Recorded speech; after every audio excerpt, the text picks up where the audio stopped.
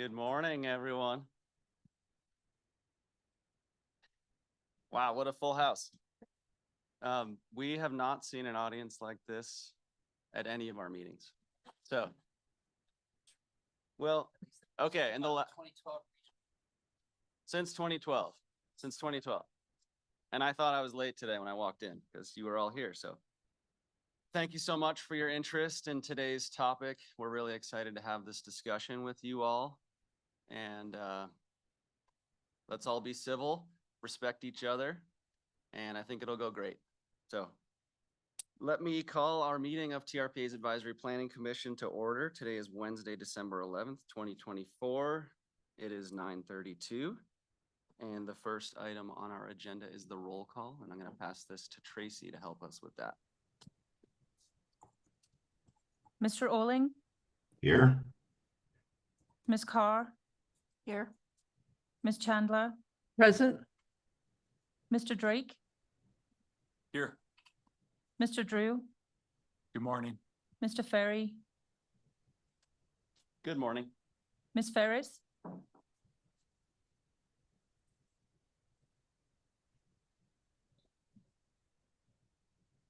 Ms. Ferris, I see you are online, but we're not picking up your mic. We'll come back to you. Mr. Hill, Good morning. Ms. Jacobson, Morning. Mr. Judge, Here. Mr. McNamara, Here. Ms. Marolas O'Neill, Ms. Cyber, Ms. Stala, Here. Chief Stephen, Here. Mr. Teixeira, Morning.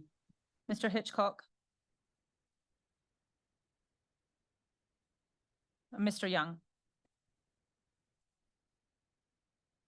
Mr. Chair, we do have a quorum.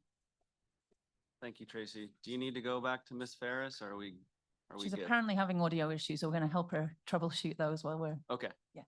Perfect.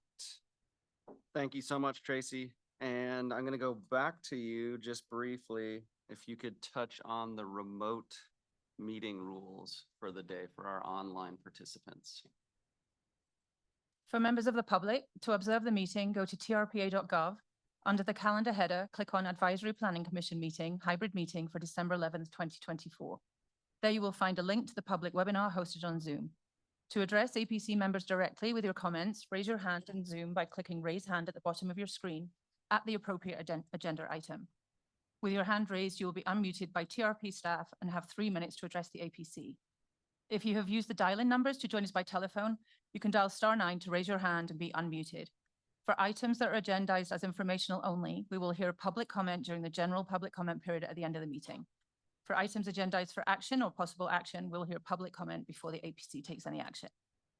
To remote APC members, if you wish to speak, you can also raise your hand in Zoom. You'll find the hand icon at the bottom of your screen. Remote APC members may not use the chat box to make any comments or to have sidebar conversations. Everyone remember to mute your mic unless speaking to cut down on background noise. And finally, we would like to ask that you turn on your cameras if you're able. Thank you. Thank you so much, Tracy. I'm going to move us on to item 2, which is approval of the agenda. Staff, do we have any changes to our agenda? Mr. Chairman, there are no changes to the agenda. Thank you, John. I will approve the agenda as posted for the record. I'm going to move us on to item 3. This is public interest comments. This is for members of the public that wish to address the APC on non-agenda items. So if you want to speak on the Homewood item, this is not your opportunity. If any member of the public wishes to address the commission at this time in the room, I'll ask you to please come up to the podium, state your name, and then we will go to online participants who can use the raise hand function in Zoom or dial *9 on their telephones, and they'll be unmuted and called upon by a TRPA staff member. First, anyone in the room want to talk about anything not Homewood? Okay, seeing none. Tracy, I'll go to you for online public comment, or Jessica, I guess. Mr. Chair, there is one hand raised. Randy Boteller, please unmute yourself. Oh, his hand went down. He changed his mind, Yes, so. wants to talk about Homewood. Okay.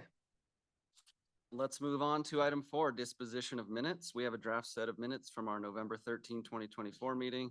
That's on page 5 of your packets. Any questions, comments from APC members on the minutes? I'll go in the room first. Steve, you must have something. Awesome. Tracy, great job on the minutes. They were incredibly thorough. Yeah, I just would like to make comment on that, particularly because we had, I thought you did a really nice job because we had a very confusing and difficult discussion about a process. And I appreciate and thank you for the way that you described that in the minutes. This is Jennifer Carr. I would second that and then make a motion to approve. Second. Thank you for the motion and second. Do we need a roll call vote on these? Graham? No, voice vote's fine. Okay, all those in favor, please say aye. Aye. Aye. Any objections or abstentions? I abstain. I wasn't at that meeting, so Ms. I'm Jacobson gonna abstain. abstaining. Thank you. Thank you, Crystal. Mr. Chair, I also abstain. This is Kevin Hill, as I was not present at the last meeting. Thank you, Mr. Hill, for your abstention. Okay, deep breath, Paul. I'm coming to you next. This is why we're here. Item 5, public hearings. Let's go to item 5A. This is a discussion and possible recommendation for approval of amendments to Homewood Mountain Resort Ski Area Master Plan, 5145 Westlake Boulevard, Homewood, California. TRPA file number SEP 2014-0636-03. Information can be found on page 41 of your packets. And we have Mr. Paul Nielsen from TRPA to present on this item. Over to you, Paul. Thank you, Mr. Chairman, members of the committee. My name is Paul Nielsen. I'm the Special Projects Manager here at TRPA. This item involves, as Chairman just said, an amendment to the previously approved Homewood Ski Area Master Plan. Staff report can be found on page 41 of your packet. Presentation today will be about 20 minutes. I got about 5 minutes of sort of some introductory comments, slides, and we'll turn it over to Ryan Porter with the applicant. And then we'll hear from Keep Home and Public for 3 minutes before we turn it back to the chair and I hear some questions and comments. Next slide, please. So the purpose of today's agenda item is to consider the staff recommendation for the amendment to the master plan. We are recommending approval that the APC recommended the governing board approval. We'll give you some overview of the proposed changes. That's specifically what Ryan will be doing. We'll answer questions from the APC. We'll conduct a public hearing. We'll send it back to the APC for discussion and recommendation. And then I'll just show you a tentative schedule for governing board consideration. Next slide. So this is out of the Placer County Area Plan. This just shows the location geographically. It's on the west shore of Lake Tahoe. It's in Placer County. It's right there in the heart of Homewood. Next slide. So what is a master plan? I just pulled out, I'm sure most of you are familiar with master plans, but I did pull out of the APA a definition. So master plan, encompasses generally larger geographic areas, includes a vision for the future of that area, goals and objectives, maps, charts, diagrams, all that kind of good stuff. Next slide. So this is out of the TRPA regional plan and the code of ordinances. That first statement sort of speaks for itself. But the second statement is key here, and I'll talk a little bit about this. But it says a specific or master plan shall not be construed as a project approval, and its adoption shall not guarantee approval of any level of development. And I'll talk a little bit about that in the next slide. So TRPA master plans. This is a regional plan map showing the master plans around the basin, which are primarily marinas and ski areas. And that tan area down to the right, that's Heavenly Valley Ski Area Master Plan. And then that red little polygon in the very bottom is the exception, which is the City of South Lake Tahoe Airport Master Plan. Now, the reason that we're before you today is because master plans are part of the regional plan. And so when the Homewood Master Plan was approved in 2011, that was an amendment to the regional plan. So today you're looking at another amendment to the regional plan, which again is why we're before the APC. You're not looking at specific development permits today. Next slide. So in order to recommend approval for the governing board to approve the master plan, it needs to be found consistent with this policy statement. This is the driving policy statement and the regional plan for recreation. And the key here is, and you have all heard, you've probably been in meetings, you've read newspaper articles. The bottom of that policy statement talks about capacity for outdoor recreation is available to the general public. And so that's why you're going to hear a debate today about private versus public. Well, that policy statement right there is why our position has always been with the Homewood Master Plan, that it's got to be available to the general public. Next slide, please.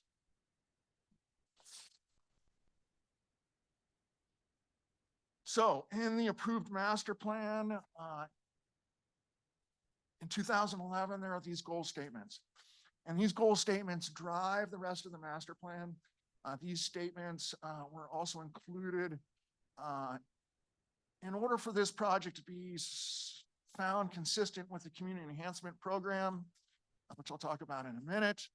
But you can read those statements and pull out the key phrases, such as in the first one where it talks about a ski resort that can be enjoyed equally by local residents and visitors.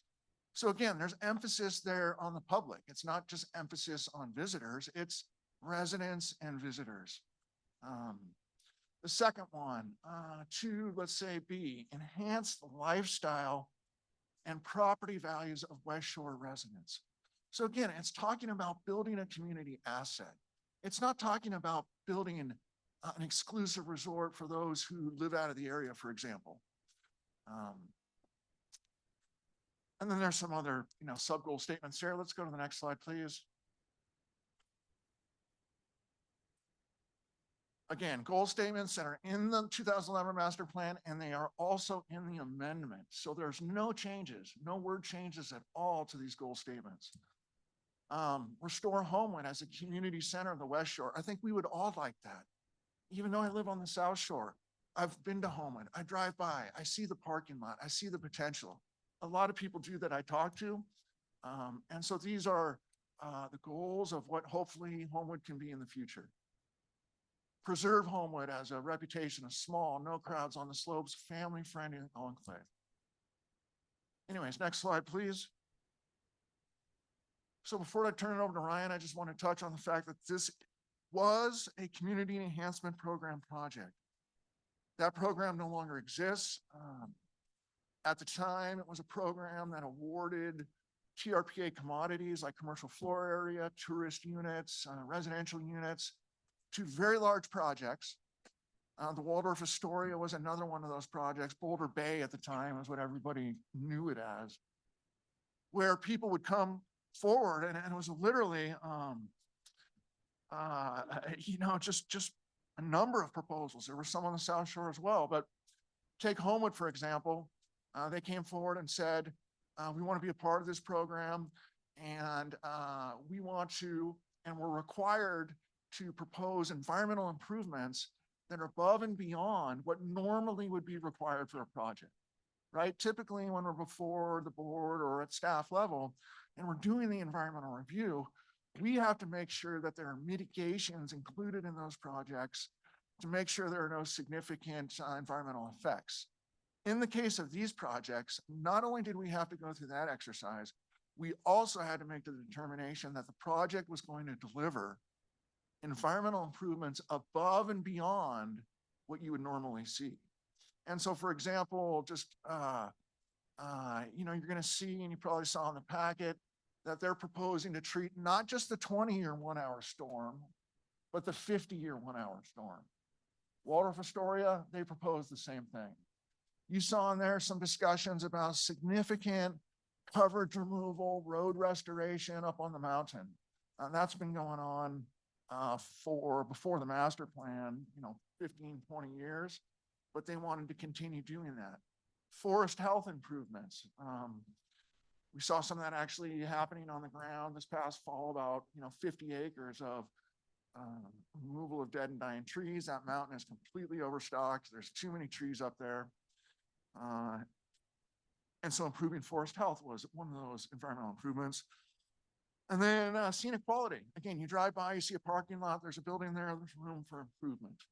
And so they proposed as a part of that program, scenic quality improvements along the roadway unit there that would relate to threshold gain for scenic quality. So with that, I'm going to conclude and turn it over to Ryan, who's going to give you some more details about the proposed amendment. Great. Thank you, Paul, for the introduction. Members of the APC, I appreciate your public service and specifically your time looking at our application here today. I'm Ryan Porter, and I'm here today to represent the Homewood Mountain Resort. And I'm excited to see such support out there for this project. Our team is here today to request a revision to the already approved Homewood Master Plan. It's critical to reiterate that this plan was approved back in 2011 under great scrutiny from TRPA, Placer County, neighbors, and Tahoe community at large. The amendment before you will improve the skier experience as well as the look and feel of the development while maintaining all key components and requirements of the initially approved project. We want to move forward with the gondola and other ski infrastructure improvements for everyone's benefit. While these revisions are minor in nature, they're critical for maintaining the future viability of the Homewood Mountain Resort and to bring this development to fruition. So let's turn to the guiding principles right from the approved master plan. Our team refers to these daily. And while Paul highlighted these, I think it's really important just to focus on some of these as well. To update aging infrastructure and create a bed base that doesn't exist today, to preserve Homewood's basic personality as an uncrowded, family-friendly enclave, which is critical, to restore Homewood as a key gathering center to Lake Tahoe's West Shore, to maintain the heritage of a ski resort that can be equally enjoyed by local residents and visitors, to reduce impacts of traffic on the West Shore, and to preserve the character of Homewood by developing new facilities that reflect existing architectural quality and scale of the community. Everything in our application conforms to these principles and are taken straight from the master plan. So why are we here today then? Next slide. We're here to request changes to the physical master plan layout to help ensure the viability of this development for generations to come. This master plan was approved in 2011 to help address declining ski visitation. And unfortunately, since the original approvals, skier visitation at Homewood has declined an additional 60%. The time is now to implement this master plan project, and these revisions will facilitate the path to do so. In order to deliver on a project of this scale and complexity, it's crucial we get it right. And upon review of the master plan, we found key areas we needed to address. These include to improve the flow and village core experience for the residents and visitors alike, to support practical operational requirements and requests, to update plans and layouts to comply with the latest agency and code requirements, to integrate updated engineering requirements, and to address changes within the real estate market. We achieve these goals with a few strategies. First, by relocating the gondola terminal and realigning the gondola path, which we'll show in more detail later, and by adding a gondola car barn, which will assist with operational needs. Then we reduce density of total units by roughly 45%. Next, we reduce building mass and scale while expanding significant view corridors. And lastly, by refining the architecture of the project slightly.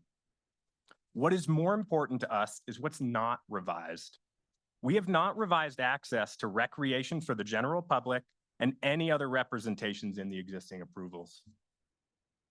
Next slide. Over the last 18 months, we've undertaken extensive community outreach efforts to help inform folks about our proposed changes and our reasoning, but also to gauge feedback and improve our plan where needed. We've held over 45 community meetings and presentations to thousands of residents, community groups, and business owners, and have shared these tape presentations on our website. Additionally, we've held many on-site tours and meetings to those unfamiliar with Homewood its history, and the approved master plan so that they could visualize its reimagining. Lastly, we heard the community and board members loud and clear at the Regional Planning Committee hearing. To that end, we have further refined our community access plan so that we ensure, one, public access is maintained to the mountain. Two, we have put it in writing. And three, we've ensured it is able to be monitored and enforced for years to come. Next slide, please. So with that, and here to help explain some of the exciting details for the community access plan, I'll turn it over to Andy Buckley, our head of all mountain operations. Thank you, Ryan, and thank you, commissioners, for your attention this morning. My name is Andy Buckley, and I'm proud to work with the Homewood team on such a great resort at the beginning of such an exciting development opportunity. Many of my team are here today because they are excited to see things move forward. In my 40-year career, I have worked in many parts of the world at different types of ski resorts, from the Three Valleys in France to Vail, Colorado, Jackson Hole, Wyoming, and most recently at North Star, California. I have seen the challenges that large ski mountain operators have faced, and more importantly, what challenges small independent ski resorts such as Homewood have faced through the process of resort consolidation and the associated season pass programs. It is understanding these challenges, coupled with many conversations with the Homewood ski community and locals, that I have helped work with the project team to lend my thoughts and expertise on how to reaffirm our commitments to the community and create a viable operations plan for the mountain. Even though our master plan amendment application makes no changes to public access language nor reduces any recreational obligations, it is clear that we need to spell out a practical operations plan. Additionally, we wanted to further respond to community concerns regarding affordable access to skiing by offering deeper benefit to local West Shore community, to the local West Shore community. These additional offerings from HMR, from Homewood Mountain Resort, will also help ensure the developing resort not only survives, but thrives. In creating the community access plan, it's critical to our team we focus on inclusive language as opposed to exclusive language.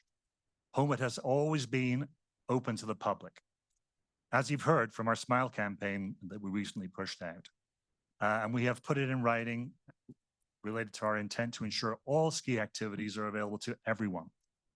This also means all ski lifts, restrooms, locker areas, rentals, and other skier services are all available for use around the community gathering center.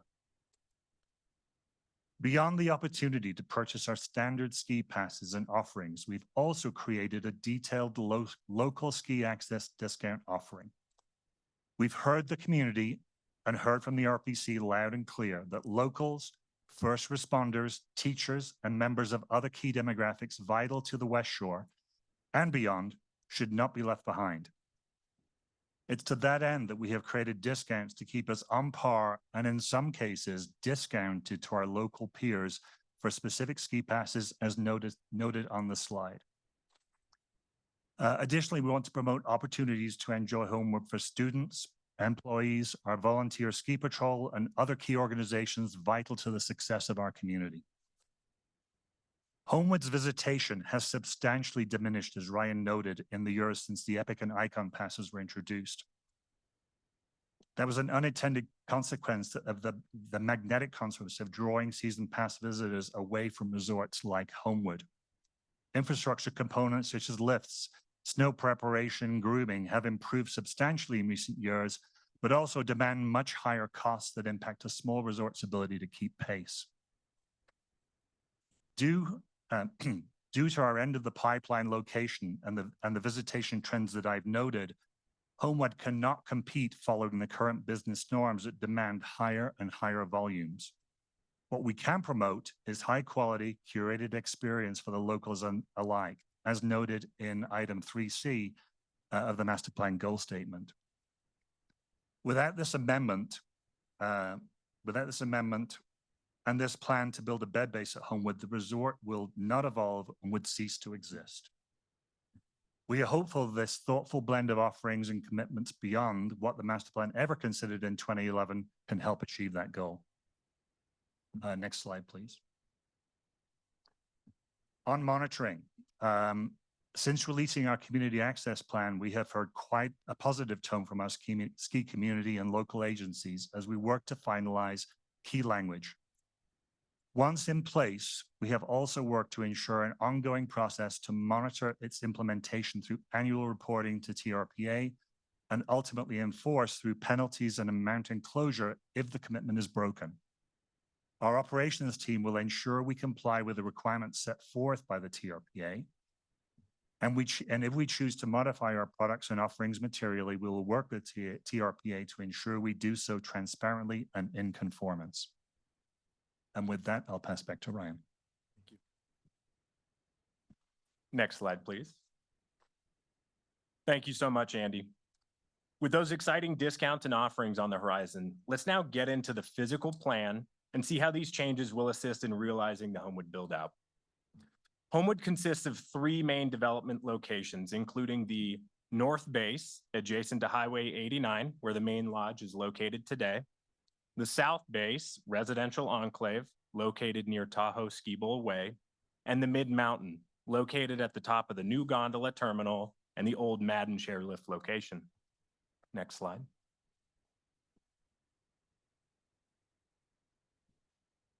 Here you can see on the left is a snapshot of the approved 2011 master plan North Base layout. And on the right is the proposed revised master plan layout.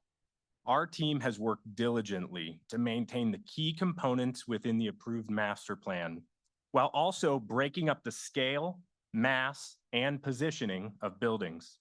The land uses and their general layouts are consistent between both plans. Next slide. Here you can see an overlay of the 2011 approved master plan in red and the proposed master plan revision in beige.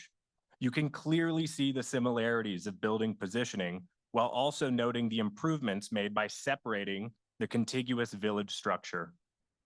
Here you can clearly see that pulling the gondola down closer to the core of the village will improve skier access from both the day skier parking, will improve skier access from both the day skier parking garage and from the shuttle and bus transit options to ensure a safer and more enjoyable overall skier experience. And the gondola, for reference in the middle, is noted. You can see the old gondola location just further up and left. So again, moving roughly 150 feet. Next slide, please. The proposed master plan revision maintains all key elements from the approved 2011 master plan, including creating a bed base across the North Base with a total of 71 residential units, in addition to a 73-unit boutique hotel. Additionally, the proposed master plan revision maintains the same mix of skier services and commercial offerings one would expect to see, such as food and beverage outlets, ticketing, commercial retail shops, restrooms, lockers, ski rental spaces, and a large day skier parking facility. To be crystal clear, all areas highlighted in orange on the screen right now are accessible to all members of the community, residents, and visitors alike. We envision this thoughtfully reimagined and curated place as the community gathering center. Next slide. The South Base was always contemplated as a residential enclave, and the proposed master plan upholds this. The revision consists of repositioning the structures on the site while reducing total residential units from 95 to 51. Next slide. Here you can again see the overlay of the 2 plans and the proposed slight revision to the layouts. Next slide. The South Base is separated by a pedestrian bridge spanning across the Homewood Creek, a little tough to see, but denoted with the blue dashed lines. And a key benefit of the South Base development will be to restore and improve the Stream Environment Zone, or SEZ. Additionally, the approved 2011 master plan noted the maintenance facilities should be moved further from the lake up to the mid-mountain, and that all day skier parking should be shifted to the North Base to ease traffic and parking constraints for adjacent residents. We are implementing both changes and plan no deviations from the proposed revision. Next slide.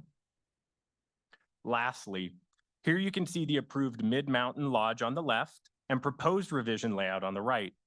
All key elements are consistent with the approvals, including a community pool, facility maintenance building, gondola, and lodge.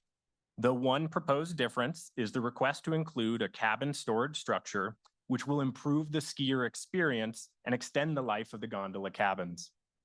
Next slide.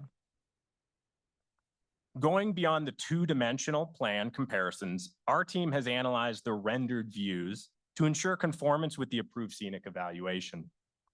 On the left is the 2011 approved master plan view from Highway 89 to Fawn Street. And our revised rendering is on the right, which highlights the consistency with scale, character, and architectural elements. Our design team and consultants feel strongly that we have not only conformed, but improved on the overall aesthetic. It's hard to believe that this actually could be the new day skier lodge, frankly, looking at it. Next slide. Here's a view from Highway 89 to the village core. And again, you can see how the revised layouts have split the continuous north base structures, creating a wonderful view corridor both up mountain for folks along the roadway, but also down to the lake from the skiers on the run above. This added view corridor better blends the development into the scale and character of the surrounding neighborhood. Next. And lastly, here's a view along 89, where you can see residential units in lots 7 and 8. No drastic changes have occurred here, only slight architectural improvements and refinements. Next slide. The comparisons and renderings you have seen synthesize the bulk of the proposed revisions to the amendment application you have in front of you. That said, Homewood was originally approved due in part to the environmental, recreation, and traffic reduction benefits that would come with this type of sustained and thoughtful development. And it's important to highlight our consistency with, and in some cases, improvements stemming from the proposed master plan revisions. Paul highlighted some of those earlier, but a few more just in further depth. Homewood was approved as a community enhancement plan, or CEP, and the proposed master plan revisions make no changes to meeting all of TRPA's CEP objectives and obligations. In fact, with the master plan requirement to restore 500,000 square foot of land coverage, Homewood has exceeded this obligation by already restoring over 600,000 square feet. Additionally, we'll complete SEZ restoration work both at the north base and south base of the project areas. Although only required to design our water quality treatment facilities for 20-year storms, we're proceeding with engineering efforts to design to 50-year, 1-hour storm events, as Paul highlighted earlier. Furthermore, we'll undertake substantial forest fuels reduction efforts to increase forest health and reduce wildfire risk across over 1,260 acres, of which 1,000 are privately owned land. Lastly, as anticipated in the master plan approvals, we'll pursue LEED for neighborhood development and LEED certification across the village. Next slide. Here you can see on the screen a cumulative list from the master plan, CEP requirements, and settlement obligations. Across the board, we have begun work not only to meet our obligations, but exceed this threshold by over 20%. Next slide. Homewood has been an environmental steward over the past 18 years. Environmental protection has been a core goal of the Homewood Ski Area Master Plan, with a focus on wildfire spread risk reduction, erosion and soil resource protection, watershed restoration through improved site conditions, flora and fauna habitat improvements, and enhanced public safety. Homewood has prioritized critical watershed research and improvement efforts up mountain, measured those improvements, and monitored them to inform restoration efforts across the basin. These efforts resulted in several awards for exemplary and forward-thinking environmental sustainability efforts, including TRPA's Best in Basin Award, given in 2010, and the National Ski Area Association Golden Eagle Award in 2013. The master plan advancement will ensure privately financed critical wildfire risk reduction commitments and emergency preparedness are in place and executed upon. Here on screen, you can see a few photos. On the left are photos of restoration performed in the past, and on the right are recent photos from the forest fuels, mastication, and wildfire mitigation work performed this season after the timber harvest plan was approved. Next slide. Additionally, alternative transportation programs identified within the 2011 master plan are still key components and strategies within our amendment. We have maintained key elements of the land plan, including shuttle drop-off location right in front of the garage, public bus transit stop at the North Base, which can be used for employees and visitors alike.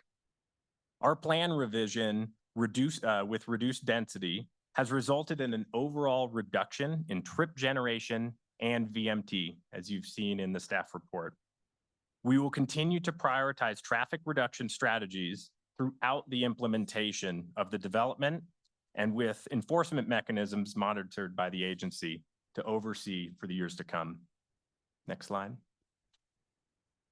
As for the timeline of the development, work has begun on Lot 3 with the first 7 homes. Once the proposed master plan amendment is approved, we'll shift our focus to the North Base Community Gathering Center and adjacent residential lots. Once completed at the North Base, we'll shift our focus to the South Base residential enclave. Next slide. Perhaps more importantly than the structures themselves are the key improvements to the mountain ski experience and community we plan to undertake concurrently with development efforts. Those items include fuels reduction program, which is underway now, mountain snowmaking improvements, equipment replacement and improvements, SEZ restoration efforts, and the removal of the old Tahoe Inn. Next slide. Overall, we are extremely excited about the progress our team has made with the master plan based on progression and improvements to building layouts, massing, scale, and character. We're confident that the revisions made to pull the gondola down into the village core is a huge improvement, and we continue to maintain a conformance approach to the approved master plan. We appreciate the recommendation from TRPA staff for approval of this proposed amendment and look forward to answering any questions you all might have. With that, I'll turn it back over to Paul. Thank you, Ryan. So just 2 more slides for me, and then we're going to turn it over to Keep Home and Public, who's going to speak for 3 minutes, and then we'll turn it back to the chair. The recommendation today is in your packet. It is a little unique. There is a statement in there that says we are recommending approval, that you recommend approval to the governing board, with the understanding that staff may include additional language clarifications, factual corrections, and other edits to the amendments based on public comment received on the materials presented to and by the APC. So we understand that we're going to hear from the commissioners today. We're going to hear from the public. We've already received comments in writing from the public. And so the intent of this recommendation, if it is embraced by the APC, is that we keep it moving with the understanding that we might make some changes to respond to public comment. So that's the purpose of that motion. And then we'll go to the next slide. Paul, can I just ask? Yep. Are there, or Graham maybe, are there sideboards on that? I mean, that's a pretty broad statement, but would you, and we can get into it more obviously, but are there sideboards on that? Yeah, I think so. Yeah. I think, what we're looking at is what we're envisioning with this recommendation to APC is it we'll look through comments that we receive. We'll hear comments today. We'll hear discussion from APC. And, if we can stick to making clarifications more along as edits and improvements that are consistent with what what HMR submitted. Not big sweeping changes. If it's something that is, you know, a very big substantive revision, we may need to come back through APC. But as long as we can, you know, keep it with the intent of what's been proposed, and the edits that we're making are mostly technical and improvements, I think we're okay to go forward to governing board with that. Okay, thank you. Next steps. After today, depending on the comments we get, we may issue another revised master plan that we put out a couple weeks ago with the help of the applicant. We provided a red line version so people could compare what was approved in 2011 to what was proposed today. So that's been out there for a couple weeks, and we may, you know, issue another iteration of that. But the tentative goal right now is to get to January governing board. But we'll see what happens here today. And again, that's tentative. And with that, I'd like to introduce Kathy Astromoff with Keep Homewood Public, who will address the commission for 3 minutes. Welcome, Kathy. Please go ahead and push the speak button. You got Yeah, it. And if that you one. could just introduce yourself quickly, that would be great. Sure. My name is Kathy Astromoff. I am a West Shore community member speaking for Keep Homewood Public. We all love Homewood. We all want the freedom to ski, board, work, and play there as we always have.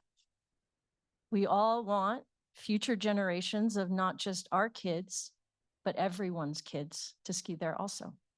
Why? Because it's so much more than a winter weekend getaway for Bay Area people or a local backyard or a livelihood. Homewood is the heart of the West Shore. It's a place where all kinds of people hang out with friends, fall in love, get married, teach their kids to ski better than they can. And we come back over and over across generations until we become a community. That's why we're working so hard to protect Homewood from being privatized. Privatization would tear our community apart. Why are we worried about privatizing? Because the applicant told TRPA that they would privatize Homewood. Because the GM of Homewood's investor said on video that they would privatize. Because the applicant told this community that nothing could stop them from privatizing. And because not one, but 2 applicant representatives told me to my face that they wanted to leave their future options open. For what? This application tells us. Despite the applicant's recent PR, this application doesn't guarantee public access at all, let alone forever. In fact, this application's loopholes still enable the applicant to fill the hill's capacity with members and shut out non-members over time at some point in the future. In other words, privatizing. We all want to see this project move forward. We just want the applicant to be honest about their intentions. We've said all along we're open to members on the Hill. We just want to trust that non-members also have guaranteed access. We can do that when the applicant adds KHP's enforceable specifics about public access to their application. That makes their PR promises enforceable, which helps us trust you. That is not true today, which means that the application before the APC is incomplete. So, on behalf of the over 8,000 households on the West Shore and of the thousands of people who have skied here, most of whom have no idea that this meeting is happening and will only realize Homewood has gone private when it's too late, Keep Homewood Public asks that you return this incomplete application to staff to perfect the public access guarantees that our community needs to prevent Homewood from being privatized. Thank you. Thank you, Kathy. Appreciate that. Paul, I understand that concludes your presentation. Yes, sir. Can I ask you to elaborate just quickly on one point that you made? I know we're going to talk a lot about public access today. But one other thing you said, and you didn't expand on it, but I think it's helpful, is that you showed on the slide that a master plan is not an approval of any development. Can you just clarify procedurally for everyone here what that means and how development would get approved if the master plan is approved? Yes. Yes, and thank you for that. So you're looking at sort of two levels of approvals when you're considering a master plan. And I'll use the Heavenly Valley Master Plan, Ski Area Master Plan as an example. But it's you know, you can draw exact parallels to the process we're going through now. So as I said earlier, the master plan is an amendment to the regional plan. And it is a higher level planning document that looks at and specifies the development plan for a geographic area over time. And the regional plan and the code specifically does not specify expiration dates for master plans. They're valid until they're revoked, is what the code says. So once in place, just like the Heavenly Valley Master Plan, they're there. And there's an environmental review that goes along with that. Originally in 2011, that was an environmental impact statement and an environmental impact report for CEQA on the Placer County side of things, joint document. That environmental review looked at the overall large-scale impacts, suitability of the site for building out the master plan. It also had a fairly specific level of environmental analysis for many phases of the future project to come. And so again, highest level, sort of first level is that master plan. Then over time, and in the case with Homewood, if we are going to the board in January, if the commission recommends we move forward, a part of that package will be a permit for the gondola. There's a new gondola that was approved in 2011, still proposed today. The changes with the master plan basically are moving it a little bit down the hill. It's just a better siting location for the gondola. And so that would be the first permit out of the gate to help implement the master plan. That permit for the gondola would include specific conditions of approval. And we will do a site specific, we've already done it, most of it, analysis, looking at the real details of that specific first development permit, like BMPs, the color of the gondola, tree removal, those site-specific considerations we have to do on a project level basis. So then after that, as Ryan pointed out, there's a schedule for other projects that will also receive individual permits. We will have to make sure that those permits are consistent with the environmental analysis in 2011. And then we would issue permits accordingly. So does that help? Yeah, that's very helpful. So the gondola permit will be part of the governing board approval package, but is not here today. Yeah, the governing board, there is no trigger for the APC to review that gondola permit. That's why you don't see a lot of development projects. Yeah. Unless it's tied to an environmental impact statement. And so it'll go to the governing board, but not to the APC. Perfect. Mr. Drew has a question for you. Yeah, I was going to ask about that because on page 45, the last sentence in the top paragraph on page 45, it says, however, as a part of the proposed master plan amendments, HMR is only seeking a conditional permit for the gondola at this time. So that statement is reference to what the governing board will approve. Today, the motion will be whether to make a recommendation to move the master plan forward to the governing. Correct. Yep. Thank you. Okay, thank you. Okay, well, now it's our turn, APC, for questions, comments. I think we'll go to members in the room first, and then we'll take APC members online. So I'll start looking for hands or red lights, and I'm going to go to Mr. Hitchcock. Oh, thanks for that presentation. I just had one question. I noticed in the staff report, it talks about the community access plan, and if there is a monitoring component to that plan. Is there also a monitoring component for the active transportation plan, since that calls out a number of elements and mitigation measures that Homewood is required to complete? Yes, sir. As a part of any EIS that's approved by the agency, there is a mitigation and monitoring plan requirement. CEQA has basically the same for their EIRs. That mitigation monitoring plan sets forth, pulls out of the EIS all the mitigations that apply to the approved project. And so we use that mitigation monitoring plan for Heavenly Valley, for example. It's an annual process where Heavenly Valley Ski Resort submits to us a progress report, John, on how all the mitigation measures are being implemented and followed, and sort of the status of the build out of the master plan. And so we intend to do the same thing with Homewood. In fact, with the first phase of the development, and I didn't call that out specifically, but there is a phase under construction now. 7 residential units are under construction at Homewood. We did require, John, a status report on the mitigation measures. We didn't get into the transportation component because that's really going to come with the residential units, the hotel units, the build out of the ski lodge, when that demand is there for those transportation services. Thank you.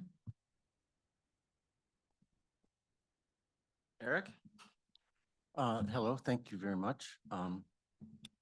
Relative to I've got a couple of questions. Relative to transportation, this isn't a question, but I think I do see an opportunity for some study. One of the things I'm most frustrated with is a lack of data and information on how well our ideas work. And I feel like as planners, sometimes we're beginning to chase each other's tails because we just look and see what somebody else did and we said, well, let's do that. TRPA is uniquely different in the position to study and get some data and information on the ideas that we try and implement and to see if they're working or not. Much like, some of the environmental improvement ideas, there's a lot of great science that is done just as a matter of fact along with that. I'd like to see that happen with some of our transportation ideas. Our transportation plans have got a myriad of ideas. We're trying, it's a significant issue for us. Anytime we see an opportunity to learn from something, we should try and build that in so that if there is a monitoring plan, if there is a report, that data and that information can be used and analyzed to understand how to do it better later, not just an annual report that we go, oh, okay. So that's a point. A second thing that I'm interested in does have to do with the recreation opportunities. I've never quite understood what fair share means. I know it's an interesting TRPA concept that's used even, I've even seen in affordable housing. I'm not quite sure if there is a metric behind fair share, or if it's just a sense, or if it is just that you have to do something. And so I would like to understand better. It seems to be an important concept that the TRPA uses, and I don't quite fully understand how to know what it means. If there are numbers or data or a metric behind it, I'd like to know that.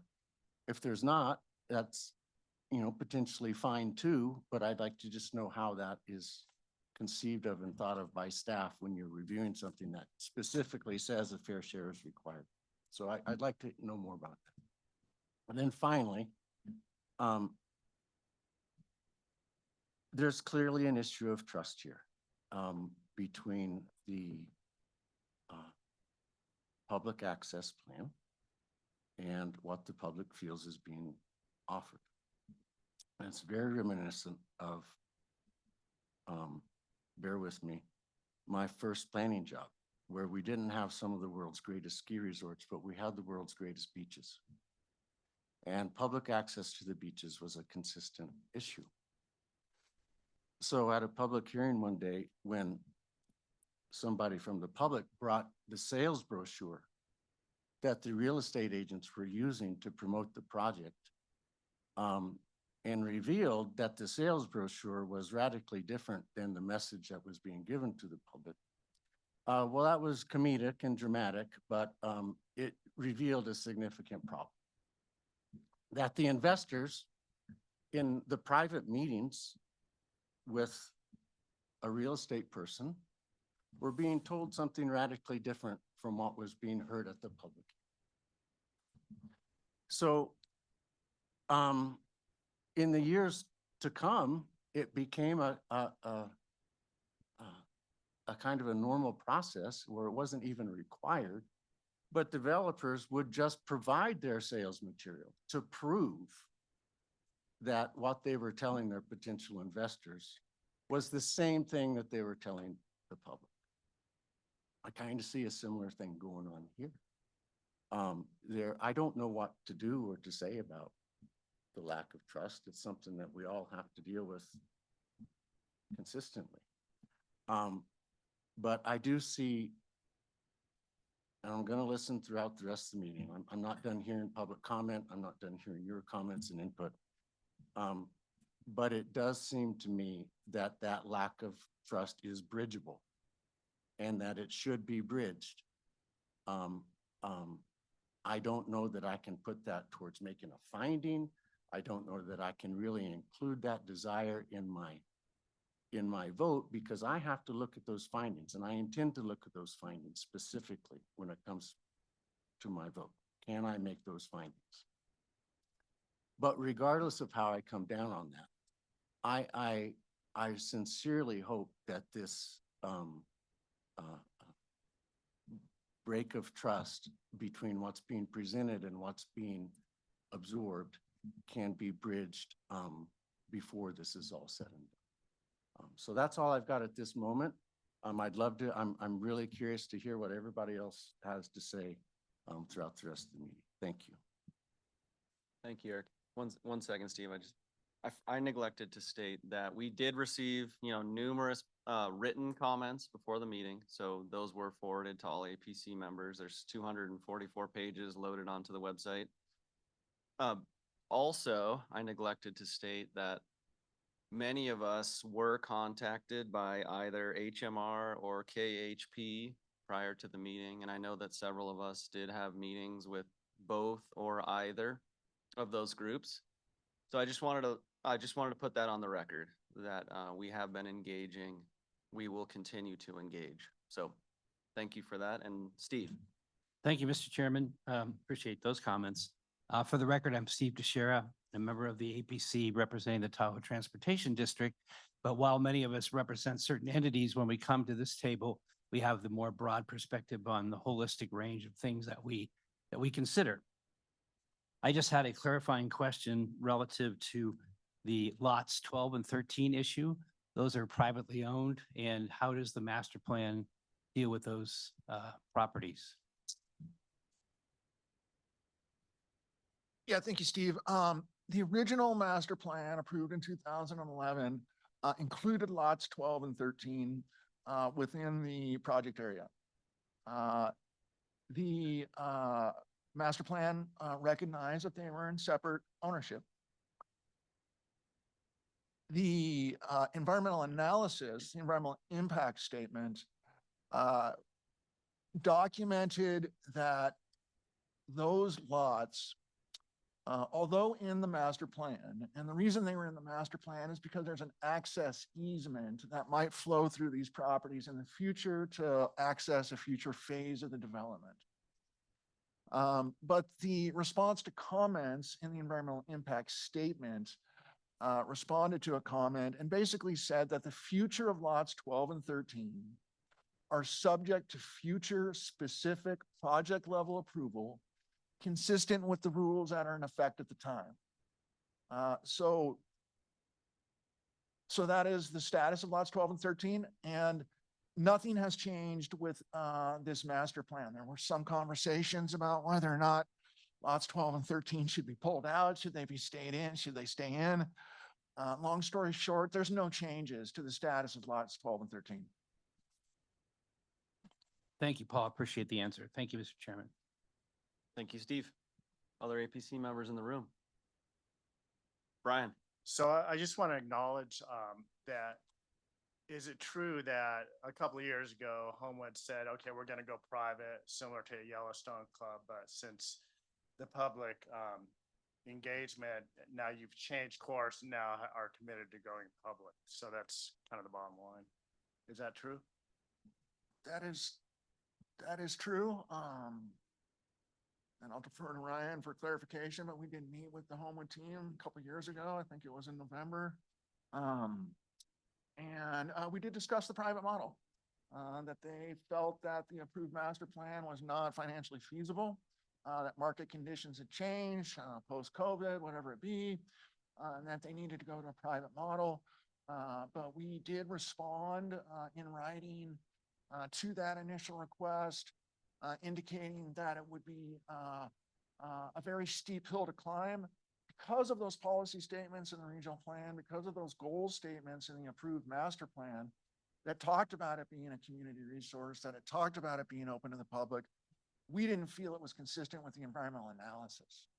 And so we did not, we expressed concern about that. And with that, I'll let Ryan clarify. Great, thank you, Paul. Great question. You know, Homewood has fought to survive for years with dwindling visitation. We've looked at many business models, that being one. And to Paul's point, you know, we have pivoted away from that. We feel very strongly that we can execute on the approved master plan, you know, in its form today, create a bed base, sell real estate, and execute to keep Homewood Resort, you know, for future generations to come. And to your point, Eric, kind of hand in hand, you know, I'm sure we have investors, key stakeholders, other members listening to this hearing today. So they're very well aware of the position we're in, the transparency of this deal, and our commitment to execute, you know, on this project. So we're committed to executing on the master plan. And last point, it's been stated, we'll keep restating it, you know, within our red line amendment or any application documents. We've made no changes to public access language, commitments, obligations throughout the application process. Thank you for that. Can I follow up just with a quick question? On one of your slides, there was a statement. It said, for those who can purchase into the resort. Can you clarify what that means? Yeah, and I'm not sure specifically which slide you're referencing. Not sure if you have it, but I'm sorry, I don't have the slide number. Maybe, I don't know, Tracy. I don't want to take too much time back. that's fine. Perhaps it was the community access and the offerings. Again, the goal and intent here is to create a bed base, so we don't have folks coming in and staying to ski one day and leaving. You know, again, our obligations to reduce traffic. So that was in reference to sellable real estate and folks who will be on site and look to enjoy the mountain kind of long-term or for multi-day stays, obviously staying at the hotel or other components of the master plan. Okay, thank you. And Paul, just a question on clarifying for you. Is it true that if the resort wanted to privatize, that would require a revision to the master plan and an additional either amendment to or a new EIS, including the environmental analysis? Exactly. Yep. Okay. That's true. So there's quite a large process involved if privatization is the plan. Yeah, it gets to Eric's comments a little bit. It gets to the recreation capacity of the basin. It's part of our growth management plan that requires, you know, a certain amount of recreation capacity be preserved and expanded in some cases. And so the moving to privatization, one of our first responses, you know, relating to Brian's question about meeting a couple of years ago was that would be potentially a significant impact to the recreation policy threshold statement. And that would, as you said, perhaps trigger a new master plan and environmental impact statement. to look at the impacts of the loss of that public recreation. I can tell you just real briefly, for a little more context, the EIS in 2011 included an alternative that looked at the impacts of taking the mountain, doing away with the ski hill, and building some luxury homes, some estate lots, if you will. And to cut to the chase, that was determined to be a significant unavoidable impact to recreation because of the loss of that recreation access for the public. Thank you, Paul. May I just add for the record, this is Graham St. Michel. When we use the word privatize, I think, and Ryan can correct me, but just, this is a privately owned mountain. So I think when we're using the word privatize, we have to be careful about what we mean. It's not located on public property. So I think we should probably define what we mean by privatize, but I guess what I'm kind of picking up on our understanding is that means, that we're limiting to people who, that non-members still have it, would not, if non-members of the HOA or whatever do not have access, that would be privatizing. So. Do you want to, expand on that? Just one Paul? follow-up. We have never said, and Graham makes, important point, this is private land, right? It's not like Heavenly where it's Forest Service land, special use permit, public access is, not going away. We've never said you couldn't propose to take it private. We just said you need to evaluate the effects of that, the environmental impacts of that, the consistency with the regional plan. So that is something that could be proposed, but has to go through the process. And we are not proposing that now, just to be clear. Well, maybe I'll save my question, but I think those are really good comments. Yeah. Who hasn't jumped? Can we? Okay. I have some. Hitch and then Jennifer. Paul, so the definition of payout persons at one time is specifically tied to general public access? Is that TRPA's definition? Yes, the policy statement that I showed in the early part of my presentation includes, and let me just read it. This is out of the regional plan, chapter 5, recreation elements. It shall be the policy of the TRPA governing board in development of the regional plan to establish and ensure a fair share of the total region capacity for outdoor recreation is available to the general public. Thank you. Thanks, Hitch. Jennifer. Thanks. I've got questions in a number of areas, so bear with me. Okay. Okay. First, I would like to have a better understanding of the vocabulary that we're using, and Graham kind of touched on that, but the term homeowner is pretty self-explanatory, but the term resident may not be, and the term local is even more ambiguous to me.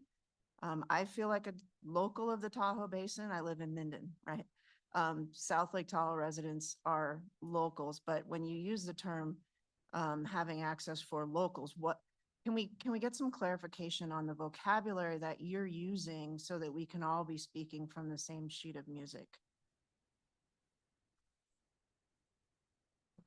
Yeah, I'm going to turn it over to Ryan in a minute to describe their local pass plan and how they define that area, but certainly acknowledge that the use of those words in different places in the master plan or the EIS is different, right? Like in the goal statement, when it says available equally to residents and visitors alike, I believe that that statement is talking about the residents of the Tahoe Basin, for example, or the West Shore, and the visitors would be those people coming to the hotel, for example, or coming to ski for the day. But those definitions may be a little different depending on the context. For example, the local ski pass, and I think I'll have Ryan or. I'll jump in on that, Paul. Thanks very much. Yeah, local, as we're defining it, as it relates to the local pass, it ties right back to our current loyalty pass, and generally that is zip codes from Rubicon Bay to Tahoe City. that has existed for some time and will continue. We've defined it as being full-time resident of those zip codes. Thank you. That's helpful. Oh, go ahead. Yeah, and I would just add on to say again, important for us throughout the process, we understand, you know, breaking into groups and defining words. We really have tried to focus on inclusive language. Our products will be open, the opportunities to purchase our products and retail or residential and ski passes and these things will be open to everyone, all of these groups, correct? And we felt it important to cut even deeper and go the extra mile to within the benefits and discounts plan, really single out certain groups where we can, you know, just be more explicit to it. But again, the opportunity to purchase these elements, these passes, these things will be open to anyone and everyone. Thank you. I'm going to stop there on the public sort of, now I'm going to move more technical because I know we're going to hear much more about these concepts. So on the environmental improvement projects, one statement in the staff report on page 47 talks about EIP projects and that there are certain ones that have been done, but other projects will be submitted at a future date per HMR's proposed development implementation schedule. And I appreciate seeing the timeline today because that did help to, you know, solidify where some of those things are going to happen in the timeline. But I don't know if it's appropriate potentially in the master plan or some phase in the upcoming documents, but is there any point at which TRPA can insert sort of a stopping point if EIP projects aren't progressing, you know, along the timeline that we're expecting? Because if EIP projects are tied to this master plan and they're not being done, what's the roadblock that could be placed to make sure that they get completed? So as a part of any large ongoing project, Project 3 here in the South Shore as an example, every year there has to be work occurring, physical improvements. We call it diligent pursuit. Diligent pursuit of the permit every year keeps that permit alive. And the expiration of that permit is tied to a construction schedule. So every year, in the process of doing that right now for Project 3, we do two things. We say, tell us what happened this year from a physical construction standpoint, how that fits with the approved construction schedule, and then give us a construction schedule, an updated one, or validate the one you gave us last year for future years. And so we look at that and we compare it to the requirements of the permit, the mitigation monitoring plan that I spoke about before, and we make sure that there's alignment where it makes sense for the development and the environmental improvements. Stormwater improvements, for example, with Homewood, and I'll give you an example of where EIP plays into sort of the phasing schedule, is at the south base, there is an SCZ that comes down off the hill. It's a small stream that has been put into a culvert, goes under the road, under a parking lot. And we want to see that, and it will, if approved, be required to be restored. But we don't want to get in there and sort of tear it up until that whole site is under construction. So we can manage the stormwater runoff in the short term temporarily at the same time that they're doing the development. So we'd be looking, for example, in a construction schedule to make sure those line up. Thank you. Let's see.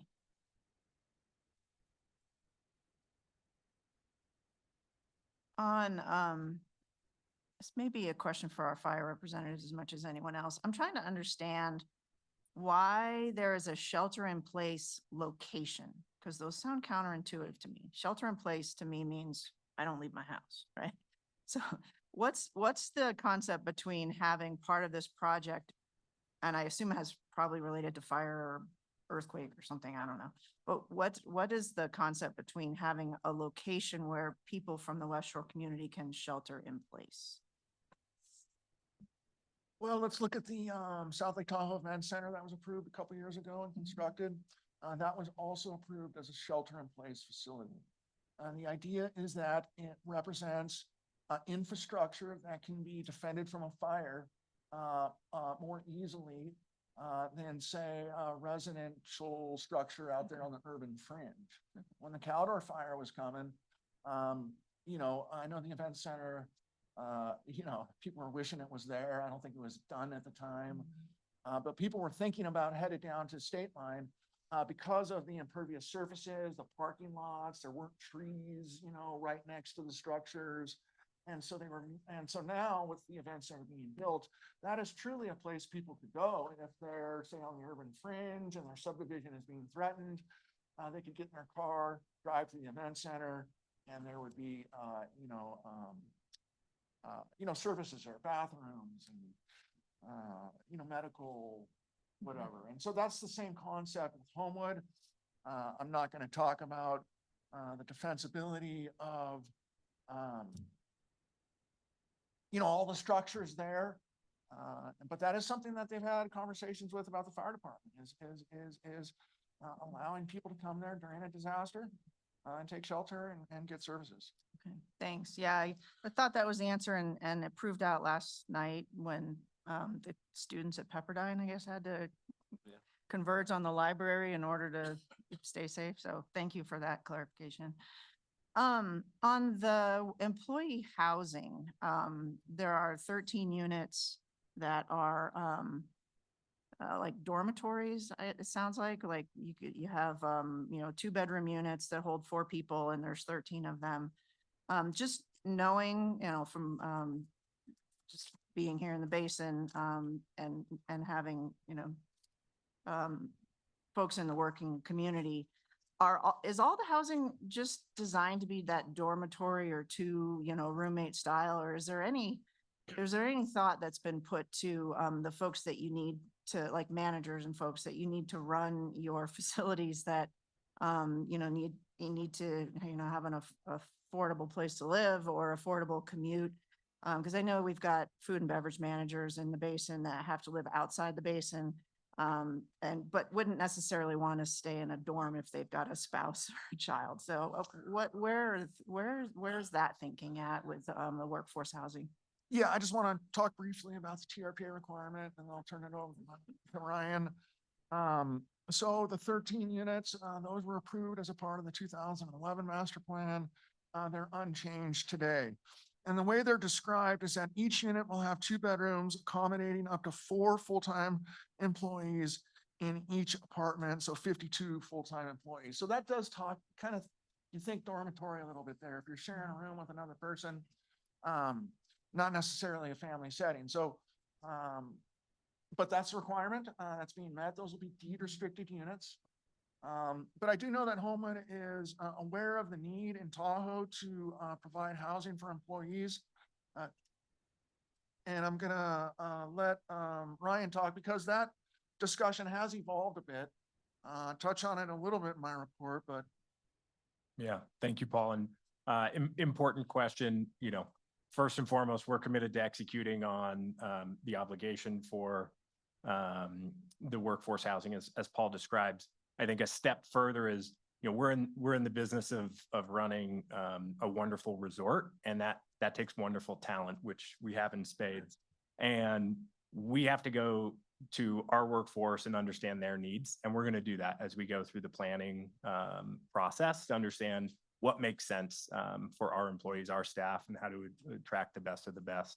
I would say above and beyond, we haven't built those 13 units yet. We're not able to, but we already see the need. We already deal with it. And so we've gone out proactively and actively secured 16 units now to take care of employee workforce housing needs for the operating resort in previous seasons. So we're committed to executing on that. And again, we'll include them in the process when we get through design to really understand what they need on site. I've just got a couple more questions. On page 55 of the staff report, it talks about a height ordinance that was adopted that allowed additional building height at Homewood. I presume that's in the Placer County local area plan. The other documents that we've been reviewing talk about increased height. Is the height that's being proposed for these, for the design of what we saw today, within that adopted ordinance, or will we see more variance requests or something along those lines coming to us in the future? The proposed heights in the amendments are, in the master plan amendment are consistent with those previously approved height amendments. Okay. So no changes. Excellent. Isn't there, just go ahead. quickly, Yeah, isn't yeah. the definition changed a little bit though? Is that true on how to measure building height, Paul? Was that updated, or it seemed like there was a modification proposed? There was one contemplated in the environmental impact statement. It is a little confusing because they did look at measuring the height from sort of the middle point as opposed to the low point, but where they ended was actually at the low point.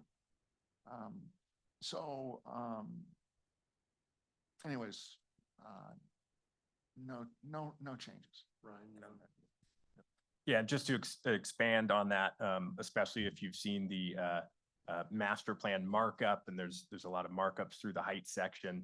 The master plan had language in there about alternate ways to calculate height, which was then superseded by the code of ordinance to measure height from setback from Highway 89 to 3 different tranches, 45 foot, 55 foot, and 77 foot tranches for how tall buildings could be in relation to the highway to set the tallest buildings further back. Those areas were cleaned up within the master plan just to reflect what's approved in the code of ordinance for height. And we're making no changes to that within this current application. We're fully conforming to the height ordinance. Thank you. My last two are water. Thanks. Yeah. Okay. On page 68, and I can't remember which document this is in, but I've got a note.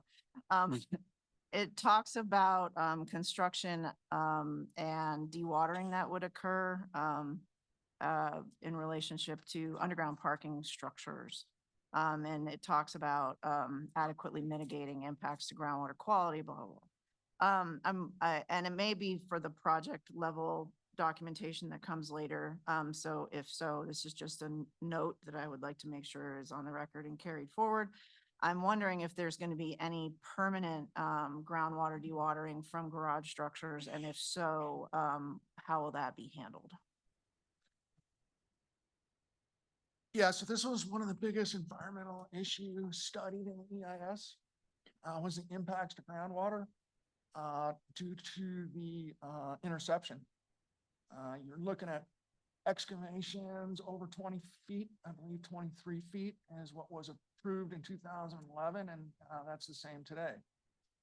Now the interception is not as great as it would be in 2011 because the buildings have been broken up into smaller footprints, which will allow that groundwater to come down the hill subsurface and sort of migrate around the buildings. But the bottom line, and getting to your question, is there will be interception long-term of groundwater. And so we'll be managing, and we will be looking at this in detail in those specific development permits, but there'll be 2 water quality management systems, if you will. One will be the standard stormwater catchment, conveyance, and treatment for water coming off the parking lots and the roofs. And then the groundwater interception. So where there'll be groundwater interception wells that will be installed on the uphill side of the excavations. We did this with the event center in South Lake Tahoe, the very same thing, 2 different systems. That groundwater will be intercepted, and the code requires that it be re-infiltrated on site. So it can't be exported, it can't be put in the stormwater system and eventually makes its way to Lake Tahoe. It has to be infiltrated on site, and those 2 systems will be separated. So you're not taking the clean groundwater and combining it with the dirty stormwater. 2 separate systems, just like at the event center down the road, and that system is working very well. That's how it will be handled. Okay, thank you. And my last question is about statements related to improved snow storage and management. Again, more from a water quality perspective. I mean, plowed snow is filthy, right? Yes. So where is the plowed snow sort of, how is it being managed to prevent, runoff and introduction of FSP to the lake or those sorts of things? So that is one of the elements that will be looked at in detail with the individual development projects coming in the future. What we will be doing as a part of the review of those projects is we'll be looking to our best management practice handbook of BMPs that specifies how snow is collected and stored. In some cases with these larger projects, these more sort of modern projects, you do see some snow melt systems, which, converts that frozen water into liquid water and captures, conveys it and treats it like stormwater. But for the most part, and I see this at the ski resort I go to in the winter, there has to be some sort of catchment. And that's what the best management practice handbook requires, is basically a low depression. So we'll be looking for snow to be pushed off the edge of pavement and put into these low depressions so that the snow can be consolidated in one area. It can melt in the same area. It can infiltrate into the ground, and those areas can also be scooped out and maintained over time to remove the sediment that's in that dirty snow melt. So those are things, I can't give you a snow removal plan today because we're just talking about the master plan. But that will be critical for this project. And one of the benefits is that the parking will be not completely just on a surface lot, right? It'll be under buildings. And so those parking areas won't see the type of stormwater that they see today because they'll be under a building and the rain and snow will be melting off a roof, which is much cleaner than a parking lot. Yeah, and if I could just add to that, and we've got our architect in the audience here, and I know Andy as well. There's a few of us who hear things like this with engineering, design and placemaking, but also how it forms and functions on site. We're excited by that, but I'll keep it brief. One of the key elements of this amendment in front of you too, when I talk about refinement of architecture and building placement and positioning, we're really trying to understand the latest and greatest best practices for snow management on roofs and off roofs. And so as we think through roof pitches, steep pitches to represent the Homewood style, but also flatter pitches to keep snow on structures themselves so it can naturally melt and again avoid coming in contact with surfaces. That's something we're really focused on with our engineering team. And I think the new plan, our master plan revision here, really highlights improvements to best practices, both engineering and water quality through snow management. Good job, Jennifer. Thank you. Jason? Yeah. I'm going to save most of my comments till after we have public comment, but there's a couple of things that I think are important to address ahead of time. Number one, the amount of documents and the number of pages that we needed to review. I've spent numerous hours and have feel like there's probably a number of things that I wasn't able to get to. So there will need to be some clarifications on those as we have our discussion today. I appreciate, and by the way, Jason Drew for the record. I appreciate, Jennifer, what you brought up earlier. One of the things that caught my attention, I think we need to be very clear in the discussion today, and this needs to be clarified in writing as it goes to the board, is definitions. Things like West Shore, local, full-time, Tahoe Basin, resident, those things need to be clarified. It is impossible to address and make a clear, to have clarity on a number of things that are proposed when these definitions are not clearly documented as to what they mean, because they're used in different documents in different ways. So I think those definitions, and to the extent that we can address that, like we did earlier today as a part of this conversation, I think is really important. I don't want to lose sight of, I know I've received a pretty overwhelming number of comments related to this topic today. And from emails, phone calls, letters, which has been very enlightening. But I don't want to lose sight of the fact that even though the CEPP program is no longer in place and this project was a part of being approved, the whole concept of the regional plan update that occurred in 2012, which this group has talked about at length, critical to it is environmental redevelopment. And without that, we are never going to achieve the outcomes that we're looking for. So I don't want to lose sight of that as we talk about this project today, because I think that's really important. I know we're going to be very focused on public access, but I think there are changes as a part of this master plan that actually create a better footprint on the site. And I don't want to lose sight of those amendments as they're proposed to us today. I do, Paul, to you and the Homewood team, a lot of the comments that I think most of us have received have been related to public access. And since the public access plan was a part of the master plan update that's been submitted, I'd just like to hear from the applicant what their thoughts are and what changes, if any, they're contemplating based on the input that we've all received here in the more recent past as this master plan amendment has come forward.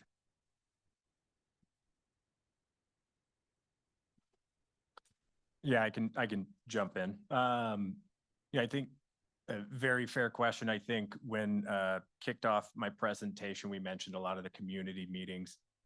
There's going to continue to be feedback, obviously, from community members. I think we've done, a pretty good job working with agency and community members to continue to refine that plan up until now, to this point.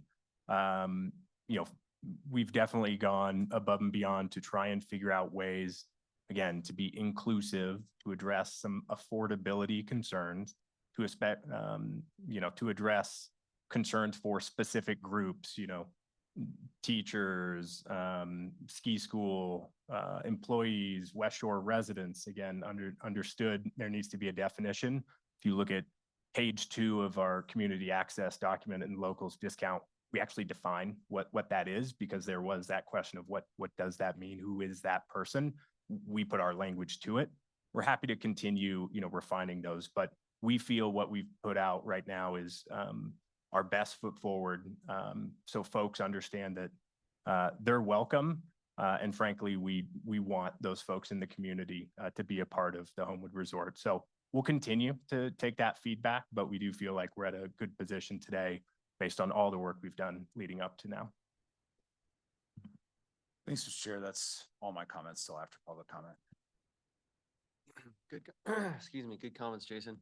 I mean, does it make sense to have a definitions section, like in our general plan or any of our area plans? We have a definitions section. Is that a requirement of a master plan? Is that counterproductive? Paul, do you see any value in trying to do that? I know there are some definitions in the operating plan, but. Yeah, there are some definitions in operating plan, but they're not in an appendix that's titled definitions. And there's not a required section for definitions, but being a planner, and I think you can appreciate too, it's always nice to have definitions. And I think the community access plan, again, provides, it's a little bit subject to interpretation, I think is what we're hearing. And how those terms are used. So that could be something that serves to improve and clarify. I agree. Thanks. I think that's something we can take a look at in these next few weeks. Yeah, I think it would be really helpful. We keep throwing these terms around, privatization, et cetera. So that'd be great. And just to drill down on the, starting on page 56, the Homewood Community Access Plan, I think that's where a lot of the comments have come. And I think that's where, it sounds, keep Homewood public, et cetera. That's the area they would like to focus on specific language, adding even a few words like equally, one word, to some of these statements. I guess, to this team, it sounds like you may be open to revisiting some language here. And I think to Graham's point earlier about further refinement post APC meeting prior to governing board. You know, if we provide direction, of course, there's a lot of comment we need to hear still, but if we provide direction in our motion to clarify some language in the Homewood Community Access Plan prior to governing board, I guess I would just like to ask the team if you're open to that. Staff is certainly open to that. That's why we crafted the motion the way we did. We would like to ensure that we, consider all public comment and refine the document as appropriate to make sure that the goals and objectives of the master plan are met, not just in the short term, but in the long term. Yeah, we are open to that. We have continued throughout this lengthy process with TRPA and agencies here to refine along the way. We're committed to executing on the vision of this master plan. I would mention, of course, we're committed to our recreation obligations. As a privately owned, independently operated small ski resort, we want to ensure that we have a roadmap that gives us the most flexibility to be a successful resort for generations to come. And so again, broken record, but inclusive language, strategic approaches to how we can form this language together, we're very open to. But we want to ensure that, we can operate our business successfully for the years to come here. So I would just, ask that. And that absolutely makes sense. I mean, I think everyone, from the comments I've read, everyone wants you to be successful. And I think, largely are in favor of this master plan. If you read the, 244 pages of comments, people want a change at Homewood. They want redevelopment. Like Jason said, it's a key tenet in the 2012 regional plan. I think you have, it sounds like, of course, there's a lot of comment here. You have support for this master plan, and you did in 2011, even though there's always controversy surrounding that. But I think, of course, you have to operate your business and be profitable, and everyone wants that. I think it's just clarity. As much as we can be clear, transparent, even about, if you can look down the road. And I think from what I've heard, if you do have plans to change your business model down the road in 20 years, of course, that's a long way away, but the community's asking for that. Just if you do see a change, I think they would just like to hear it. Not to say that they would object to it. They're going to want to be involved, but I think that is what folks are looking for. To the extent you can be transparent and be successful. No one is saying we don't want you to be successful. So that's just my comment. Mr. Drake?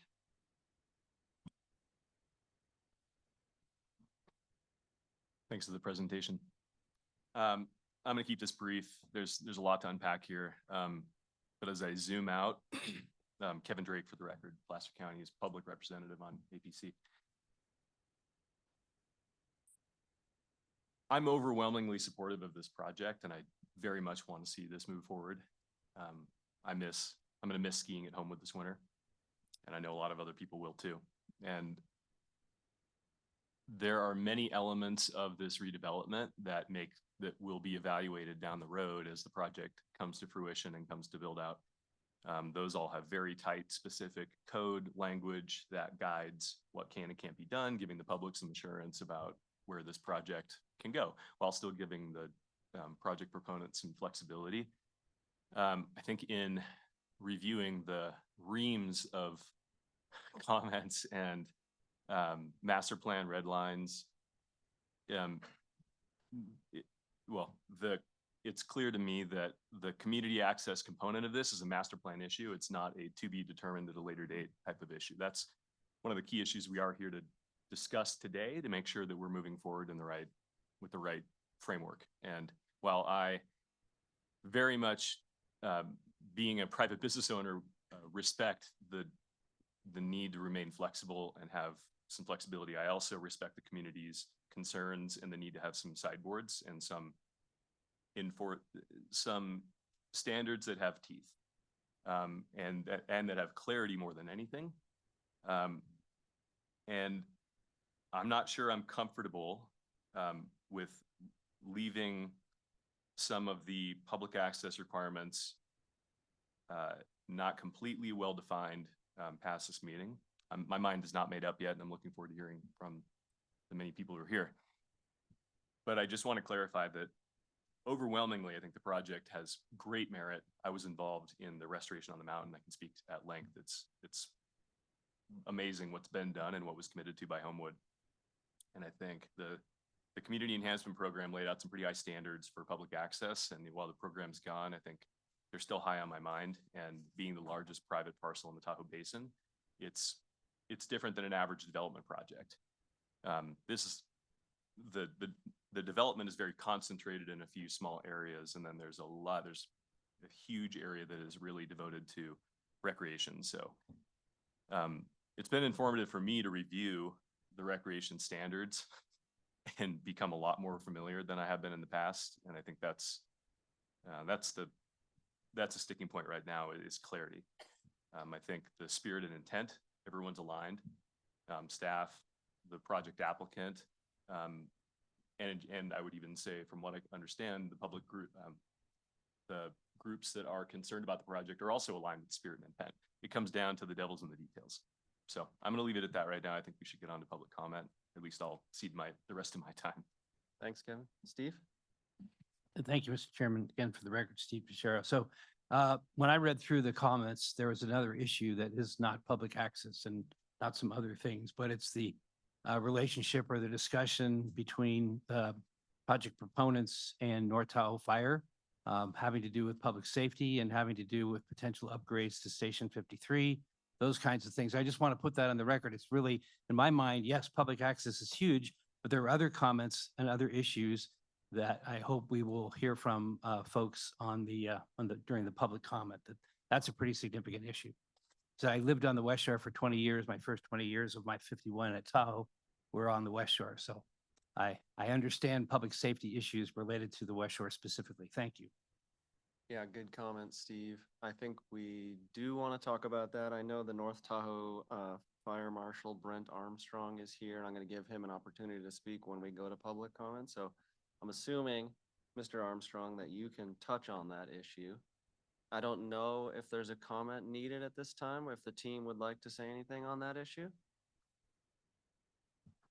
I'll just say two quick responses to the last two comments with fire. And again, we'll continue to work with the fire department. This project is going to be instrumental towards funding initiatives to equipment, staff, fire station efforts, which will be a boon for the West Shore and the community. We're committed to working with them and executing on those deliverables. So a lot of specifics that go into it, but just from a high level, we're committed. This project will be a catalyst for a lot of those funding initiatives. And switching back just to the clarity and things, I just want to make one final point. I know we talk about terms and definitions. It's challenging because there were no terms and definitions within the approved 2011 master plan. So it's a bit retroactive, and how do we marry the two with an amendment, et cetera. Our plan has been conformance and not changing what has already been approved. So that's the challenge we're in.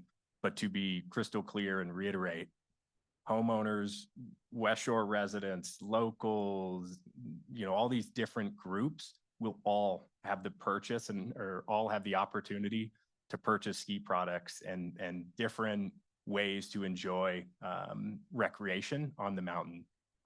Where we've started to define locals has purely been in our ski discount products, where again, we've tried to go above and beyond to say, we hear you, affordability is a question and a concern, and we're going to obligate ourselves. We're going to work with the agencies to come up with creative ways to get those folks inspired to come to the mountain and do so in a meaningful way, right? For folks who might be, obviously don't want them to be left behind. So important distinction there. That's why we haven't focused on the definitions.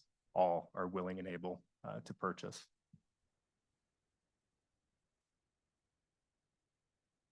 on the fire safety issue. Thank you, Commissioner Chairman, for bringing that up. Commissioner Teixeira. We are very aware of the issue. We've been meeting throughout this process with North Tahoe Fire, Fire Marshal Armstrong, the Homewood team. We are aware of the requirements that came out of the litigation settlement with the Friends of the West Shore and the Sierra Club, the emergency life safety report that was required, the memorandum of understanding that tried to solidify some agreements and the desire to work together. And we also understand that they are not in agreement as we sit here today. I just wanted to specify the approach, the agency's approach to this issue, which is consistent with the way we handled this issue with all development projects, which is at the time that permits are issued for the different phases of the development. Should the amended master plan be approved, there will be a condition that requires fire department approval, will serve letter, whatever you want to call it. That is a standard requirement on most of our permits, if not all of them. Depends on the type of permit, but you know, this agency is front and center on the fire issues. We have been supportive of whether it be Forest Health or, you know, the fire chiefs group and et cetera. But we don't want to get in the middle of this. We are not the identifiers of the necessary resources to attack a fire, whether it be fire equipment or fire resources. That's up to the professionals. And so that's the approach that we've been taking on the fire issue. Thank you, Paul. Let me go to APC members online. I understand, go ahead and raise your hand if you'd like, but I do understand that Ms. Jacobson would like to make a few comments. Sure, thank you, Chairman. I just had some brief comments and just a question, actually. So for the record, I'm Crystal Jacobson. I'm the Placer County representative on the APC. So I first wanted to just say thank you for the presentation and the discussion. And I also wanted to thank the team for the restoration efforts that have taken place to date. I just wanted to commend you for those. And really, I think I really agree, I think, with a lot of the comments that have been made already by other commissioners. I really value, you know, this idea of community access, public access. I think that's part of the whole CEP program, right? Is to have access. So I think the intent behind the master plan is to ensure access and safeguard it. I also really believe in environmental redevelopment. You know, it's a private investment is how you get the redevelopment, right? And so it's finding, I think, in my mind, that balance to make sure that you've got safeguards in place to maintain that access that we all value and think is important. And it's in line with the goals of the regional plan and goals of the CEP program. And so I'm not sure that that balance is there just yet. I'm kind of curious. I'm looking forward to hearing more from folks in the room. But I did have one question, and that was about the community access plan. I'm just wondering, you know, with the other projects in the basin, heavily in particular, the village there, if we have, or TRPA has required a community access plan in the past, and if so, if there's standards about what needs to be included in there in terms of the sureties and enforcement mechanisms and things like that. I'm just curious, like what, or if this is something new. And then actually, I guess it's a two-part question. In addition to that, how involved was TRPA staff in the development of that community access plan? So that's it for me. Thanks. So the first part of the question related to examples, Heavenly Village, the answer is no, we don't have an example. You know, Heavenly Ski Resort, as we've mentioned, is on public land, ministered by the Forest Service. So there's not really a need to do that at Heavenly. In regard to our commercial spaces around the basin, we haven't seen the privatization, quote unquote, of those areas where the public is excluded and therefore necessitated the need for some sort of deed restriction or covenant that required ongoing public access. I haven't done that. The reason that we did that now is twofold. One is you've got a private ski hill. The land is private. Two, we had discussions with JMA originally 2 years ago where they proposed to go and change the model from a public model to a more restricted membership type model. And so that sort of raised the alarm bells a little bit with us because that was not something that was contemplated in the 2011 plan. That was news to us or new, sort of a new business model in the ski industry coming to Lake Tahoe. And so it made us think that we did need something like a community access plan so we could memorialize the commitments to ensuring the mountain remains open to the public in the long term. Because after all, this is a community enhancement program project. They are receiving residential units, commercial floor area, tourist units, because of the community enhancement aspects of the project. And so we felt it was very important to have something like a community access plan. It's also important because of the goal statements that I shared earlier in the master plan itself that indicates, hey, this is open to the public. This is a community asset for all to enjoy. Anyways, the second part is that yes, we have been involved in the development. There's been some back and forth. I was looking at an earlier draft in my office this morning. That was probably 1.5 years old, I think. And so we've been trying to be sensitive to two things in the development of this, Crystal. One is TRPA's regulatory authority, ensuring that TRPA stays within its lane, if you will. We do not make up rules here, contrary to some popular belief, but we have to, adhere to the compact, the regional plan, the code. We don't get to make this stuff up. And it's been tested by the courts, and we're very aware of the legal vulnerabilities of getting outside of our lane. And so the second part is being sensitive to the need for a private landowner, a private business to develop business plans that result in viable businesses and not micromanaging a private property owner's business plans. So those are the two sort of extremes that we're trying to balance and consider. Thank you.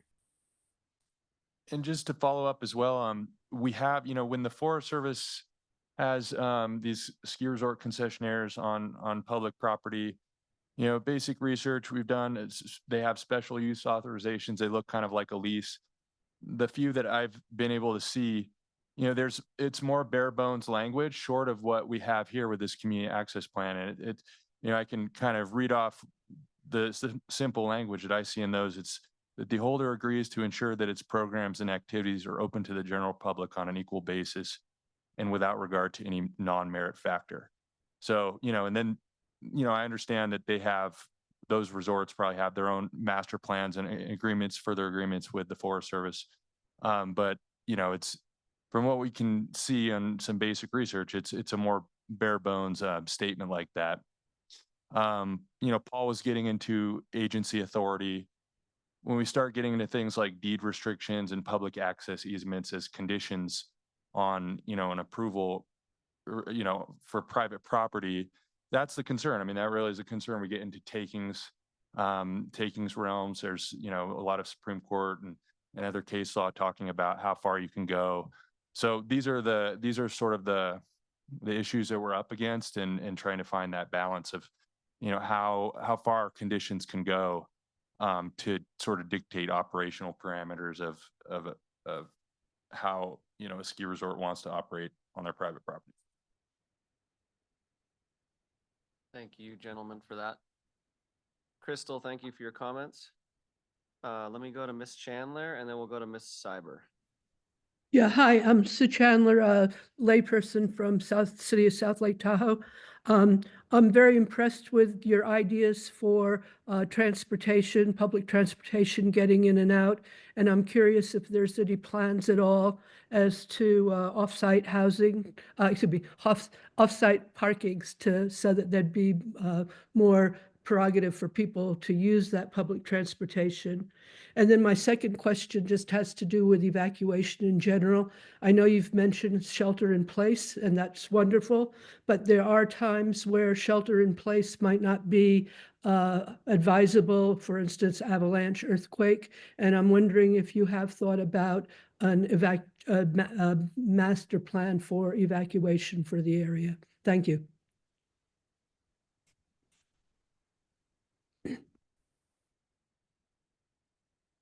The answer to the question related to consideration of other hazards is yes. And in the operations plan, there are considerations. It's not all just about shelter in place. So there is an evacuation plan, a section that includes the evacuation procedures specifically for each of the buildings. There's the operations considerations should you have, say, a chairlift malfunction and a power outage. There's also avalanche considerations. What is the response to avalanches? Incident commander considerations. You've got medical disaster considerations. You also have things like fire and explosions, hazmat spills. We had an earthquake the other day. There's a seismic disaster component to the plan, and disasters of catastrophic nature. And of course, wildfire, fire emergency plan considerations as well. So those are all in the operations plan that are in the packet and will be a part of the master plan. And I'll let Ryan address the offsite parking unless you want me to.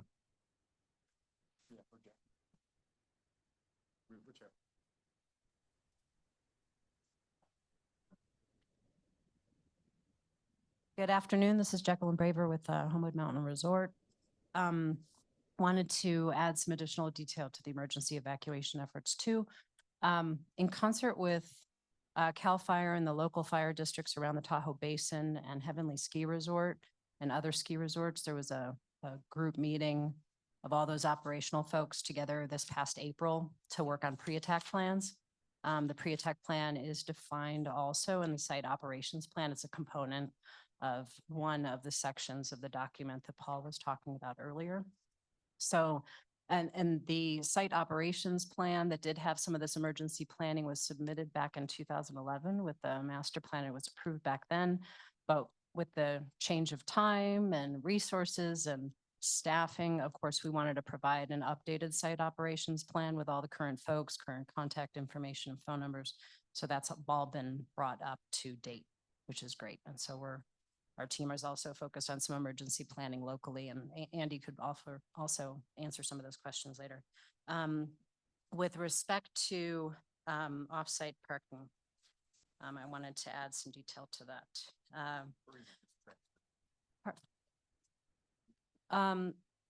Yeah, so consistent with the 2011 master plan approvals, Homewood still intends to contract for parking spots in Tahoe City. That was specifically mentioned in the EIR analysis near Highway 89. So employees living north of the project would not have to drive all the way to the resort. For a limited number of employees who live south of the resort, they would also be able to be transported by the resort. And the EIR also said if additional environmental impacts other than those identified already as part of the EIR, EIS were created as a result of these proposed on-site or off-site parking areas or shuttle operations, the improvement plans, which is one step in the building permit process with Placer County. It's also run by TRPA and Tahoe PUD, as well as the North Tahoe Fire Protection District. They all approved those plans. They would not be approved until subsequent environmental review is completed. So there are, those parking lots have not been identified yet, but they will be in the future as parking on site is usurped for development operations or construction staging. I hope that answers the question. If there's any other questions, I can provide more detail. Susan, are you good? She's good. Okay. Thank you. Perfect. Thank you so much. Ms. Cyber, on to you, and then we'll go to Mr. Hill. Good morning, everyone. I guess it's almost afternoon here. Ashley Cyber with the Forest Service. I'm the environmental coordinator. This topic was definitely of concern to folks, and I just wanted to, I apologize, I have some kid issues today, so wanted to make sure that everyone was just kind of aware of the connection to the Forest Service, which sort of things are connected and which sort of things are not. So Homewood currently does not have any facilities on Forest Service land. So all of the runs, all of the parking lots, all of those pieces are on private. And so on Forest Service land, it's just, excuse me, the runs are on Forest Service land. All of the lifts are on private. And so currently their permit, like was mentioned previously, discusses public use. You know, that's a tenant of that permit. So that would, of course, be something that would be required for that permit to be ongoing. What that public use looks like is somewhat up for interpretation. There's been, you know, sort of some different interpretations of that. The IVGID, you know, Diamond Peak is another model here in the basin for a similar type of permit that Homewood has. The other larger ski resorts that actually have runs and other things on Forest Service have a little different model for the actual permit piece there. We do not currently have any proposals with the Forest Service from Homewood for us to review. We have, you know, of course, the master plan has, you know, been around for a while. We don't currently have anything that we're sort of looking to review at this moment. Any future changes to the permit would require environmental documentation. Any changes to sort of the permit structure that I previously mentioned would require environmental documentation. I think those are the main points that I wanted to bring up to the group, just to clarify, because, you know, everybody thinks of Homewood as being the, you know, on the Forest Service, but the majority of the actual infrastructure, or all of the infrastructure, actually is on private. Are there any questions related to what I just mentioned there, or any other questions that came up for the Forest Service? I only have a couple minutes here to just answer the Forest Service specific pieces. Let me check. I'm not seeing any immediate Forest Service questions. So yeah, thank you for those clarifications, Ms. Cyber. We appreciate it. Okay, thank you very much. Thank you. All right, Mr. Hill, and then we're approaching public comment, so I just want everyone to get ready. We'll go back into the room quickly for any last APC member comments, but then we are going to transition to public comment. So, Mr. Hill, I'm going to go to you. Thank you, Mr. Chair. Yeah, I had a few questions related to water quality, and I think Jennifer brought up the interception of groundwater, which is definitely seems like a long-term concern for me, because that's not something that you can treat, I don't think, one time. It seems like it's going to be a issue that's going to be there throughout the construction of the project and afterwards. So it appears that there's some recognition that the monitoring program needs to go above and beyond the 20-year 1-hour event, and that's good. And so I'm curious, my first question is if there's adequate space on the property to treat this increased volume of flow, and well, I'll stop there. So first of all, if there's adequate space on the parcel to treat all the runoff and groundwater. Paul Nielsen, for the record. The answer, Mr. Hill, is yes. The environmental impact statement / EIR concluded there was enough space on site to re-infiltrate the groundwater. Now, having said that, it's going to be tricky. It's something we're going to have to look at very closely because you have groundwater that spreads across the North Base area, which is where these excavations are going to occur, ranging from 3 to 7 feet. Now that goes back to 2011. It's quite likely we will require an update to the groundwater investigation to confirm those depths. But, when you're dealing with groundwater at 3 to 7 feet, you don't have a lot of headroom above that to manage stormwater at depth. Especially since there needs to be a 1-foot separation between the bottom of any infiltration chambers and the top of the groundwater. So the answer is yes, but there are some constraints. And yes, also it is a long term. It is for the life of the project. Just like with the event center on the South Shore, we calculated rates that would need to be managed essentially in perpetuity. And so that was the first subsurface system that went in right there at the entrance to Mont Bleu, which I guess is now Bally's. There's a huge chamber under there that's dealing only with the infiltration of groundwater.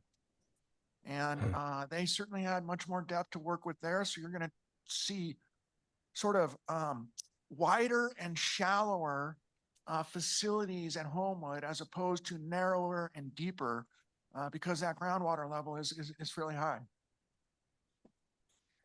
Yeah, thank you, Paul. And those are really good points. And perhaps the event center has some examples that we can use for this project if as it moves forward.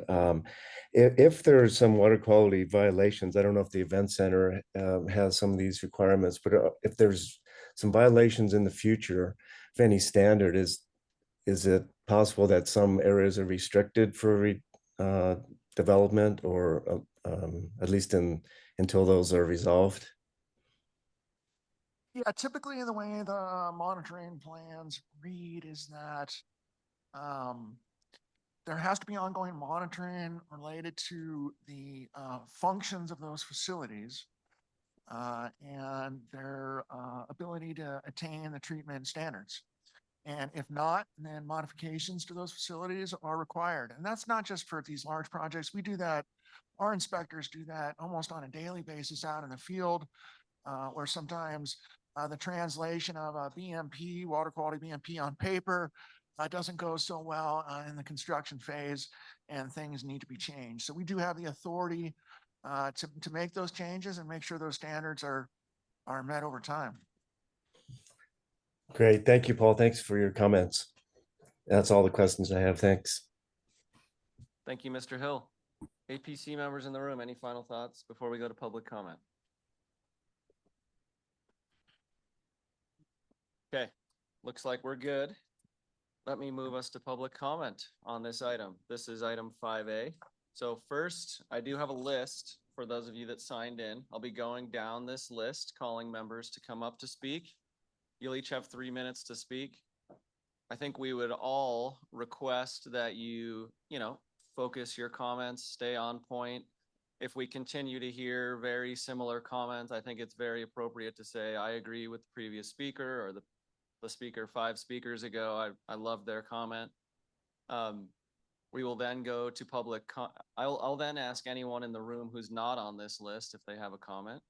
And then we'll take public comments for those participants on Zoom. And so participants on Zoom, you can go ahead and use the hand raising function now in Zoom or hit *9 if you're on a telephone, and that will raise your hand and you will be called upon by a TRPA staff member. So everyone get ready. I am first going to go though to Fire Marshal Brent Armstrong from North Tahoe Fire. I understand that you would like to speak, and I'd like to offer you the first opportunity to make a comment and perhaps address, if you would, the issue that we touched on earlier. Welcome. Good morning. Thank you, Chair, Thank you, members of the Advisory Planning Commission. My name is Brent Armstrong. I serve as Division Chief Fire Marshal for North Tahoe Fire Protection District. Thank you for the opportunity to address you today regarding the proposed amendments to the Homewood Master Ski Resort, the Homewood Mountain Resort Ski Area Master Plan. North Tahoe has been deeply engaged with the project since its inception, and we remain steadfast in our commitment to ensuring the safety and well-being of all residents, visitors, and stakeholders in our community. The proposed amendments are a result of years of collaboration and deliberation, drawing on input from multiple agencies, stakeholders, and the public. Throughout this process, we've worked closely with Homewood Mountain Resort to develop a framework that prioritizes fire and life safety, especially in light of wildfire risk and evacuation challenges and concerns unique to our region. At the heart of this collaboration is the Evacuation Life Safety Report, or ELS. This cornerstone document mandated by a settlement agreement following legal challenge to the EIR certification plays a critical role in this project. The settlement required a finding of quote unquote non-exacerbation, ensuring the project would not worsen evacuation risks for the West Shore and by extension, the North Tahoe Basin. Achieving this finding hinges on implementation of a comprehensive fire safety program. The ELS report outlines detailed strategies to mitigate wildfire risk, improve evacuation routes, and enhance shelter in place capabilities. To designate the area as a shelter in place, it's imperative that the fire department has infrastructure in place to protect the evacuated members. The ELS report upholds the principle of non-exacerbation, and we commend Homewood Mountain Resort for committing these measures and incorporating them into their development plans.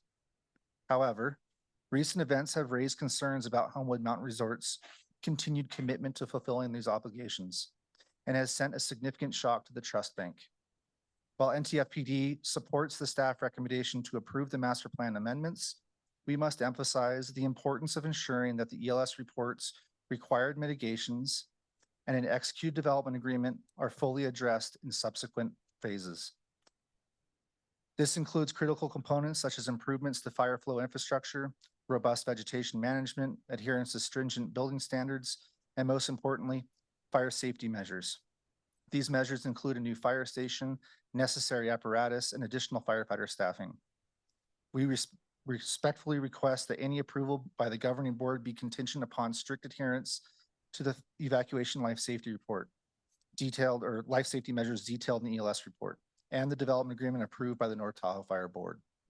These agreements underscore Homewood's commitment to supporting North Tahoe Fire's mission by funding essential resources to meet demands on the project while maintaining service levels for the broader community. Finally, I want to acknowledge the robust process facilitated by TRPA staff. It has fostered a constructive engagement and helped ensure that community safety remains in the forefront of the project. North Tahoe supports the motion to recommendation of adoption of the proposed master plan amendments, provided the master plan's language is strengthened. Specifically, we urge adherence to the reference documents and the inclusion of requirements for fire department approvals before permits are issued for any portion or phase of the development. This continued collaboration is essential for successful implementation of these critical safety measures, and I appreciate the time and consideration.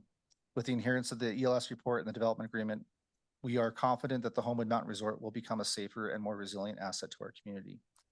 So to elaborate a little bit more on some of the questions on evacuation, part of the EIR-EIS 2016 settlement was the constriction of roads were not able to evacuate the West Shore community. So the mitigation to that was to have an evacuation shelter or location specified on the West Shore where we would put people in the immediate threat to the Homewood Mountain Resort that is fortified and that we can hold a stand. So to be able to accomplish that, we need to have the resources and the infrastructure in place to make that the shelter location. So with that, I'm happy to answer any questions and I appreciate the time. Thank you, Mr. Armstrong. Maybe this is a little unique and not quite a public comment yet. So I want to make sure we're within our lane. It sounded like to me, Paul, and I guess I'll just ask you for clarification that the ELS is not within our approval. That's a document that exists and was already signed. Paul, you did state in your clarifying comments that fire department approvals occur through the building, occur through the permit process for building or approving each phase of development. I just want to make sure, you know, we all want public safety. We all need that assurance. And so I just want to make sure we stay within our lane as the APC to try to deliver that assurance. So I guess if you could just clarify that, and then I may ask the resort if you have any comments to what Mr. Armstrong said. I'll just give you an opportunity to respond.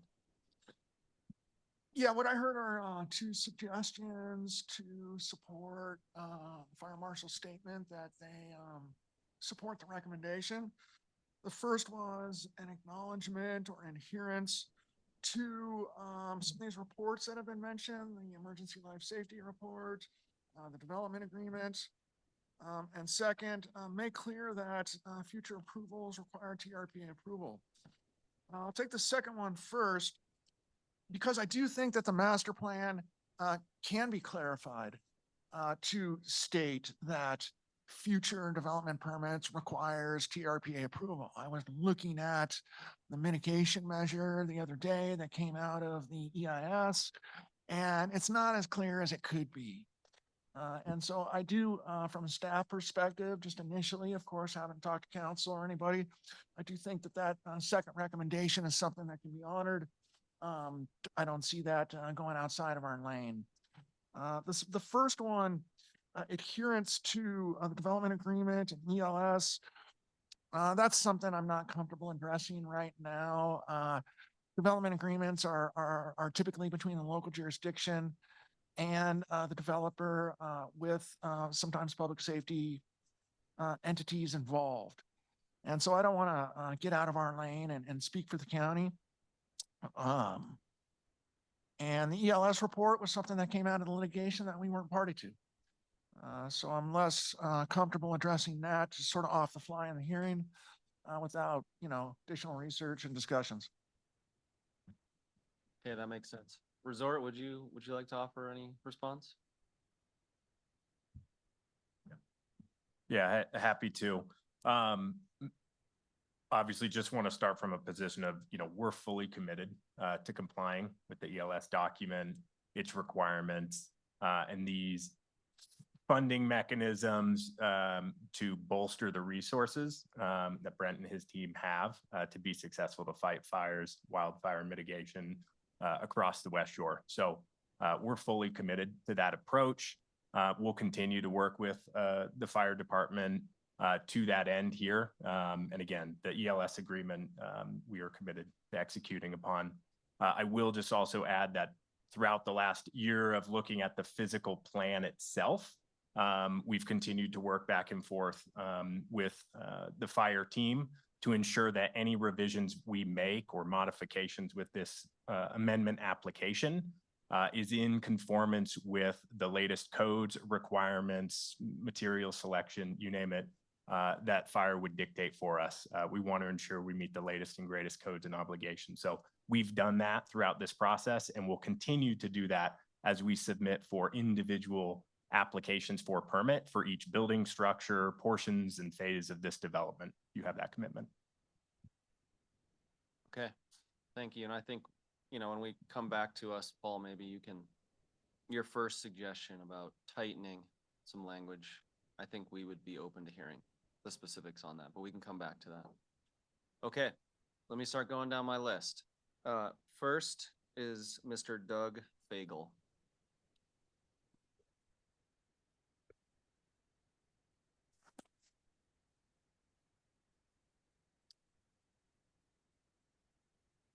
APC, thank you for hearing us today and taking your time and all the considerations.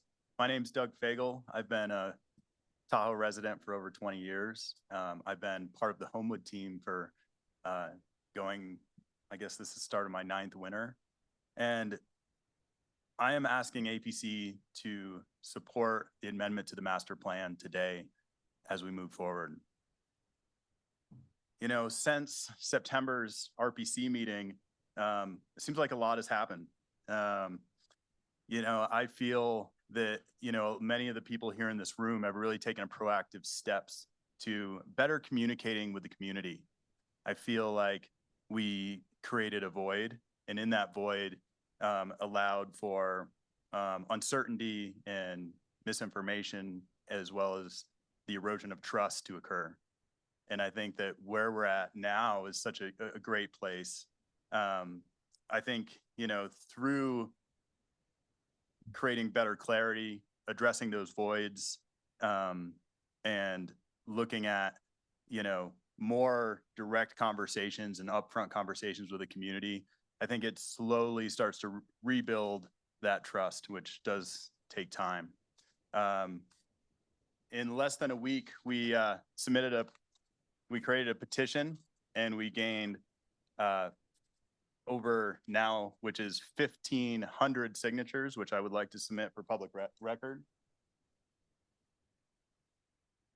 So in this petition, community members that just want to see Homewood open back up again, how important this place is to the community, what it means to everybody, you know, beyond this room. But I want to also speak specifically to, you know, my personal mission, which is creating career opportunities on the West Shore and specifically from Homewood. Behind me is the team.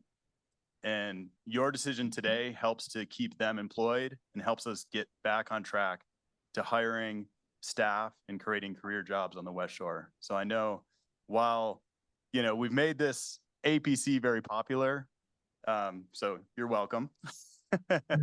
We also know how important today's decision is, and it does directly connect to the livelihoods of these individuals in this room. Thank you so much. Thank you, Doug. Next, I have Chris Hoffman.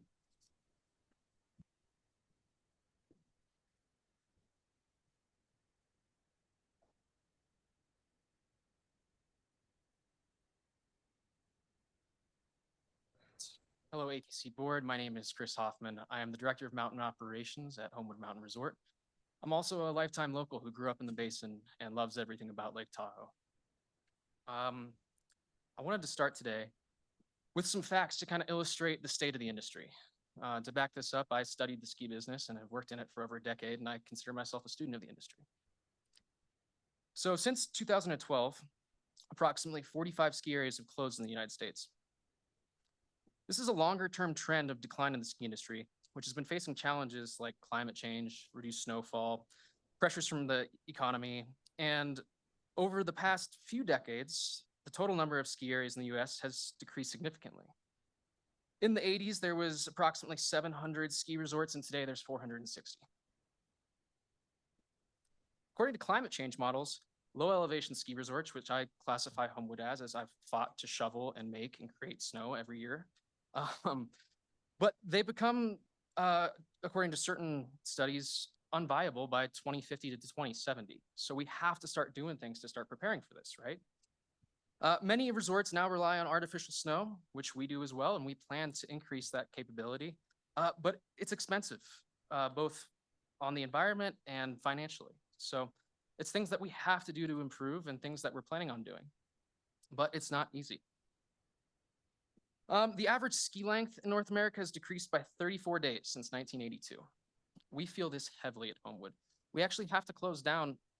We have to start late and close down early because we can't get people off the hill at some point. There's still great skiing up at the top of the mountain, faces north, but if you can't get an injured person off the hill because the bottom is melted out, you can't do anything. And that gondola that we're putting in, that solves that issue. So that's a huge addressing of that problem. My last two stats are just that the skier visits in the US have remained relatively flat or a steady decline over the past 20 years. There's two behemoths in this industry that are controlling everything and essentially eating up the market share. So it's Vail and it's Alterra. We love these resorts. I ski at a couple of them.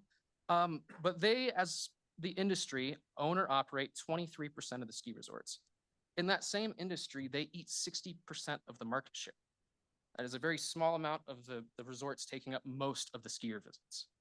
This is a function of the season passes and what happened between 2012 and now. Vail made a pass that accesses some of the best ski resorts in the world, and it's only for the price at that time of around $500. I mean, that changed everything. So why am I sharing these stats? It's to kind of paint a picture that operating a small ski resort is harder than ever. And we're doing everything we can to make it doable. Day tickets aren't it. It has to be overnight stays. It has to be people who are going to spend multiple days there. And that's what this project is proposing. So in short, I'm asking to please approve this project so that way we can reopen. We can have a sustainable business that creates jobs and supports the local economy for decades to come. We can't let Homewood become another one of these ski areas that closes its doors forever. So please consider approving it. Thank you, Chris. Appreciate it. Next, I have Don Uhas or Eunice. Uhas. Yeah, good morning. I'm a 30-year resident in the Tahoe Basin. But rather than, I have a few comments. I'm going to read a letter from one of our supporters. I am writing to express my support for Discovery Land Company and their efforts with Homewood Mountain Resort. Over the past year, Discovery Lands has demonstrated a commitment to working with the TRPA and the local community in a transparent and responsible manner. Their willingness to amend plans and invest millions of dollars to ensure the business operates sustainably is commendable. The Homewood project has the potential to bring significant positive economic impacts to the community, creating jobs and supporting local businesses. It also offers opportunities to enhance public recreational areas, making them more accessible and enjoyable. Discovery Land is known for developing resorts. Their investment in this project will elevate the entire area, improving infrastructure and facilities for everyone. Importantly, they have shown a willingness to listen to the concerns and adjust their plans in a way that balances their vision with the needs of the community. I encourage the TRPA to continue moving forward with this application as it represents a positive step towards both economic growth and improved public spaces in our community. The approval of this project will help ensure that Homewood Mountain Resort remains a valuable asset for the area, benefiting both residents and visitors. Thank you for consideration and supporting the projects that will strengthen our community. Sincerely, Melissa Sanford. This letter really resonated with me. I worked with North Star for 23 years. I've now been with Homewood for the past 5 years. My first season there, I literally thought I'd gone back in time 50 years. I was astonished at the state of the aging infrastructure, and at the same time grew tremendous admiration for the employees, many of them who are sitting behind me, and their ability to make the resort run despite these obstacles. They have earned, and we and the community deserve this development that we'll so desperately need. Please move this forward. Thank you. Thank you, Don. Kevin Steele is next.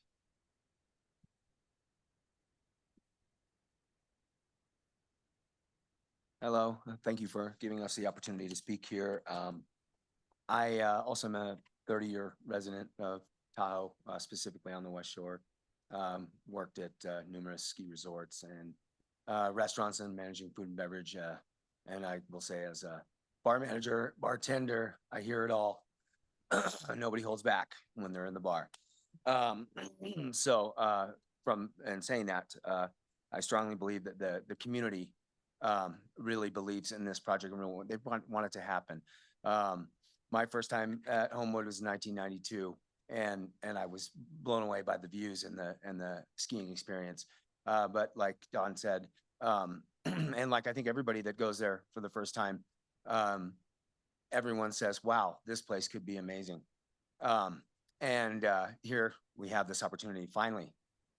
Discovery has come in and they're committed to this, making this live up to its potential. I mean, this place could be, it can be and will be with this development so amazing.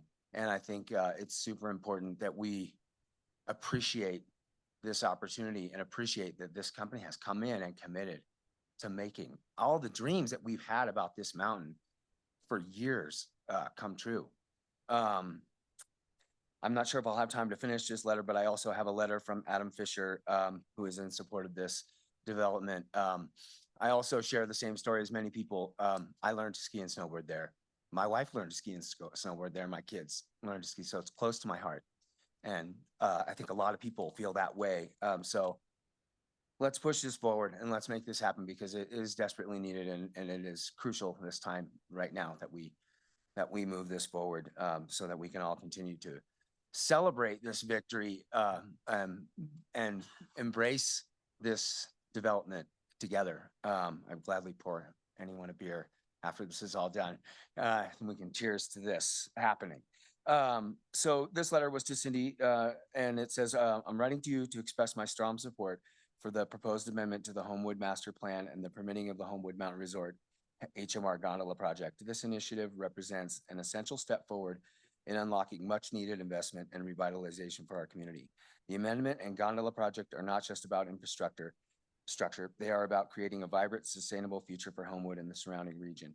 By modernizing and enhancing our local amenities, these developments will bolster economic growth, improve year-round accessibility to recreational opportunities, and preserve the unique charm that defines our community. These benefits are a testament to the careful planning and forward-thinking approach taken by the Homewood Mountain Resort team. Furthermore, the proposed changes will generate significant economic benefits. New investment will support local businesses, create jobs, and attract visitors who contribute to the vitality of our region.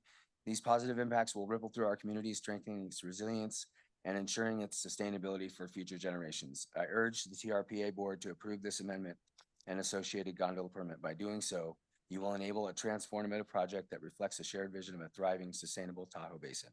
Thank you for your time and consideration. I appreciate your commitment to the growth and prosperity of the community. Sincerely, Adam Fisher. Thank you. Thank you, Kevin.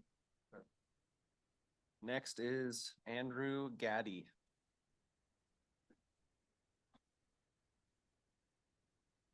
Someone might have written your name down for you. It's kind of like open mic. You don't have to, you would like to defer? Okay. Short comment, thank you. Next, I have Ann Dental. Dental.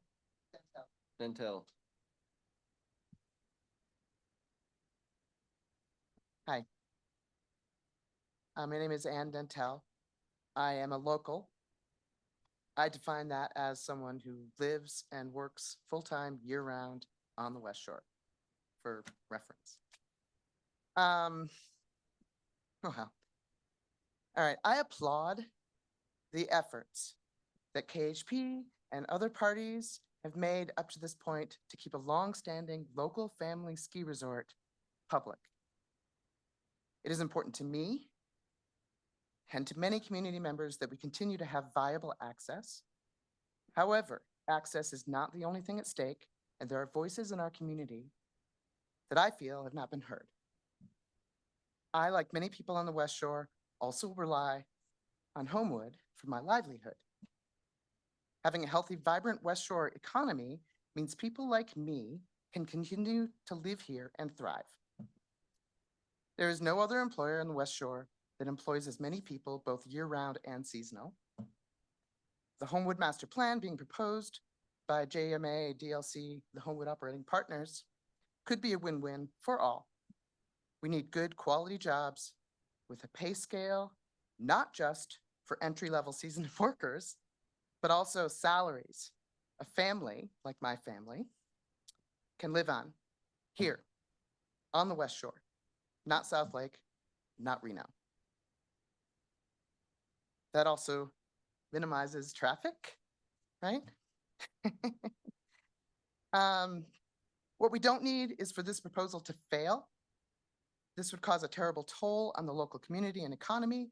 I myself would be forced to leave in my area of expertise. There's nothing locally that could take the place of my current salary and job responsibilities. The Homewood Operating Partners, like any business, are in business to make a profit. Their bottom line will always be the money. The first priority, their first priority, is not our community. I do believe, however, that there is a path forward whereby they can make their profit and this community can actually benefit. More jobs, better pay, a revitalized West Shore, and a public ski resort that caters to locals and visitors alike. It is not perfect, and not everyone is going to agree on the intimate details, but I do believe that this is our best path forward. I implore all parties to do the right thing. TRPA, it's time to make a decision. Jobs are at stake. The way I live is at stake. Make sure there are steps in place to hold Homewood accountable and approve. KHP, be constructive, not obstructionist. Work with TRPA and the Homewood Operating Partnership to create the best outcome for locals and visitors alike. DLC, JMA, Homewood Operating Partners, carry through with your promises. Not just the letter of the law, but also the spirit. Thank you very much. Well said. Thank you, Ann. Next, Kurt Straight. Hello, APC. My name is Kurt Straight. I've lived in this community for 14 years, and I've worked at Homewood for about 8 years. By Ann's definition, I too am a local. Employment at Homewood has allowed me to live in one of the most beautiful places in the world. It's been very fun, but it's also been very challenging working at Homewood. I'm here to say that I am in full support of the project. Homewood needs this development. We're working with aging infrastructure. We have limited employee housing, which makes staffing very challenging. And our lack of utilities on mountain make it hard for our snowmaking and our food and beverage capabilities. The sad reality of this situation is that there are people who want to see this project fail. Some of these people are part-time residents that rarely ski at Homewood, but usually speak the loudest in the opposition. These people don't rely on Homewood as the biggest employer on the West Shore, and they don't rely on Homewood to pay their bills and feed their families like the majority of people in this room. Over the last 2 years, Homewood employees have been treated like second-class citizens and have had our voices silenced by other members of our community. We often deal with harassment and unwanted attention when out in public and by the opposition. I want to go on record and say that the opposition does not represent the whole community. They do not represent me as a homeowner. They do not represent my coworkers, and they do not represent the majority of the workforce in our community. I urge you to do what's the best for the entire community and approve this revision to keep Homewood open and employed. Thank you. Thank you, Kurt. Next is Susie Brewster.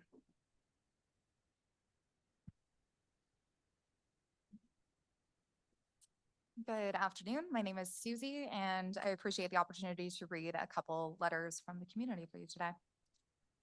Dear TRPA members, I'm writing to voice my support for Homewood Mountain Resort's November 2024 amendment to the master plan. The plan will support the West Shore by bringing in more revenue to the area, which will benefit not only HMR, but local small businesses as well. During winter, the public will have access to new and improved ski hill and skier amenities. And in the summertime, Homewood will be a fun place for all to visit with new shops and restaurants. HMR has stated multiple times on multiple platforms, and most importantly in the plan amendment itself, that Homewood will remain open to the public. They have also detailed proposed conformance monitoring and consequences for failure to comply. I'm aware Keep Homewood Public leadership has been meticulously scrutinizing the plan amendment. I admire their tenacity in pursuing their idea of what constitutes the public interest. However, I believe Keep Homewood Public needs to allow HMR, a private, not public enterprise, to move forward. The continual requests for clarification, additional information, and most recently, a hard reset, seems to be hindering progress. HMR has already addressed their concerns, but Keep Homewood Public chooses not to trust or believe them, so there seems to be an impasse. I understand the need for public input, but it seems no matter what HMR does or doesn't do, it's never enough for Keep Homewood Public. I trust TRPA to take charge so that no single group controls the narrative. The proposed 2024 amendment to the master plan documents HMR's compliance with what TRPA, the state, and the county has required, but also includes in writing what Keep Homewood Public has asked for, a commitment that Homewood will remain open to the public. Based on this, I respectfully recommend approval of Homewood's November 2024 amendment to the master plan. And I strongly recommend permit approval for the new gondola now so that it can be ready for next season. Sincerely, Monica Siguenza. Excuse me, Siguenza, pardon. And I just have one more brief one. Dear Advisory Planning Commission members, we are a family of Homewood Mountain Resort and have been for the past 40 years. We not only need, but strongly support their current amendment to the approved master plan. This project provides much needed growth for our Tahoe Basin. We need jobs, fire stations, and gondolas to support year-round activities, and most importantly, continued community involvement. The mountain has provided growth to our family through teaching, jobs, and much needed healing while our son on the Homewood ski team fought cancer. This hill is our home. Please approve the amendment and the HMR gondola permit so our community can continue to grow, learn, love, play, and smile. Thank you for your continued hard work, the Whistler family. And that's all for me. Thank you very much. Thank you, Susie. Next, I have Lisa Small.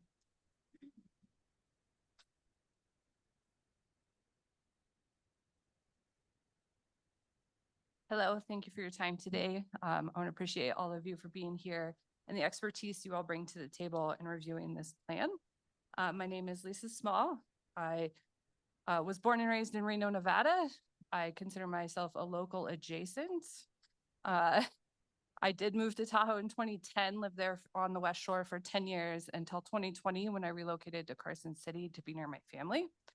At the time, my infant daughter was brand new. She was born February 25th, 2020, right on the cusp of governmental lockdowns, which gave me a very fresh and different perspective to the community need in the West Shore for emergency plans and a place of gathering in the community to be protected with the family when these things that are outside our control do occur. As such, I do fully support the amended plan here and what it brings to the community in the West Shore. I will also be reading a letter on behalf of Peter Bryan, who is the Senior Associate at the McMullen Company. He has offered his support in response to the fire and life safety comments on the proposed amendment.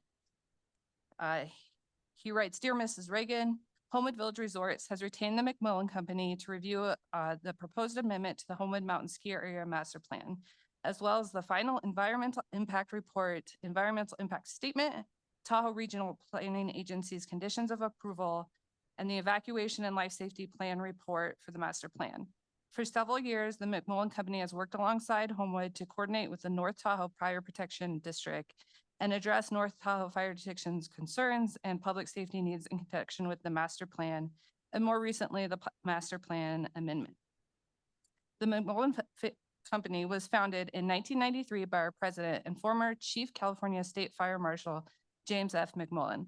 Our globally respected team of senior associates and consultants are respected and experienced professionals in the fire and life safety industry with hundreds of years of combined knowledge and experience. Chief McMullen has over 50 years of experience in fire service administration, including serving as Chief State Fire Marshal. He is a leading expert in fire safety, roofing, and wildland fire safety. I have over 40 years of fire service experience. I entered the fire service in 1973 and was promoted to positions in California Fire Service, rising to the rank of fire chief. I served the cities of Hermont, Mernova, Norco, Rancho Cucamonga, and Wheatland as their fire chief. I have been involved in reviewing large-scale development projects both as the fire department staff and developers fire protection consultant.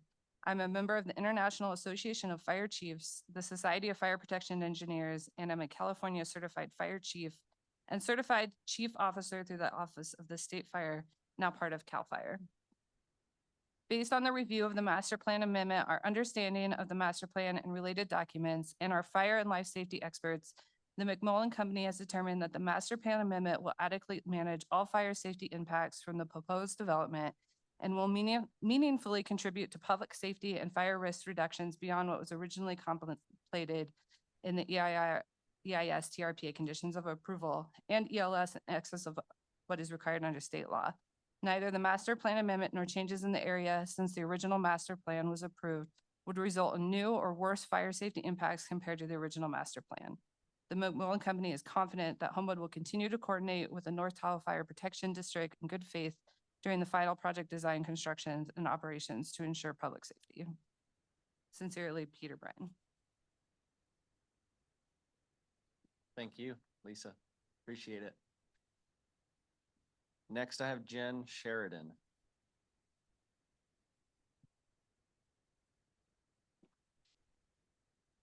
Thank you. I want to share that I agree with many of the sentiments shared by my coworkers. And I also want to share that I think Homewood's made great strides in their recommitment to a community enhancement project and strong willingness to continue conversations and regain trust with the community. I'd also like to share a letter from one of our supporters, Curtis Tischler. Curtis writes, as a 24-year homeowner in Timberland and a Forest US ski team member who now runs a professional real estate company, I'm writing to express my strong support for the proposed amendments to the Homewood Mountain Resort Master Plan. For decades, I have watched the decline of Tahoe City and the West Shore due to the lack of thoughtful development and investment in the area. It has been disheartening to see our town become less vibrant and less appealing, not just for visitors, but for locals like myself. The absence of new housing, community-focused projects, and adequate amenities like grocery stores has made it challenging for the West Shore to thrive. Homewood Mountain Resort's vision represents a much-needed opportunity to breathe a new life into this area. By approving the master plan amendments and gondola permit, the TRPA can help foster a sustainable future for Homewood, enhancing its role as a cornerstone of the West Shore community. This project not only supports outdoor recreation and environmental stewardship, but also brings potential housing and infrastructure that are vital for revitalizing our community. I urge you to approve the amendments and the gondola permit, allowing Homewood to move forward with their plans. For the sake of preserving the legacy and improving the future of the West Shore, your support is essential. Thank you for considering my perspective and your commitment to the region, and thank you for considering my perspective as well. Thank you, Jen. Next is Mike Mayhew. Mike? He's with a baby. Is that Mike? Mike is here. Hello, APC. I would just like to state that I'm the lift maintenance manager over at Homewood, and I've been an employee there for about 5 years. As an employee that commutes from Fernley, I would like to agree with what Ann had said and the things that were mentioned about managers and their employee housing. I would like to read this letter that was given to me. I hope this message finds you well. As a longtime supporter of Homewood Mountain Resort, I wanted to share a bit about my personal connection to this incredible place. My father, Ron Rupp, laid the foundation for Homewood back in 1960, and today we're celebrating his 87th birthday. Homewood has been part of our family's story for 3 generations, and we treasure its legacy deeply. My family and I wholeheartedly support the current amendment to the approved master plan and you to approve the proposed changes, including the gondola permit. I've attended meetings about this project since 2007 and understand how vital these upgrades are for the resort's infrastructure and future. It would mean so much to have the chance to ski at Homewood next season with my family, continuing our cherished tradition. Thank you for considering this request and your efforts to ensure the resort thrives for future generations. Best regards, thank you, Brittany Rupp. And with that, thank you. Thank you, Mike. Good luck with the baby. Good job, everyone. I know it's not easy to stand up in front of a room full of people and make comments, so it's intimidating. I feel you. You're doing great. Next, I have James Menon. Is James here? Okay, let's hold James. Next, I have Sean Varvel.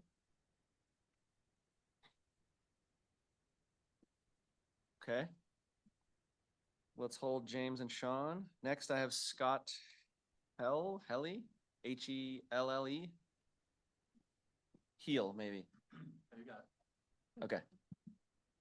Good afternoon. My name is Scott Helly. I've lived in the Tahoe area for 22 years.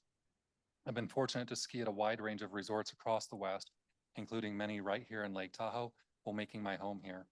Skiing and working at these resorts has given me a unique perspective on how ski communities come together to support different local ski companies. whether it's the large ski corporations or smaller resorts like Homewood Mountain Resort. And there's nothing that brings me more joy than seeing families, friends, and generations of skiers from our local community and beyond coming together to experience the beauty of the Lake Tahoe region. Today, I'm here to voice my support for the Advisory Planning Commission's recommendation to certify the 2011 Master Plan Amendment for Homewood Mountain Resort. While I understand there are strong feelings on both sides of this issue, I feel it's important to address some of the public discourse that has surfaced around this process. Specifically, I am concerned with the tone taken by Keep Homewood Public and their opposition to Homewood Mountain Resort's plans. I truly appreciate the transparency that Homewood Mountain Resort has demonstrated throughout this process. I've lived in many mountain communities, and from my experience, the approach that Keep Homewood Public has taken here only seems to divide the community and foster unnecessary animosity. We all share a common goal to continue offering world-class skiing and outdoor experiences in a place that we all love. And whether you've been skiing here for decades or just one season, we should all be working toward the same end, supporting the future of this resort and the vitality of our community. From reviewing the master plan and its inclusion of public access, it appears that that concern is already substantially addressed.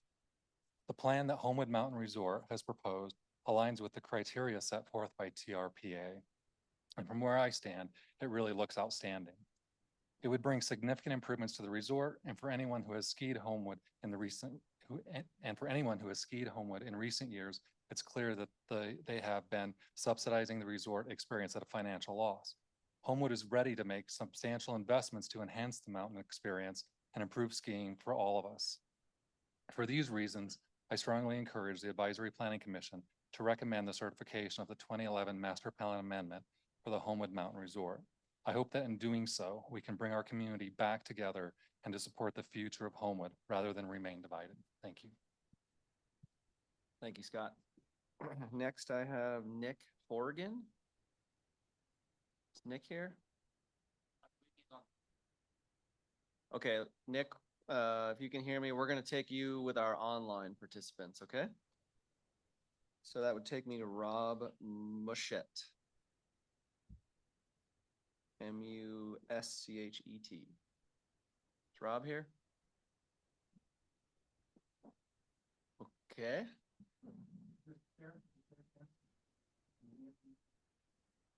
Well, unless someone signed them in,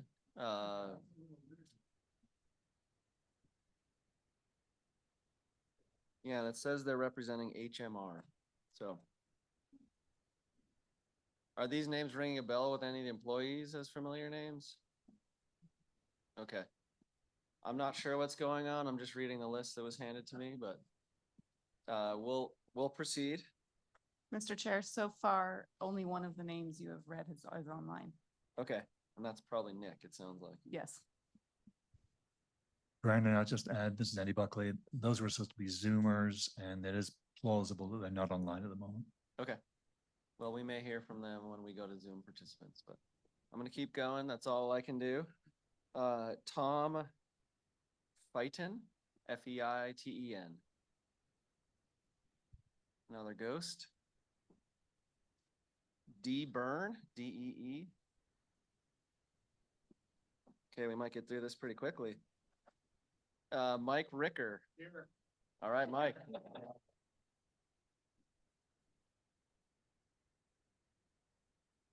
I'm Mike Ricker, and I live in Tahoe with my wife and 2 daughters. I'm here today to express my support for Homewood Mountain Resort and the associated master plan amendment. I believe that thoughtful, sustainable investment in our community is necessary to keep Tahoe a place that my neighbors can live, work, and raise a family. The local families that call our region home need a vibrant community that's more than just a recreation paradise. We need an economy that is fueled by thoughtful planning and measured growth. We need opportunities to work and support our families through investments in our community, both public and private. We can't be so opposed to development that our community ages, our infrastructure decays, and full-time folks are forced to work or live outside the region.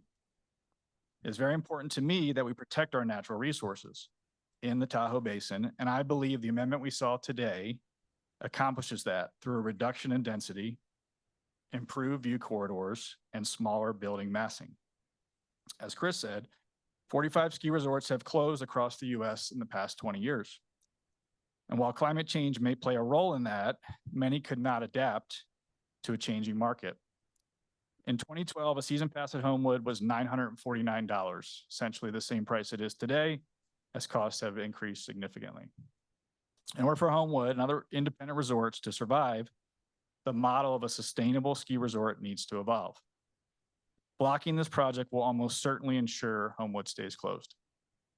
Please support Homewood Mountain Resort's master plan amendment and make a recommendation to the board to approve it. I'm going to try to read a letter in the next minute 15.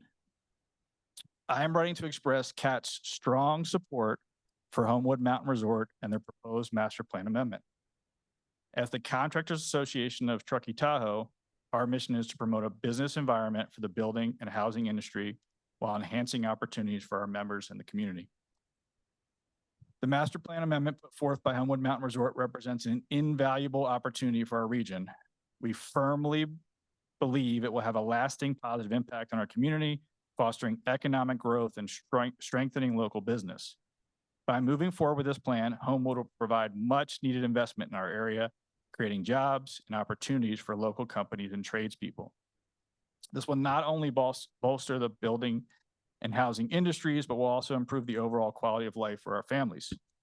We are particularly enthusiastic about the inclusion of the gondola project. This long anticipated upgrade promises to enhance the resort's infrastructure, attract visitors, and further protect the vitality of the local economy. I respectfully urge you to approve the master plan amendment. Your support will pave the way for transformative projects to begin, bringing with them significant economic and community benefits for years to come. Thank you for your consideration and for your ongoing commitment to the region. Thank you, Mike. Glad you were here. Next page, I have Candace Wilmuth, Wilmuth. Come on up, thank you. So my name's Candace and I am a Homewood full-time resident, lover, and skier at Homewood. My boyfriend actually used to work at the resort, and before I start, I want to say that we're not supportive of anybody threatening anybody. That's completely inappropriate, and I'm very sad to hear that that instance happened to you, Kurt. That being said, I also don't support any antagonism like that online. Just yesterday, I had to ask for the same, for someone to speak civilly to one of our supporters. So I think it goes both ways. My main point here today is that public access must be protected in the master plan. The master plan application is currently vague, unclear, and inconsistent. So first of all, we can't tell how many tickets will be available to the public, even though recreational access has been part of the master plan since its inception. The Homewood CEP designation committed HMR to maintaining public access consistent with Homewood's recreational capacity allocation. Yet with the current master plan amendment language, it's unclear how many tickets will be available to the public. The second reason the master plan is unclear, vague, and inconsistent is that ticket pricing should be reasonable and defined as such in the master plan. If pricing is not appropriate and comparable to other ski resorts, it could effectively make the resort private, even though the approved 2011 master plan is inherently public. This concept is called intentional scarcity. And one of my neighbors wasn't able to attend, but he used to be a small business owner, so I wanted to read something that he gave me, especially since we've been talking about the West Shore and how vulnerable this community is and how small it is as well. Homewood going private could crater many small businesses and eliminate services for local residents. We're seeing this impact right now, and the current closure for the 2024-25 ski season, short-term rentals are down about 25%.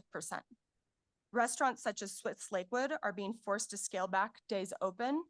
Sports rental shops like West Shore Sports are reducing inventories and having to come up with other approaches. If we value our local Tahoe community, which I also consider myself a local as a full-time resident, and we want to see it survive.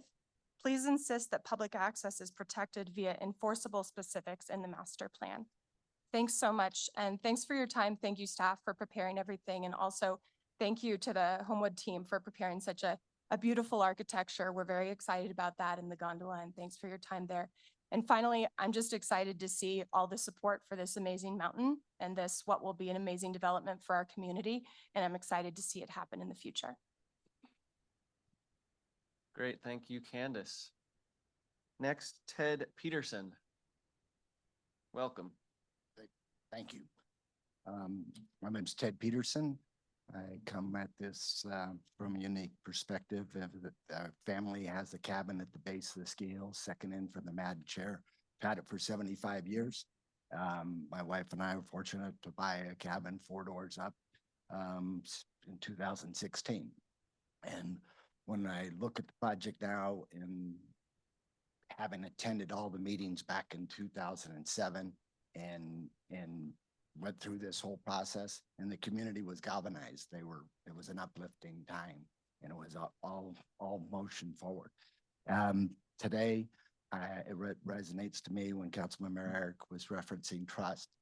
We come at a situation that is a broken trust. And I think where we look at a November 8th letter in 2022 from Mark Chapman talking about privatizing. I was out of the blue. And when you look at a lot 3 modern mountain modern design, it happened, and it wasn't the master plan talked about Old Tahoe. So when you go through these situations, but more recently, a nice story was in September. My niece, my brother's daughter, was getting married, and the event was going to be at our cabin, family cabin at the base of Ski Hill. And wouldn't you know it, the road's going to get paved that week, and it's going through and getting paved. And it was a disaster. It was failure. The wedding was maybe on the verge of being canceled. And Ryan Porter stepped forward, and he funded from rooms to be in a house to be rented, and we transitioned. That's the neighborhood. These guys are all guys I'd like to have a beer with. And so this is where we can, and I could see the transparency coming forward with Mr. Buckley. The tone on this, and it is being called transparency. And that's what's opening up today. It is an amazing project. It needs to be a project. But this is a meeting that I'm worried about in 10 years if it's a private meeting at that time and they're going private. It's a different tone. It's a different day. So we're seeking support from you all, and I appreciate the detail when Councilmember Steve's talking about lots 11 and 12. Those are details that you have to dig into and research about this. So I got 30 seconds. So when I'm looking at this, and I could see that we could pull ourselves together, we just need to be shored up, as I see you're trying to do. And I appreciate that if we go for what Mr. Buckley was talking about was what's your logo? It says nice forever, or public forever. And it says forever public on the website. They're saying it. He's referencing it being in writing now. That's one of our buzz phrases. So my ears perk up. If we could get that transitioned into the document, that will give us, my time's up. That will give us the protection we need. Thank you very much. I do want to commend Paul Nielsen. He's been a stand-up guy through this whole process, and you could tell that maybe I'd be an edge to deal with. He's always called me back. He's dealt with this straight up. So I really appreciate that, Paul. Good job, Paul. Thank you, Ted. Next, I have Bob Millsley, I believe it is. Millslagle, sorry. There's Bob. Welcome.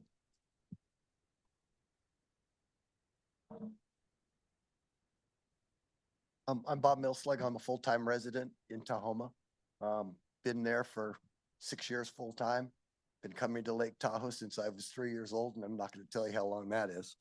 But anyway, an early Christmas present for the West Shore community. Everywhere you look and see, smile. Homewood will always be public. It's on Facebook. It's on Instagram. It's on Homewood's webpage. emails from Homewood, and a big blue banner at the resort, at the closed resort, that it will always be public. This is awesome. But I did notice one flaw. JMA and Discovery, you forgot to put that in the amendment to the master plan.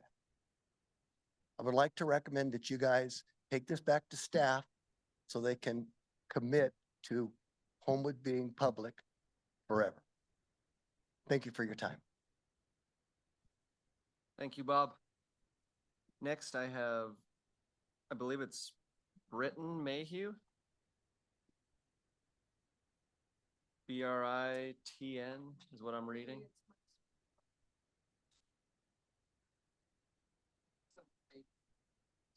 With baby. There's also a Rex Mayhew after that. So apparently the whole family's here. Maybe the baby's speaking. Yeah, Rex is the baby.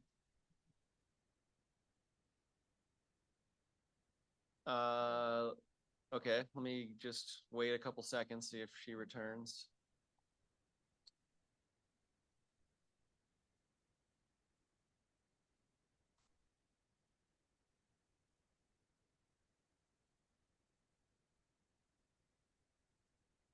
They may have left. Okay, so Brittany and Rex called on you but not present. So that is my list of names as far as in-room attendees that wish to speak. So what I'd like to do is offer an opportunity for anyone here who did not, was not able to put their name on this list and would like to make a comment.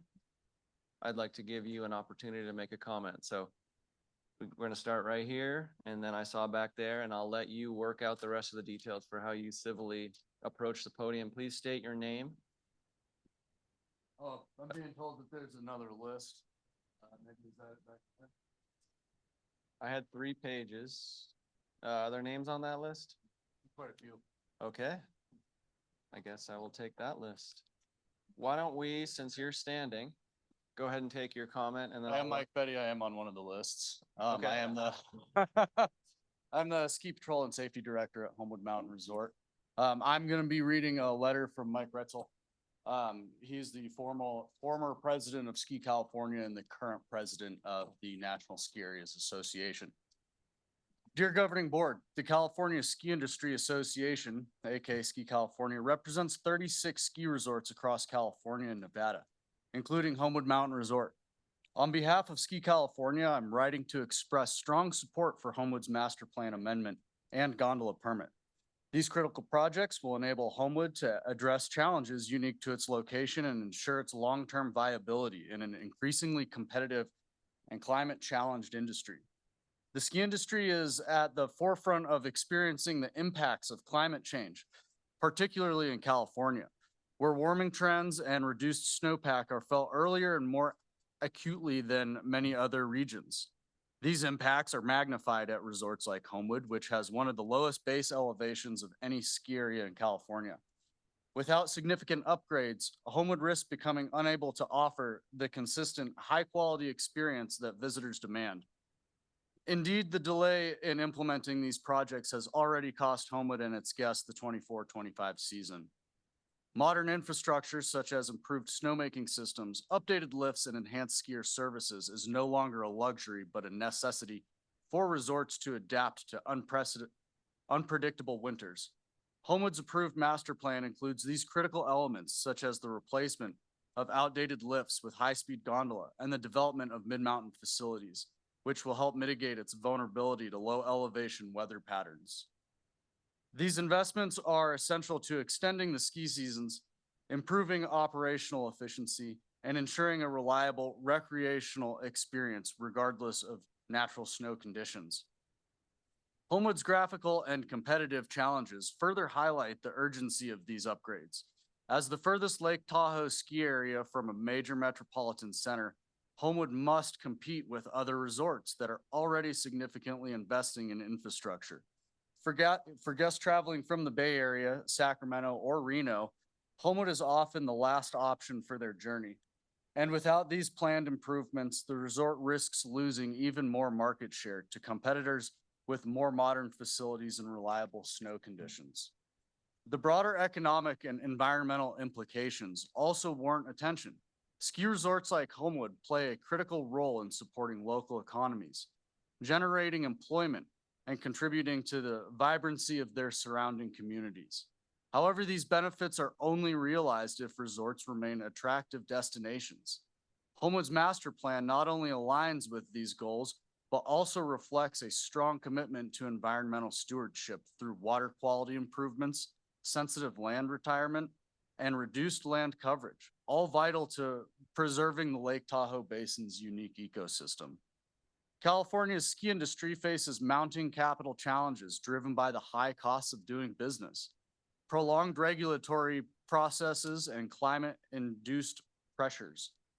While other regions across the country are advancing in investments in their resorts, projects like Homewood's are frequently delayed, putting California at a disadvantage. Homewood has already demonstrated its commitment by storing a gondola in Reno for over 2 years in anticipation of approval, underscoring its readiness to move forward and its determination to adapt and thrive.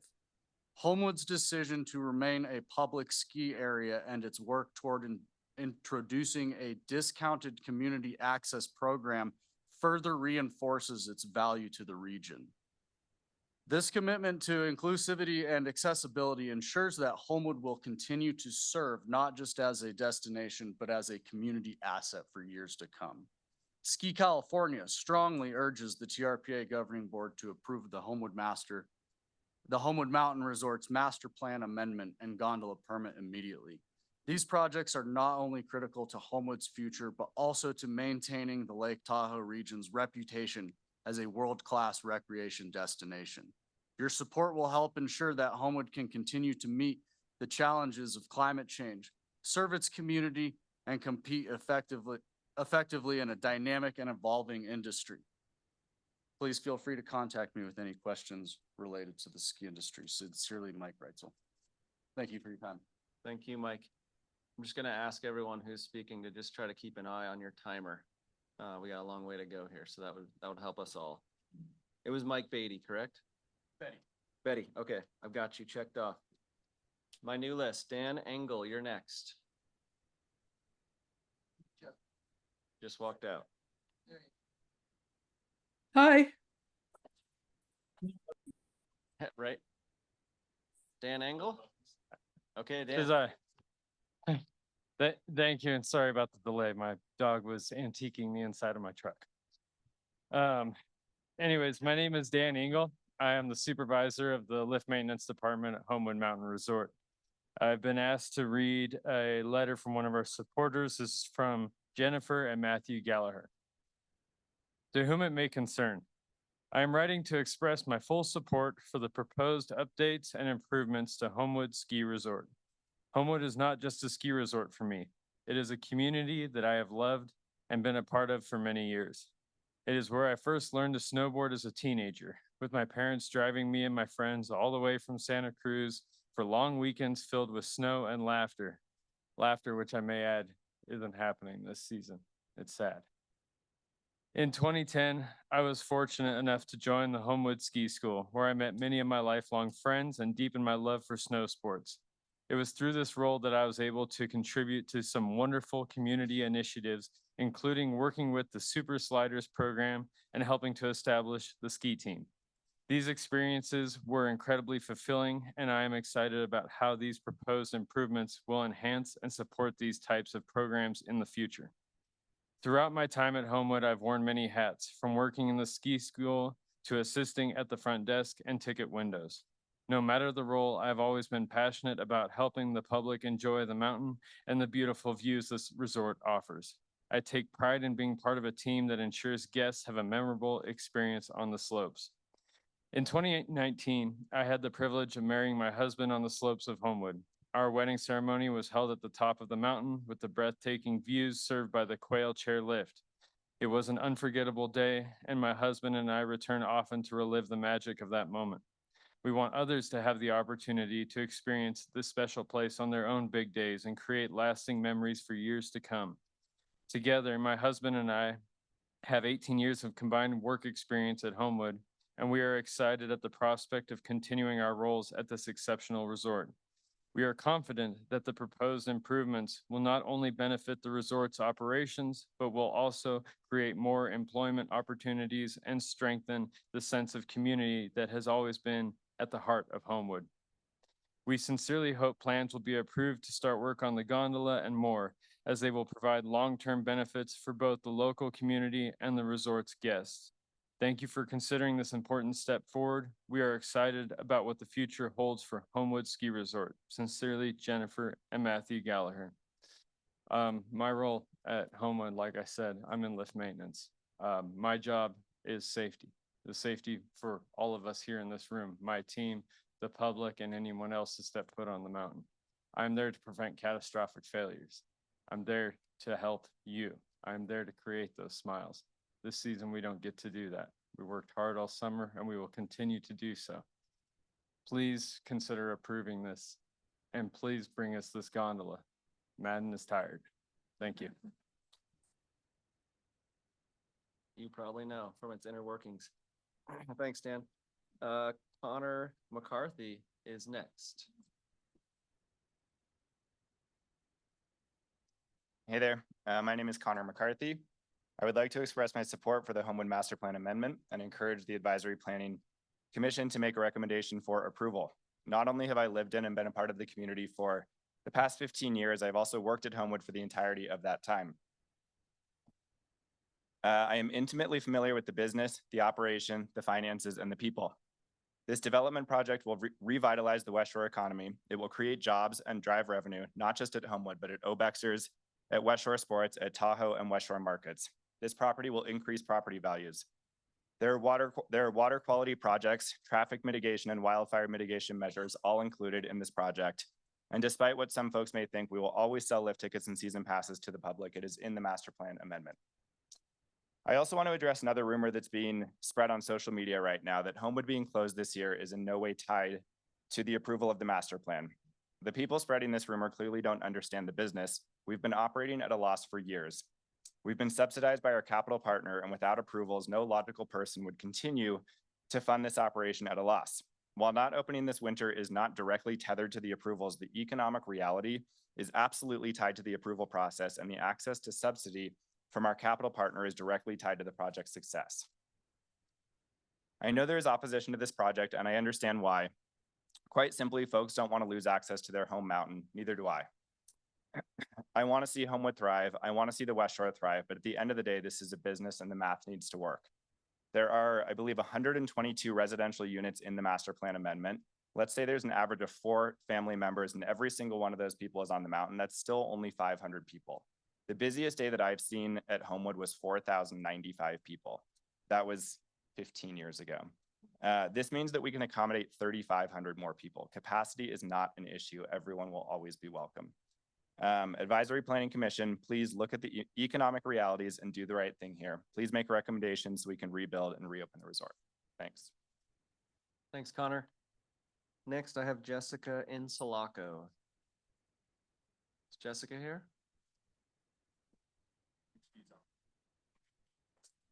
Okay, we'll take her when we do online. That would take me to Ben Nykirk. All right. Good afternoon. My name's Ben Nykirk. I'm the Assistant Patrol Director at Homewood, and I've been a part of the ski patrol team for 6 seasons. I live in Truckee, so I spend on average about an extra hour and 20 minutes a day getting to and from, but that's very much for a reason. I've learned at Homewood. I've grown at Homewood. I've skied more than my fair share of powder days at Homewood.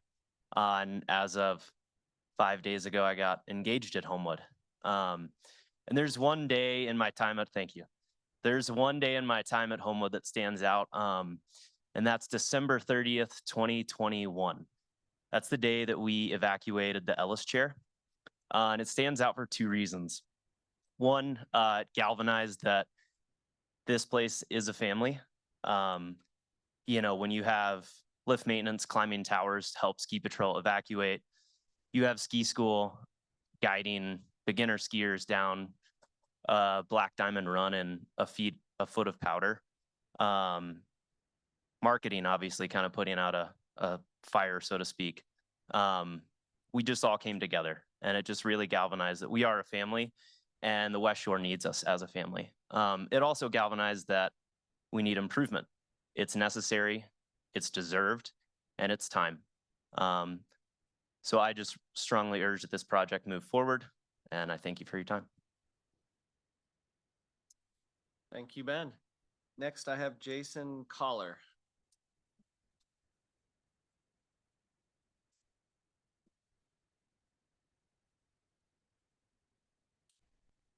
Good afternoon. My name's Jason Kohler. My wife and I were both born and raised in South Lake Tahoe. And while we now reside in Truckee, we both maintain a deep connection to the Tahoe Basin and its vibrant communities. I'm here today to express my strong support for the Homewood redevelopment and the associated master plan amendment. This project represents an important opportunity to enhance the local community while aligning with the region's sustainability and environmental goals. Thoughtful redevelopment like this can provide much needed updates to aging infrastructure, improve local economic vitality, and maintain the scenic integrity that makes Lake Tahoe special. As someone who understands the balance required between growth and conservation in the Tahoe Basin, I believe this plan reflects a responsible approach. Please support Homewood's master plan amendment and make a recommendation to the board to approve it. Thank you for the opportunity to speak, and I appreciate the commission's work in ensuring thoughtful stewardship of our shared home. Thank you, Jason. Next, I have Dave Paulson.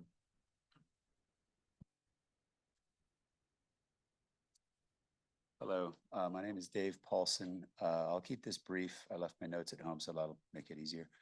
I have been a resident of Kahlua Park near Homewood, which is also called like North Tahoma. Yes. Anyway, we've heard a lot of wonderful comments. We've heard some great letters, and I fully support the furthering of this development as an employee of Homewood for the last 9 years and the base operations director. I've held that job for 48 years approximately at Alpine Meadows and North Star, and then now at Homewood. And I've seen the best and worst of ski resorts. I've seen operationally, facilities, infrastructure, et cetera. We're on the low end of that totem pole, if you will, here at Homewood. I believe that I'm coming from a perspective of a sense of urgency. I know that our facilities are safe and sound and inspected constantly by all the agencies that need to do that. But I also know that it's rapidly coming to an end. You know, we need to really consider that this has to go forward in order to stay viable as a ski resort. Anybody who's owned a car, a home, anything of value, there's a certain tipping point that comes when you find yourself investing in something that may not hold the value you need to get out of it at the end of it. We're investing in these facilities, and we're keeping them safe and sound and functional, but we truly are coming to the end of the life of these buildings. So it's really imperative that you can help further this development so we can replace what we have today and move on to a better future. Thank you. Thank you, Dave. Next is Brad Altman. Brad here? Okay, he may be online. How about Jill Whistler? Jill here? Okay. Pat McCarthy? Pat is here. Maybe not. Pat left. Okay. Jason Rubin, R-U-B-I-N. Jason, come on up. Good morning. My name is Jason Rubin, and I came here to speak to you very plainly in support of Homewood Mountain Resort's amendment to the master plan and ask that this leads to the approvals needed, those permits needed to move forward with the gondola. From 2018 until the COVID crisis of 2020, I was a member of the human resources team at Homewood Mountain Resort. During my employment, I spent all of my professional hours and all of my personal hours exploring everything Homewood had to offer. If that wasn't enough, I also rented a house on Silver Street, adjacent to the resort, about 50 feet away from the Alpine Platter. Needless to say, I spent 24/7 at Homewood Mountain Resort and was observant of everything I saw. I have been an employee of ski resorts in Vermont, California, Oregon, Nevada, Idaho, and Rhode Island. And while there are many people in this room who have a lot more experience and years under their belt than I do, I am not a novice. So when I say to you that my personal assessment was that Homewood was simply dying, the money that was taken in from the food and beverage outlets, the number of skiers each day, and the season pass sales simply weren't the amount needed to maintain and improve a property as special and as large as Homewood. Something needs to be done. After first reviewing the master plan myself in 2018, I, like many, were skeptical that this was the right path. However, the truth is, once you get a look behind the scenes, there is no amount of marketing, there's no press release, and no price adjustment that you can make that's going to lead to the success of Homewood. The fundamental needs of moving beginner areas and access areas higher on the mountain, making sure that non-skier services are available, and relocating all of the parking so that there can be new development are all steps that need to be taken if we're going to see success at Homewood Mountain Resort. Homewood Mountain Resort will never be the same place that it was again. However, only in the way that you or I are different than the versions of ourselves yesterday or a year before. This is not a new resort. It's growth of the same resort we all know and love.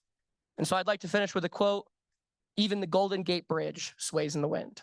Thank you. Nice. Thank you, Jason. Okay, I'm on to my next sheet. I have Chris Ravina. Is Chris here? Come on up. Good afternoon. My name is Chris Ravina. I'm a snowcat mechanic at Homewood, and unfortunately, we don't have anywhere to ski this year. I've worked at many resorts in my previous years, and it's a little depressing for our areas of work, but we're working through it, and we really hope that we could get everything approved and get everything onward. All right, thank you, Chris. Last name on my list is Ron Kelly.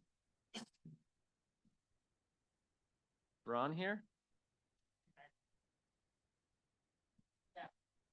Pass, okay. So that's all I have on my list. Like I said before, I'd like to offer an opportunity for anyone who is not able to get their name on one of these sheets that's in the room. If you'd like to make a public comment, why don't you please come up to the podium and state your name? Hello, Commission. Again, this is Jacqueline Braver with Homewood Mountain Resort. I just wanted to add a clarification to some comments that had come in from the community regarding stating the access plan and that Homewood will be public. That has been defined in the community access plan that was provided and has been worked in collaboration with the agency for the last 2.5 months, almost 3 months since the Regional Planning Committee hearing on September 25th. And I just wanted to read, if that's okay, just cite a few sections that address the public access.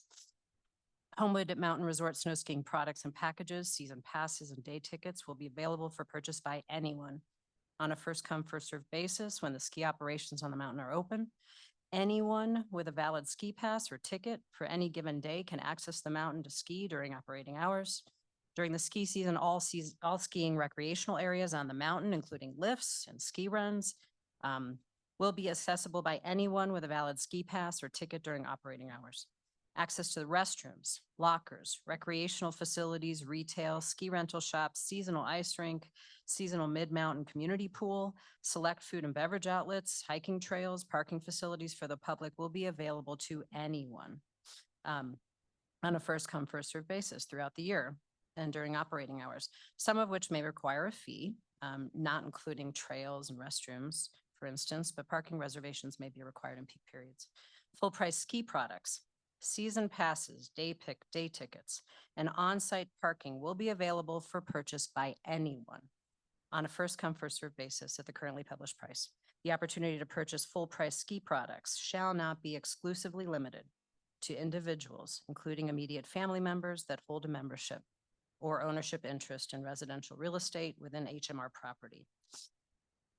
I'm just citing some specific measures that address public comment that the public access had not been defined, but we want to just ensure the agency that we have worked in collaboration with TRPA for some time now and included input that we've received from the public subsequent to that hearing, and we have heard them and wanted to make that very clear in the master plan amendment. So it has been incorporated into our documents. Thank you. Thank you for those clarifications.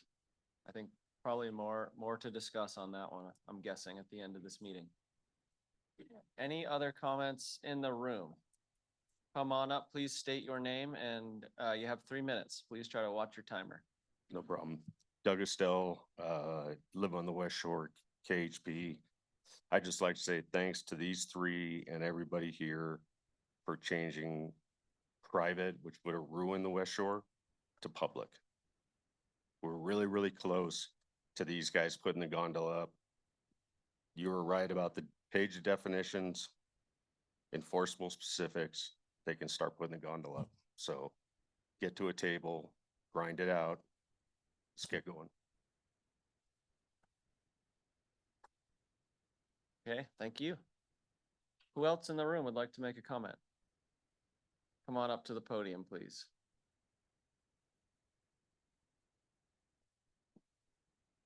Okay. Seeing none. I'm going to close public comment in the room. We're going to go online. I just want to make one announcement. We do have some food over here for APC members. I don't know if we have enough for all of you.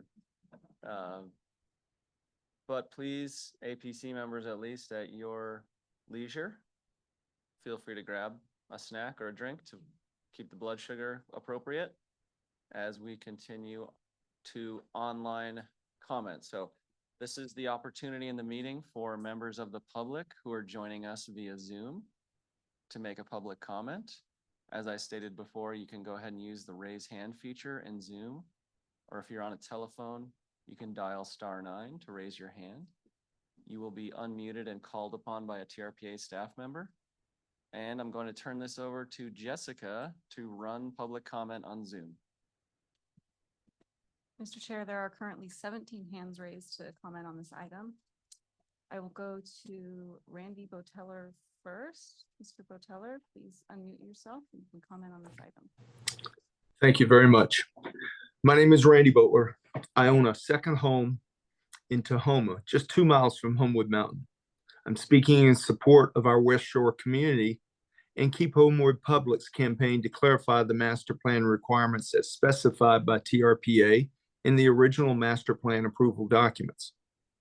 Public access must be clearly defined and protected in the master plan. With apology to Ms. Braver's earlier statement on the plan details, the lack of pertinent details in the developer's community access plan should be improved because they matter greatly. 12 different user classes are cited, but with no definition of who they are or what tickets and access they get. Because the original master plan never assumed anything except public recreational access, none of these user types had to be defined. Everything was public. HMR now says they will not take the resort private, and that is fantastic news, and we will hold them to it. But since the developers previously said several times they plan to take Homewood private, it's now critical to define each user class. It's very unfortunate, and it does make the problem more complex. But there's no way around it now. This has to be done. The terms residents, visitors, locals, local residents, true locals, community, West Shore, general public, hotel lodging guests, customers of HMR, HOA members, the greater community, and second homeowners are all used in the master plan. None of these terms are defined in terms of who they are, what geography they can live in or use, what tickets they can buy, or what access to the facilities they get.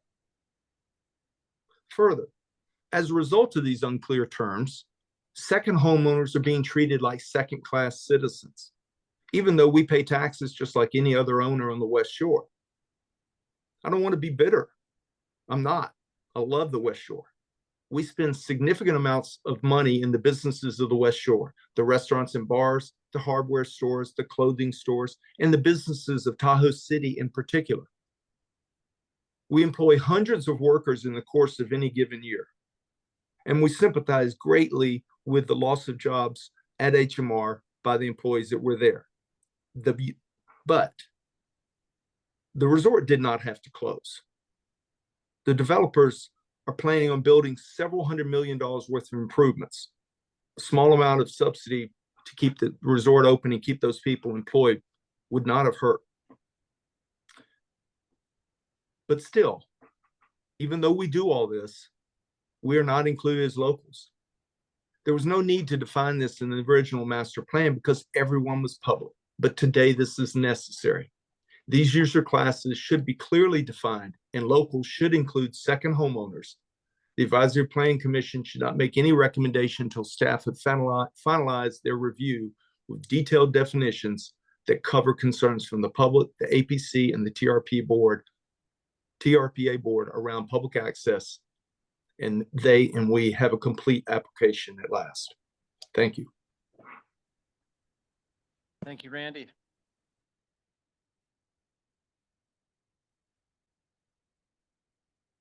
Mary P. on an iPhone. Please unmute yourself. Good afternoon. I'm Mary Porteous, a West Shore resident and skier at Homewood and Tahoe Ski Bowl for 42 years. Doug's signatures presented were obtained off HMR's website's widespread campaign asking people to sign their petition if they want Homewood to reopen. We all want Homewood to reopen, but only if HMR can be legally required to keep the ski mountain open for public enjoyment. Chris and others have repeatedly stated HMR cannot thrive financially. HMR has only declined under JMA's ownership. Diamond Peak is a very similar resort and has managed to thrive under all the same circumstances.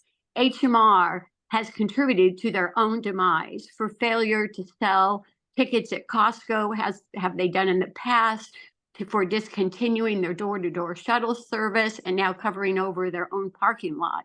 One of HMR's first speakers this morning, Andy, discussed HMR's mitigation and monitoring plan to include mountain closure as a mitigation solution should HMR be found in violation of their public use requirements. Mountain closure is exactly what Homewood chose on their own to do this season after last season's repeated promise to be open. Mountain closure as HMR's solution for mitigation is exactly what we 8,000 residents on the West Shore fear and currently lament. We certainly do not want that as a mitigation penalty. Paul Nielsen stated the driving force of the entire master plan is to improve West Shore lifestyle. The ski mountain is the most important part of this mountain that we value. Now Homewood states their penalty for violating public access is to close the mountain. Now that same remedy is HMR's own solution should they be in violation of public access. If improving West Shore lifestyle is truly the driving force of approving HMR's amended plan, we West Shore residents need assurance that the ski mountain will remain open. Homewood was highly successful prior to JMA's ownership. Now, HMR has cleverly identified their own penalty for failure to comply with public access. Their suggested penalty is mountain closure. Homewood Mountain's penalty needs to benefit the West Shore community, not further punish them. The deed restriction needs to have some real teeth. If deed restriction is a possibility, the ski mountain should be deeded to the community should Homewood be in violation of public access. It should not be allowed to sit closed as the mountain is now. Homewood needs to show their sincerity by putting the ski mountain as their first priority, not their last. Reading through the amended application, phase 1 and phase 2, focus on the next year, 10-year timeline on building residential units. Not improving or reopening the ski resort is not their focus. We're very supportive of HMR installing the new gondola or even opening without it. HMR's current failure to open should be a red flag for the future we can expect. After 42 years of living on the West Shore, I have never met one person that hasn't supported a thriving ski resort. We all want the ski resort, but only with the necessary assurances. Thank you for doing your job and protecting our West Shore community. Thank you, Mary. Dan Copenhagen, you're next. Please unmute yourself.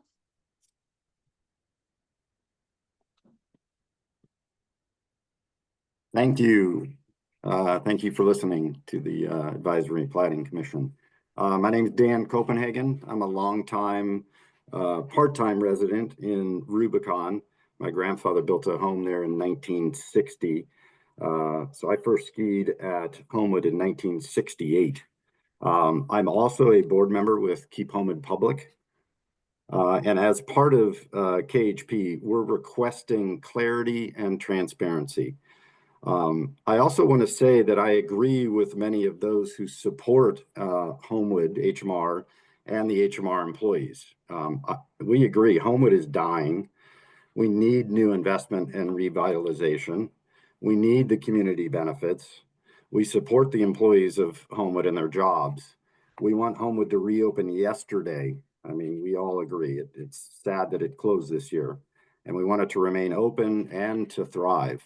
I'll also say, you know, I'll acknowledge they are correct. It's much more important for them as residents and job holders than it is for me as a skier. I'm not an employee, so I acknowledge that. I am invested. I was involved in the as a community member in 2011 when the master plan was being developed and approved. I looked at the models, I read the details, I went to the meetings. It was a great project. I mean, it was large, but ultimately as a community benefit, we supported it. And fundamentally, it was supported by TRPA because it was 100% public. The problem today is that the developers said that Homewood is going private in December of 2022 and really didn't change that position until recently. So while the original master plan simply assumed public access, it must be explicitly defined and embedded into the current amendments. And then I'd go more specifically that capacity needs to be addressed. So it's not just user classes, as Randy talked about, but also capacity and definitions of those purchasing into the resort. You know, there's a lot of loopholes.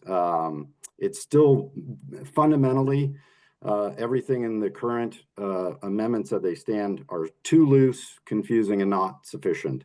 And I think Chairman Ferry commented on this when he said clarity and transparency are critical. So we're asking that this gets ironed out now, not later, before proceeding. That was the first Zoom speaker. You were the first Zoom speaker? On that note, after, 400 other speakers that are there. okay, on that note, I'm still talking, right? Yes, sorry, Dan. Okay, no worries. Yep, go ahead. All right, I'll finish up. So on that note, so we're asking that, this get ironed out before it proceeds to the governing board. And on that note, for the record, on TRPA's site, the application, oddly, is still listed as incomplete submittal. This is confusing because as a regular person, I know that an application is not reviewed or acted upon until it's fully complete. So we also think it needs to be deemed fully complete before it proceeds in the process. So bottom line, we kindly request that the clarity and transparency get ironed out now before proceeding. Okay, thank you. Thank you, Dan. Gavin Feiger is next. Gavin, please unmute yourself. Hello, thank you, Chair Ferry and Commissioners. Gavin Feiger, I'm the Policy Director at the League of Save Lake Tahoe. You might remember or know that the League's been involved with this project since its inception. And, using many of our advocacy tools over the years, we were satisfied with the project as approved in 2011, importantly, including the 2014 settlement agreement with the Sierra Club and Friends of West Shore. We want to see improvements at Homewood, and the overall size described in the master plan we feel is appropriate for the location. There's mitigations in place, there's goals and policies that Paul went over in the introduction, and there's potential permit conditions, at least on paper, to offset impacts to Tahoe. The league's mission has been consistent and clear since 1957, simply to keep Tahoe blue. So in line with our mission, we commend the environmental improvements and protections that have been maintained and even enhanced in some cases since the 2011 master plan approvals. SEZ restoration, forest fuels reduction, stormwater treatment improvements, and further VMT reductions based on the most recent analysis, which includes the community access plan. The goals and policies and the supplemental plans, the active transportation plan, the community access plan, these are negotiated largely with the public and through stakeholder groups to garner support. And these are in addition to the required mitigation measures and project descriptions that are included in the master plan. So goals and policies, goals and policies ensure that development in Tahoe does not only minimize harm to the environment, but improves it, goes above and beyond. And that's what we need to do in Tahoe to preserve our unique and fragile environment. Monitoring, enforcement, and compliance to ensure that approved plans and projects fully deliver the benefits they promise is crucial. And that's been inconsistent across the Tahoe region and through time. And this is one of TRPA's fundamental roles, to create and enforce consistent regulations across the region. So then how to make sure that these mitigation measures, policies, goals, developer promises are implemented. A few suggestions, first, the third-party monitoring is very important, both for public access and vehicle trip reduction with consequences. And we support the well thought out and thorough 2 report per year outline that KHP provided in their comment letter. And it sounded like Andy from Homewood was, if I heard correctly, that the resort was comfortable with this. So that's making sure that that's enshrined is really important. Permit conditions, starting with the gondola and maintaining and adapting them based on that monitoring for future project approvals is also crucial. And it needs to be enforceable and actually enforced. An ordinance like KHP proposed seems appropriate to us. So I'll close with saying, if you make a recommendation today, please make sure that it includes direction to enshrine and create accountability for the goals, policies, project description, and associated plans, community access, and parking management that are being presented today. Thanks for your time. Thanks, Gavin. Elizabeth Ames, you're next. Elizabeth, please unmute yourself.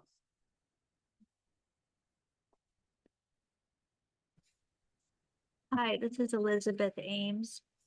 I'm a second homeowner in Tahoe City. I've got 3 generations of my family that have going up to Tahoe for over 50 years. And I wanted to convey that the Homewood Village Resorts Project Development Team really must support the explicit public access language proposed by Keep Homewood Public. What is fair share? What is local? What is first come, first serve? I think this vocabulary needs to be refined. Also, the Homewood Village Resorts Project Development Team must commit to critical safety and operational improvements, which is part of the Homewood Evacuation and Life Safety Plan. This critical safety infrastructure is to provide additional firefighting capacity, which includes a rebuild of the fire station, adding firefighters. There's a redundant water supply that should be built. There's building an on-site evacuation center. This is all part of this development agreement that was prepared by North Tahoe Fire Department. And that development agreement was not signed by the developer. So this is really an issue of trust. Even the fire marshal has said this. So I'm hoping that, finally we could please have TRPA collaborate and coordinate with Keep Homewood Public, North Tahoe Fire Protection District, and the development team to get the project details into an agreement as soon as possible before permits are issued ideally. I think this will go a long way, get to the specifics, grind it out, as somebody said. And of course, we want this project to be successful and, the details matter. Thank you. Thank you, Elizabeth. Jay Purvis, you're next. Please unmute yourself and you can make a comment.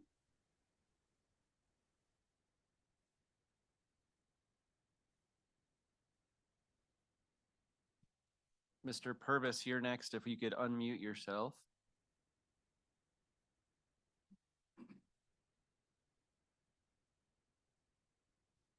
Maybe we should come back to Mr. Purvis. Yeah, He's let's not go on to unmuted. Blake. Blake Hirschcraft, please unmute yourself. Nope, Blake disappeared.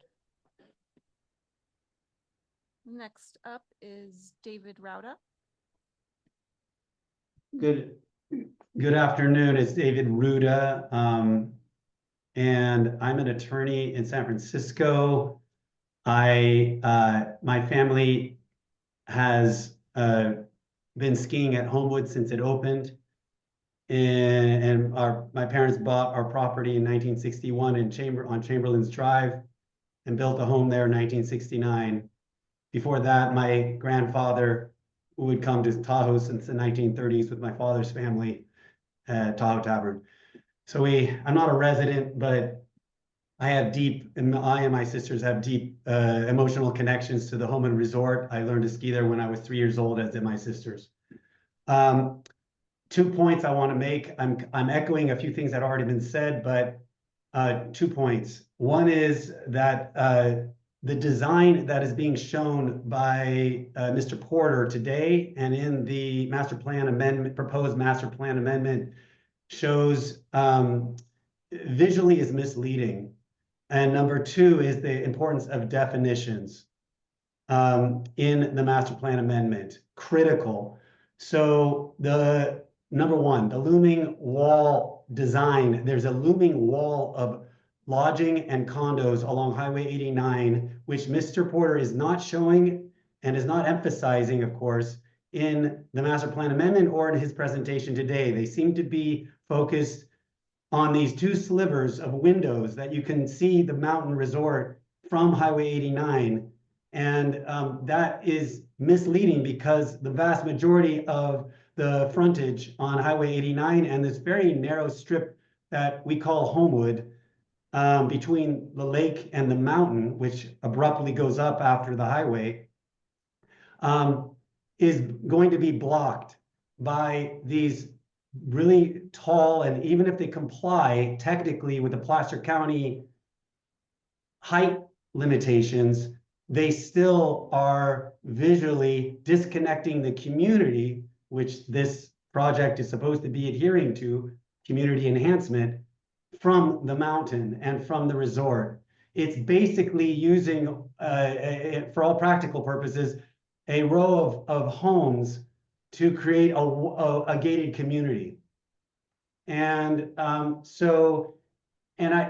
really appreciate what Eric said today about the lack of trust going on here between the community and what's being said to us and what's going to be done and what's put in brochures potentially, what's being marketed. And I really appreciate the workers at Homewood who want this thing to be alive and going, but be careful of who you connect yourself to here, because if this becomes a privatized resort in the future, this is not going to benefit them or anyone else in the community. So the photos are misleading. And also they're misleading because a lot of the photos in the master plan amendment proposed are from an eyeball height that is not what any human would see. It's floating in the air way above any of the humans even in those photos, or it's out on the lake higher up in a way that no person would be. And this is a very looming wall-like development all the way along Homewood in the main thoroughfare there. And it is not consistent, contrary to what Mr. Porter has been saying today, with any of the existing infrastructure or homes or businesses even. I mean, it's all these homes are much taller than even the cafe that used to be there on the lakeside, which is a fairly tall building. So that's the first point. The second point regarding the definitions. Mr. Ruda, you're well past your time. Can I ask you to finalize your comments Yes, for us? I don't need to spend much time on this, but Mr. Porter is saying the trust can only happen when there is definitions. And Mr. Porter has been kind of hedging today with his language when people are bringing this up. Brendan, you brought this up, and Paul, I commend you for this. I hope that you will put in definitions specific, as has been already mentioned earlier today. And this is also, there's a ton of verbiage in these documents, and the definitions are going to help us get to the bottom of it. Thank you very much. Thank you, David. Jay Purvis, I'm going to go back to you. Please unmute yourself.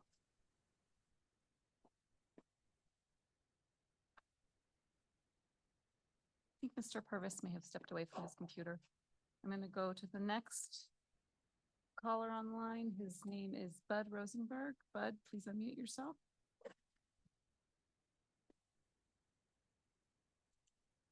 There, you got me? Yes, we can hear you. Yes. Excellent. I just a little bit of history of the place, if you would.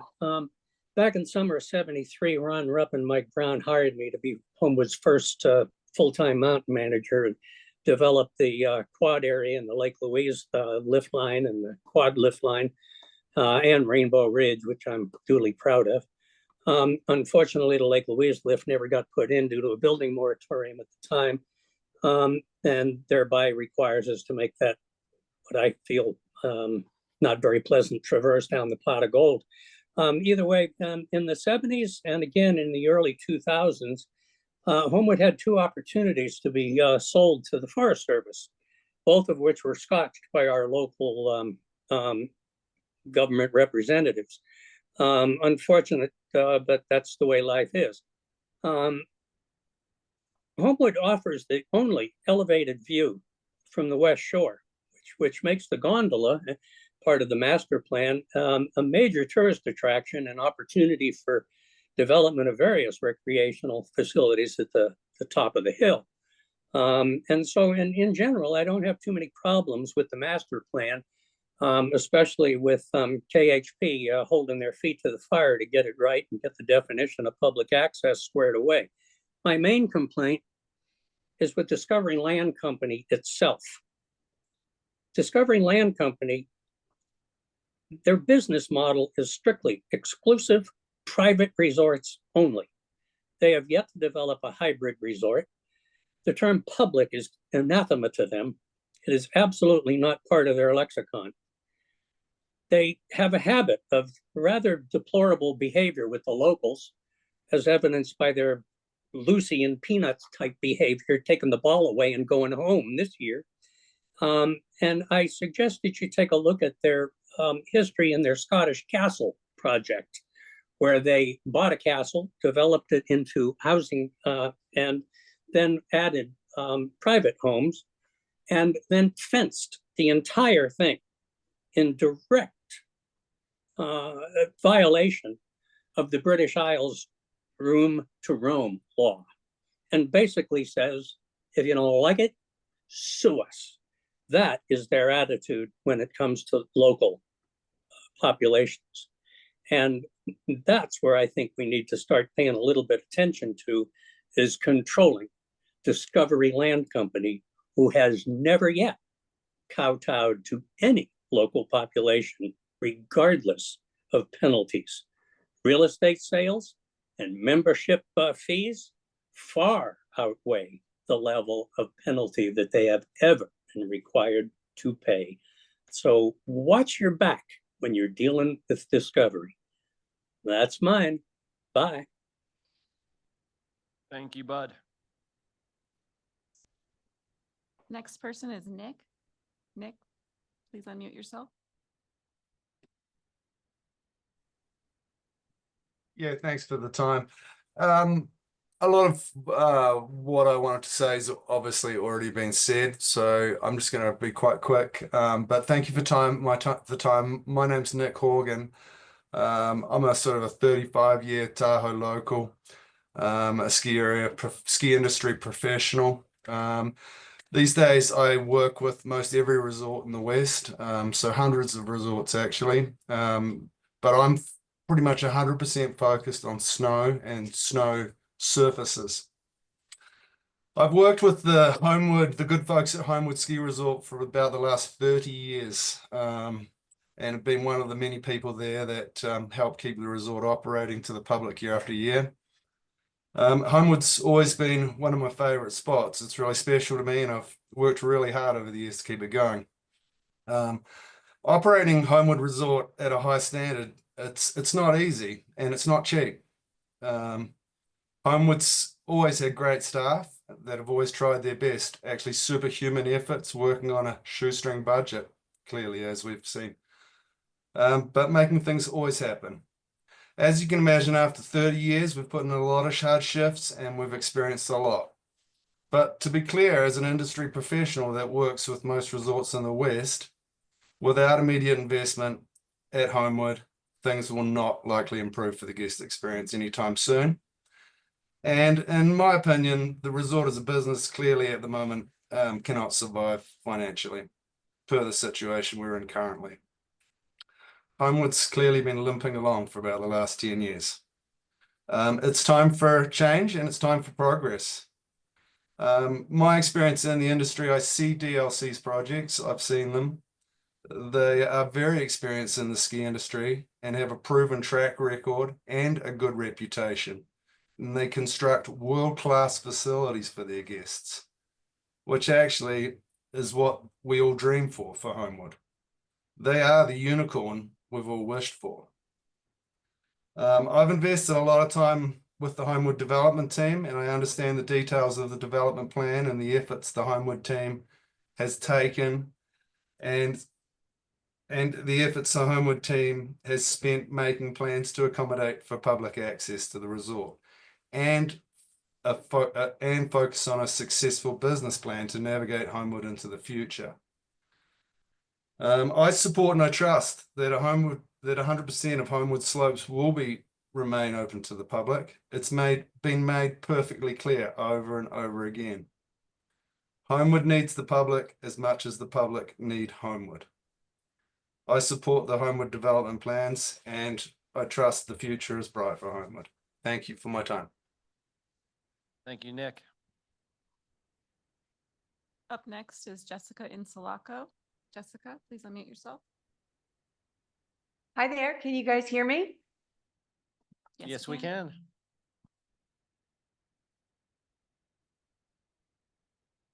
Go ahead, Jessica.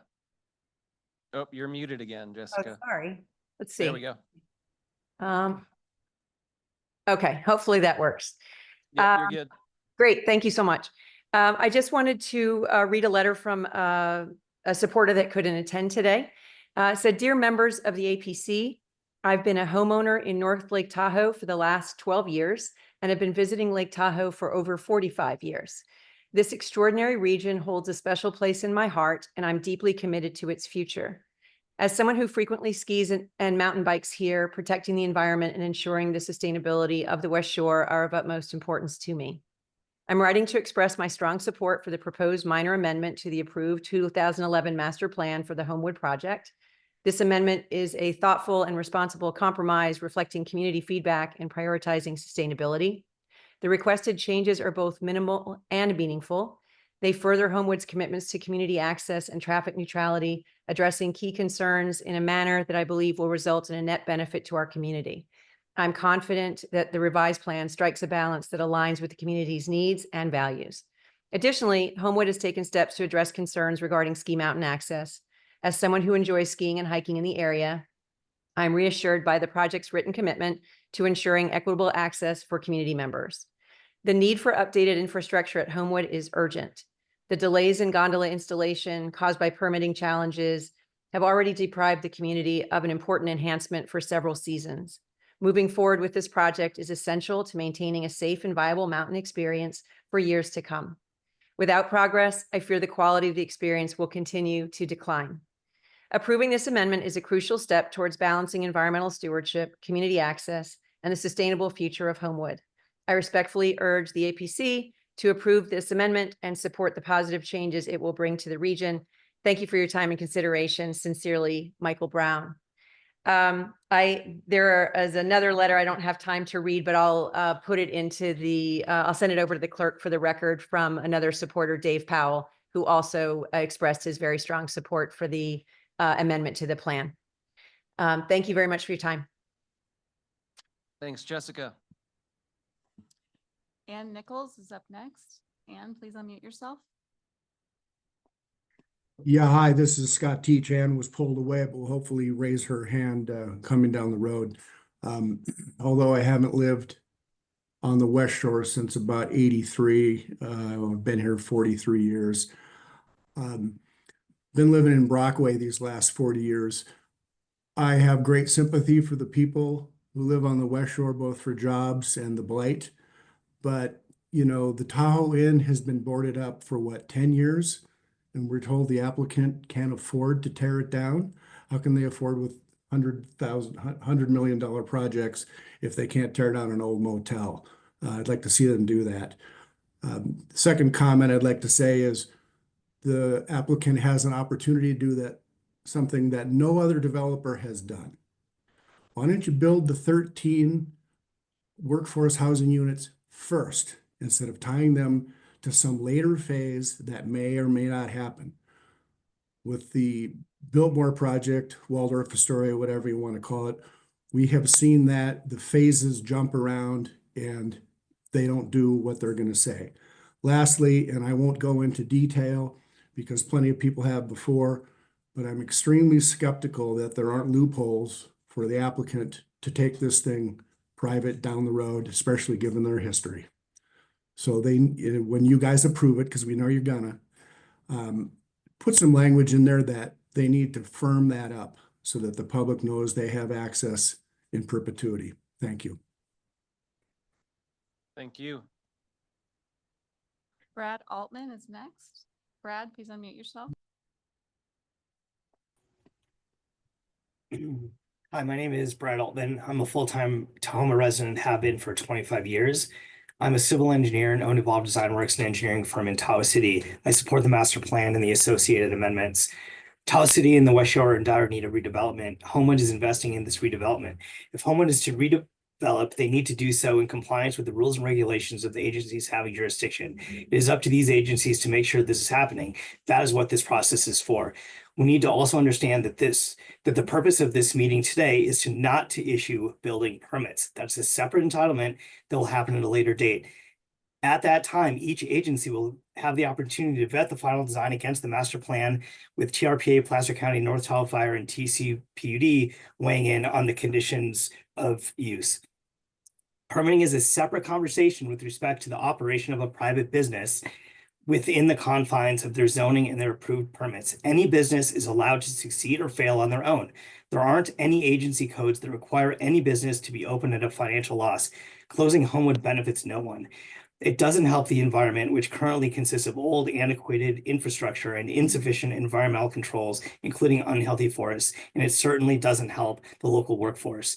I understand the passion that Tahoe residents have regarding their chosen ski resort outlet, but we must understand that we are talking about recreating here. It is not an inherent right to ski at any of our ski areas. It is a slippery slope if we ask public agencies to start regulating who a business should choose to sell their services to and at what price. I certainly don't want that for my business, and I doubt other business owners want that as well. Homewood has made a choice to not join the Epic or Icon Pass systems. Homewood offers a small, more intimate skiing experience that is often a storm-proof mountain when Palisades, North Star, and Heavenly are shut down by high winds. Should Homewood get frustrated with the redevelopment process to the point that they join forces with or sell potentially to either of the two big pass systems, the number of skiers flooding Homewood will greatly exceed what the current infrastructure can handle. Let's support Homewood's redevelopment efforts. This redevelopment will ensure a strong economic base for the West Shore for decades to come. This includes jobs for West Shore residents. Homewood has shown themselves to be a strong community member. This summer, there was a large-scale multi-day search and rescue operation for a lost gentleman in the Rubicon area. Homewood stepped up within minutes of being asked. They opened up their lodge, provided IT support, provided food, and opened up their parking lot in lower slopes to law enforcement vehicles, search and rescue personnel, and created a helicopter landing pad. Not only did Homewood provide these infrastructure resources, they also provided personnel. Their food and beverage manager, their IT manager, and their patrol director were on site within 15 minutes. These are people we need in our community. Thank you. Thank you, Brad.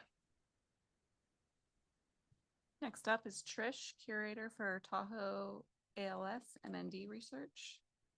Trish, go ahead and unmute yourself. Hi. Can you, oh, shoot. Can you guys hear me? Yes, we can. Okay. Hold on. I'm going to read something so that it's a little clear. You've got an echo there, Trish. It sounds Okay. like you have a couple devices running or Sorry, something. no, okay, I've had computer problems. All right, can you guys hear me? Yes. Okay, can we start over, please? Because I had computer issues. No, why don't you just continue, please? Okay. Thank you for the opportunity to speak today. I run the Tahoe Area ALS MND Research Library. For the last 3 years, we have been tracking toxic algae blooms in the Tahoe Basin, where we have found the deadly neurotoxin BMAA in the air and water, which is known to cause ALS. We have the highest number of ALS cases per capita in the United States here in Tahoe. In the last 3 weeks, we have lost 2 more people to this dreaded disease, Scott Craig, who was the manager at the Riva Grill in South Shore, and Dave McClure. We lost 2 more people in the last year, Matt Munier, who owned the Tahoe Dive Shop, and Jamie Casey from Tahoe City. I mention this because we have found cyanobacteria toxins on Grand Beach on the West Shore the last 2 summers. I take issue with Homewood's entire water quality and environmental mitigation proposal. They are just too vague. However, today, I'm here to comment on the Homewood project, which is neglected to offer proof of funds and funding for this entire project. The West Shore Cafe and Homewood Ski Hill are closed, along with other resorts who have failed the communities, Waldorf Astoria and the Cal Neva, by either closing or not fully developing their projects.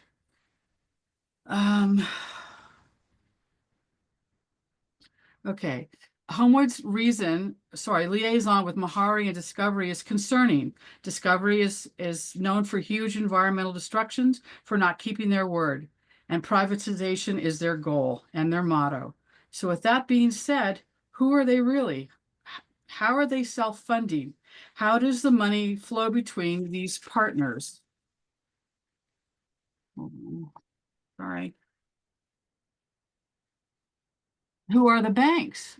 What is each one funding? Is their money clean as it flows into Homewood? Could it be held up by any other watchdog agency or committee? Those are the questions which you should be asking Homewood. Their refusal to offer up proof in the form of partnership agreements and documents, banking info, banking statements, insurance policies which show coverage of current and future construction. In short, just as in the film industry, where is the bond? Where are their proof of funds? Thank you very much. Thank you, Trish. Thanks. Next is Carolyn Selig.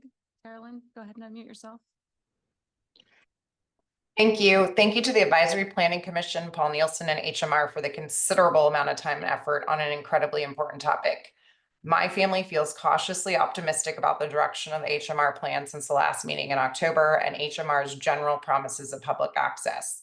We own our home in Homewood on Snowbird Loop and absolutely cherish our town, the community, and the Homewood Mountain.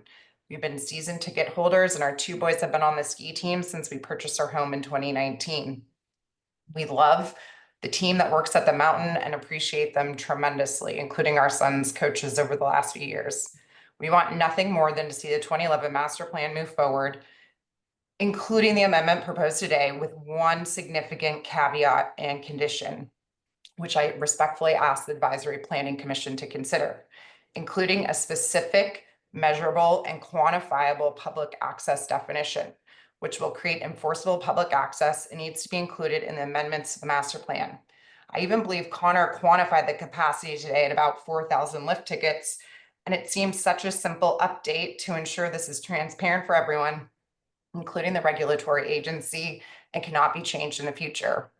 From work experience, I'm a CPA and an auditor, and from this experience, I know that this needs to be in writing so that it can be enforceable in perpetuity for the government agency. Last night, my 12-year-old asked, "Mom, why are you still trying to guarantee we can ski at Homewood? You know they're just going to go private." When I said that I was going to attend today's meeting. As has been mentioned, there is broken trust, one that even a 12-year-old feels.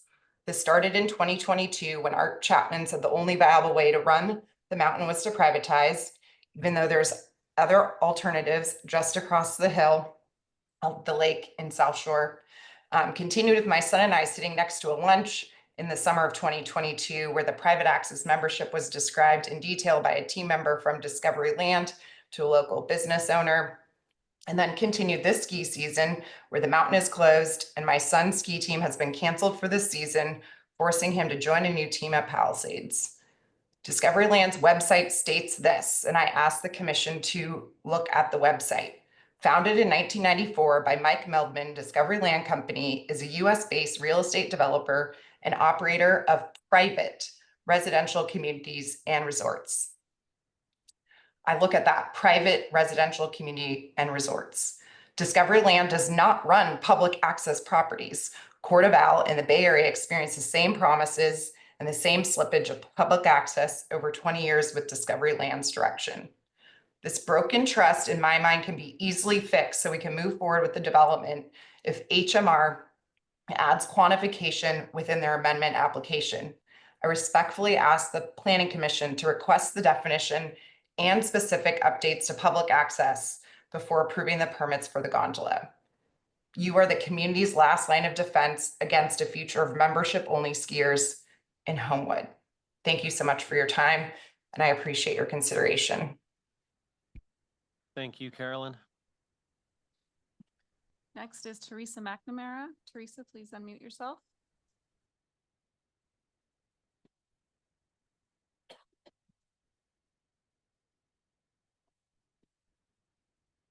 Hello. Thank you for your time this afternoon. I am a 35-year resident of the West Shore and a 30-year homeowner in Homewood at the base of the south side of the Homewood ski area. I have also had season passes all of those years at Homewood Mountain Resort. Was hoping to have one again this year, but that didn't pan out. I would like to make a comment saying that we all, the community members that were around back when the original master plan was being floated around the community, and we understood at that time that it was necessary for the financial operations that there'd be development allowed on the property owned by Homewood Mountain Resort. Thus, the plan was approved with the residential developments. We still continue to believe that. Keep Homewood public has never been, nor is it opposed to development. Keep Homewood Public is a grassroots organization that was formed to bring a voice to the community members who wanted to assure that the original master plan and the 2011 master plan were adhered to, and that they continue to provide equal public access to the Homewood ski area. I am asking that APC please read and incorporate and require the written documentation, incorporate, the written documentation submitted by Keep Homewood Public that would outline the verbiage that needs to be added to the 2011 amendment to define public access. I really would love to see the project go forward. I agree with the comments made by Randy Butler, Mary P., and quite eloquently by Carolyn Selig, that we need to ensure that public access is in perpetuity. And that needs to be written because you need to be able to rely on that. And that's very important for the years to come, that the master plan be written so that it can be relied upon by the permitting agencies in the future. Thank you. Thank you for your comment. Gail Pagato, you're next. Please unmute yourself. Hi there, can you hear me? Yes, we can. Awesome. So my name's Gail Pagato and I'm here with my husband, Mark Hampton. We are full-time residents of the West Shore. And I wanted to take a moment to say that we are fully aligned with the Keep Homewood Public organization. We are excited to see Homewood revitalized and continue to be a central meeting location for West Shore residents. But we are incredibly focused on enforceable specifics. This cannot be a simple line about we will always be public. It needs to be enforceable. There need to be definitions. And with that, I think we will have a very easy path forward if we can all agree on that. I think it also tells us a lot if Discovery is unwilling to put those enforceable specifics in place. Thank you so much for your attention to this project and look forward to seeing what happens next. Thank you. Next up is Blake Hirschcraft. Please unmute yourself, Blake. Hi, my name's Blake Hirschaft. I live in Tahoe City. I've been here for 6 years and I really miss skiing at Homewood this season. I have a background in planning, having served on a planning board very similar to the one in front of us today. Thank you all for your service. I'm sure you have jobs and are dedicating your whole day to this. My previous comments over the past years have been in opposition. However, today I'm expressing my support of the master plan amendment with a good bit of cleanup and definitions. I'm asking Homewood, KPH, and TRPA to come to the table and solve all outstanding issues before taking your holiday break. Let's get this done and get it to the TRPA board so we can ski next year and get this gondola in. Firstly, huge kudos to Homewood Mountain Resort. You listen to our concerns, define local access, impressively defined what affordable means by anchoring to neighboring resorts. And you shouted out to teachers. My wife is a local teacher and she really appreciates any, and it's kind of a thankless job. So she appreciates it. And you appear to propose an interesting plan that on blackout dates, the wealthy elites get a super private ski resort. In my opinion, if that's your plan, that's a great compromise. Give it to them. Other shout outs. Keep Homewood Public, TRPA, and for the APC for getting us here today. It took a long time. The biggest shout out is to Homewood employees. My crew always calls y'all the Homewood homies, and we love y'all, we miss y'all, and want you back at work. My biggest concern is related to a single sentence. These discounted ski products may be subject to advanced reservations based on operational limitations. That could mean the operational limitation is defined as 10 people and is too open. It needs definition. My recommendation would be that Homewood Mountain Resorts defines uphill capacity, a very standard in the ski industry, and ties that to the definition of operational limitations. What's really missing here and what a lot of people have noticed is a lack of definition section. Really asking TRPA, who was amazing, to lean into this. This is really your job. We got to lean into defined terms here. This is planning 101. Don't trust the developer, get it in writing. We don't like doing it, but we have to define these terms so we can move forward. For instance, what does general public mean? Is it locals? Does it include Carnelian Bay, Sacramento, Reno, New York, the UK, Martians? Are dogs the general public? I would also recommend defining terms like corporate owned and publicly accessible, or corporate owned and members only resorts. Thanks again. Really hope we can get this through. Thanks to everybody. Thank you, Blake. Good comments. The last hand raised is Amy Ross. Amy, please unmute yourself. Hi, thanks. Can you hear me? Hi, Yes, can you we hear me? can. Okay, great. Yes, we can. Yeah, thanks so much. I'm so grateful to all the people in the room for taking the time to try to make Homewood as wonderful as it should be. And so I'm just really grateful for the time, but I am firmly in support of the comments that have been made in the developer to account on the public issue and public access. And I've heard a lot of great comments today, so I'll just bring up Martin Luther King Jr., who said that the point was not just to get the right to sit at the lunch counter, but also to be able to buy the hamburger. And that was his comment about access to lunch counters and hamburgers. And he meant, of course, that the economic issues are really, really relevant. And so I do hope that we get that the TRPA really saves our beautiful West Shore by getting firm commitments from this developer.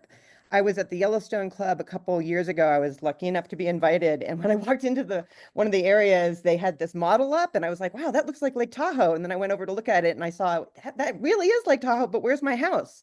I live on Flicker Street here, south of Homewood. And it was gone. My house was gone on their proposal. And I'm just going to say that the people that tried to sell me the proposal when I was there, when I was asking about it, were adamant that it was private, and just like the one in Yellowstone. And so I just think that the selling point to the millionaires is not to have us around. And we're here, we're around. Secondly, the last thing, I think I'm running out of time, but also at the Yellowstone Club, and I worry about my Homewood employees too, because I worked there for like 15 years. And so I feel like one of you is an alumni now.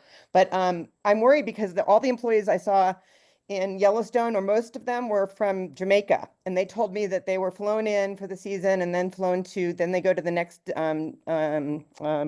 discovery property in Cape Cod. And they were really great workers. I loved having those people there waiting on me. But they were from Jamaica. They were supporting 3 generations, and that's awesome. But I'm really worried that the bunkhouse model will just bring more outsiders to the basin rather than support the people that do live here. So please keep that in mind. And thank you so much, you guys. Thank you. Thank you.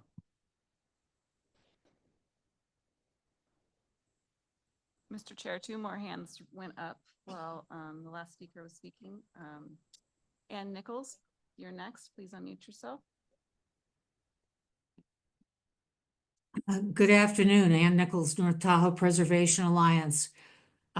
Yeah, diligent pursuit by the TRPA, that involved a 30-foot addition to a road to nowhere for the Waldorf Astoria. That's a project that Paul Nielsen's in charge of. Phasing, big problem. Waldorf Astoria built 18 units and didn't do their water quality enhancements, which was what we were sold on. But the thing that's really abusive is the Tahoe Inn. Plastic flapping around, mold on the outside of the building, 15 years. They won't take it down. They use it as blackmail to get approval for the project. I believe what they just said is they wouldn't do it until the end of the phasing. Please, APC, don't let them get away with this. This is wrong. Thank you. Thanks, Ann. Next up is HH. HH, please unmute yourself. Good afternoon, board. My name is Harry Hirsch. Can you hear me okay? Yes, we can. Great. Thanks so much for your time today. As mentioned, my name is Harry Hirsch, and I'm a former employee of Homewood Mountain Resort, where I proudly served as its general manager for nearly the past 3 years. I also served on the board of directors for the North Tahoe Community Alliance, as well as Ski California. You've heard from many people today about Homewood's challenges with the viability in its current state, which I hope clearly resonates with you. I believe it's critical to look down the road at the ramifications for the continued demands placed on HMR should the master plan revisions not be approved, or equally as important, further delayed. If opposition for HMR continues and the resort's ongoing efforts to satisfy every detail that have been asked of them don't take a supportive stance, one has to ask, how long can the resort sustain this path? We've already seen the resort close this winter. If more demands are made of HMR, there's a growing risk that the project fails. No resort, no gondola, no employees, no community access, no support. Let's keep that from happening. You have that ability. Let's join in unison, save Homewood from turning into a story, and keep it alive for each other, our families, and Tahoe's future generations. Thank you so much. Thank you. Mr. Chair, there are no other hands raised to comment on this item. Okay, I'm going to go ahead and close public comment. And thank you all for your time, your attention, your comments, your thoughtful approach, non-duplicativity as best you could. That was appreciated. So thank you. Okay, I'm going to bring this back to the commission. We heard a lot of public comment. We have a lot to think about and consider here. This is an item for recommendation, so we do have two possible motions to consider. Staff, do you want to clarify anything, Paul, that was said during public comment before we make our comments that can help guide our conversation? Yeah, sure. And I'll give you the abbreviated version, and then maybe you can ask me to elaborate. Okay. The issue of the incomplete applications, kind of a technical issue related to the review of applications at TRPA. I specifically left it as incomplete until we got to the APC meeting, in case there were recommendations or requests from the APC that we get additional information to bring to you to consider. So it's a little technicality, but it is complete enough to obviously present to you, present to the governing board. So that's just a little clarification.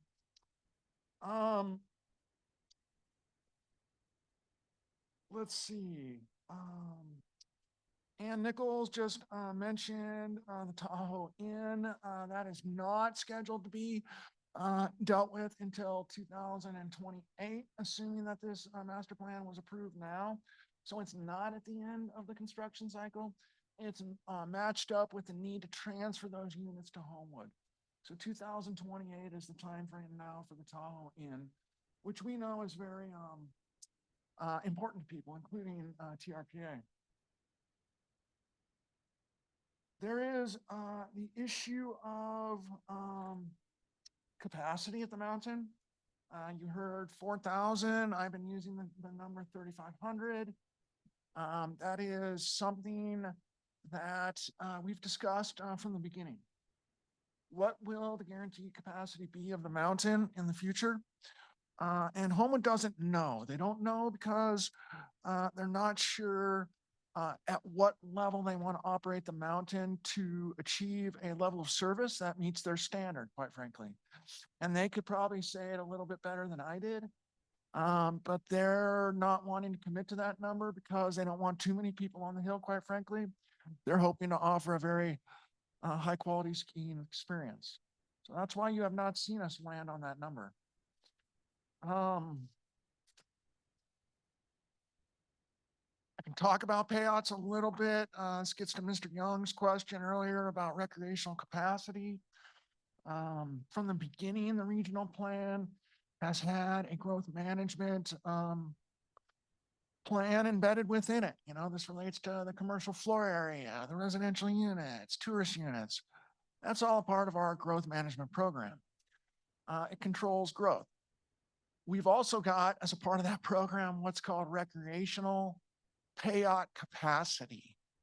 That stands for persons at one time. I won't go down the rabbit hole on this one, but I'll just, to get to your point, Mr. Young, we do regulate recreational capacity. We do reserve capacity. And so how do we know when we've reached our fair share? Well, that would likely come at the point that we've allocated all of the person at one time allotments, which we have not done. And so specifically in this area with Homewood, we've got 1,704 payouts assigned to the Homewood Ski Area Resort. That doesn't mean that's the maximum number of people that can come to the mountain. This number gets misused, misunderstood, and rightly so. It's a very confusing process. But the 1,704 number relates to kind of how busy the resort has been in the past and what the uphill lift capacity is. There's a calculation there. I'll just leave it at that. It's not the maximum number of people that can be on the mountain. So 1,704 were assigned to Homewood, but an additional 1,100 in 2011, 1,100 additional payouts were assigned to the area. And in recognition that there could be expansions of recreational opportunities in the future, but it was not proposed at the time and it's not proposed now. It's like a reserve capacity. So to get to your point, Mr. Young, in this area, they haven't reached the desired level of recreation capacity because there's still some to be allocated. Definitions, I'll speak to that at the end. Mr. Brent Armstrong with the fire department made the two recommendations that we discussed briefly before you open the public hearing.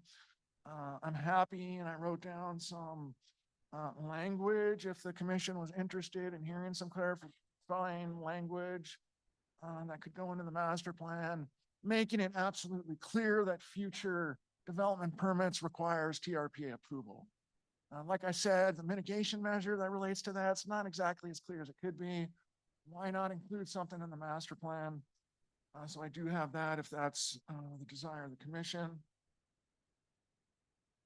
And then last but not least is Mr. Millslagle mentioned the statement on the Homewood website, which I looked at, that basically says Homewood will be open to the public forever. I'm paraphrasing here, but it does use the word forever. You've heard the term in perpetuity. Those are difficult words in land use planning, right? Forever is a long time. In perpetuity is a long time.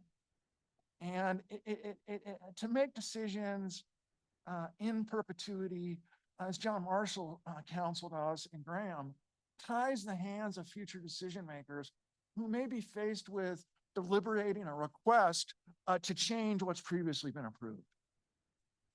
And so that's a difficult word to use, in perpetuity. We are looking at this as Homewood promising to keep the mountain open until they say otherwise, until they request otherwise and the board approves otherwise. That's the way we're looking at it. And then that sort of leads into the definitions, right? The definitions aren't there because we forgot. The definitions are not there because it's been a difficult thing to discuss up until this point. The applicants have, expressed the desire to retain flexibility in the future and how certain things in the master plan are interpreted, specifically as it relates to sort of the public access plan. As staff, we've been wanting to talk about definitions, and so we do have, I spoke with the applicant. They are open to that to a certain extent. And I think I'll just leave it at that, and I'll ask the APC if you'd like me to expand on any of that. Thanks, Paul. Graham, did you want to jump in? Yeah, just one little comment, excuse me, that I just thought for importance for context. We have worked through this community access plan. It's been a negotiated process to kind of work through and arrive at that language. And I just wanted to set that stage a little bit. It's not as if it just is something that TRPA is coming up with on its own. It's really a negotiated process. It's been difficult at times. We've avoided a sort of take it or leave it approach, in part due to sensitivity around the extent of our legal authority over controls on the operations of private businesses, in part about, not forcing a particular model that could be untenable for a business and, the potential loss of environmental stewardship benefits that could come with redevelopment. So I just wanted to set that out there for members of the public and everybody here that, this is a difficult process to work through and craft that language in a way. So as we talk about it here this afternoon, I just want to say that. Okay, thank you. So, APC members, it's our turn to make some decisions here and ask some additional questions. So, Mr. Drake, I'll go to you. All right. Thanks everyone for their time. Homewood staff, project applicant, TRPA staff. We're like 97% of the way there. I'm not one to want to slow down regulatory approval processes. In fact, I work aggressively to move things along when I believe it's a good project, and this is a good project. I also don't want to let perfect be the enemy of good, and I also respect the need to not overstep our bounds or stay in our lane sort of as a regulatory agency. You know, you should only go so far in being prescriptive with a private project. I truly believe that what everyone in this room representing the project says is the intention, is their honest intention. The thing that makes this a kind of unique circumstance for me is the knowledge that, as one person pointed out, that Discovery operates private resorts, and having an intention to maintain this as public access is one thing, but I've heard some say that, well, until Homewood says we're going private, we're not going private, but it can be a slow creep. There are a lot of programmatic changes that can be made that can slowly move towards a more private type operation that are the concern. That is what Keep Homewood Public is sort of daylighting. There's also a 2024 video of one of the Moravi executives talking about how the clear intention to privatize Homewood is 9 months ago. So there's reason to be concerned. I'm not concerned with the intention of anybody in this room, but there are 3 partners in this project. And we have an obligation to make sure that we're at least, we're not crossing that line, but we're going as far as we can to be protective of public access going forward. Because when this project moves forward past ultimately governing board, that ship has sailed. I think the reality is TRPA's strong suit is not, and with all due respect, ongoing monitoring and enforcement. It's very difficult. And if there are not clear standards to hold a project to, it puts staff in a really difficult position down the road, which is kind of where I'm looking at. Okay, well, if we don't articulate this now and define these things now as well as we can, maybe not perfect, but a little better than they are today, where does that leave us down the road when there are clear loopholes that have been identified and haven't been remedied in the master plan amendments? So those are all what ifs, but that's what's going through my head today. I want to see this move forward. I came today feeling like it's probably not ready to move forward beyond APC. I'm sitting here racking my brain trying to decide what the best approach would be to move it forward today and not come back to APC. I don't want to see that, while guaranteeing that there is a focused collaborative effort to define public access before it goes to governing board. I'd also add to that list that I fully support articulating that North Tahoe Fire should have approval, sign off, clearly stated, like more clearly than it is today, and that there's already some measurables for transportation, some enforceable specifics. It's a good example of like what adaptive management can look like moving forward, because we don't know how it's going to play out, and we can't know the future, but we can put systems in place where there's clear standards to monitor. I think we need those for public access, same level. It may not be exactly what Keep Homewood Public is requesting, but I think I want to see one more good faith effort between Homewood, Keep Homewood Public. I'll put Graham in there. We need to know where our legal boundaries are, and Paul, to see if we can achieve some definitions that, while maybe not perfect, they're good enough and we can all feel good moving forward. Yeah, there's a lot of complexity here. But I guess I'm reflecting back to Heavenly Mountain Resort in their master plan in the mid 2000s, late 2000s, had proposed a bunch of new lifts and a bunch of improvements in the mountain that were needed. League Disabled Lake Tahoe was this close to suing them, this close. And they actually tapped my former employer, my former boss, to sit down and try to negotiate a compromise, and not just a compromise, but an ongoing kind of adaptive management strategy to say, look, you know, the EIR says there's no significant impact to water quality. You haven't even built anything yet. You know, it's not on the ground yet. maybe there's a way we can move forward. And long story short, they sat down, developed some terms, developed some more aggressive monitoring that they all agreed to, and they stayed out of court and the project moved forward. And it was a good example of a partnership. I think we're close. I'm kind of disappointed that we're not hearing a story of that today, because it's been a multi-year dialogue between Keep Homewood Public and Homewood, but we're not quite there. I don't think we're that far. I think we're damn close. So I'm going to be comfortable moving this forward with a clear next step being that before this goes to governing board, and if that means postponing a meeting or 2 or 3, it does, that there's a collaborative work session between the key parties to put some teeth on defining public access. And basically it's definitions, it's clarity. Ultimately setting TRPA staff up for something that they can enforce down the road if needed. Hopefully that's not needed. But there's a lot of partners involved in this. And as somebody else said, these projects have to make money. There's going to be luxury components. That's necessary today. And it wasn't envisioned 15 years ago when the master plan was originally approved. So I'll leave it at that.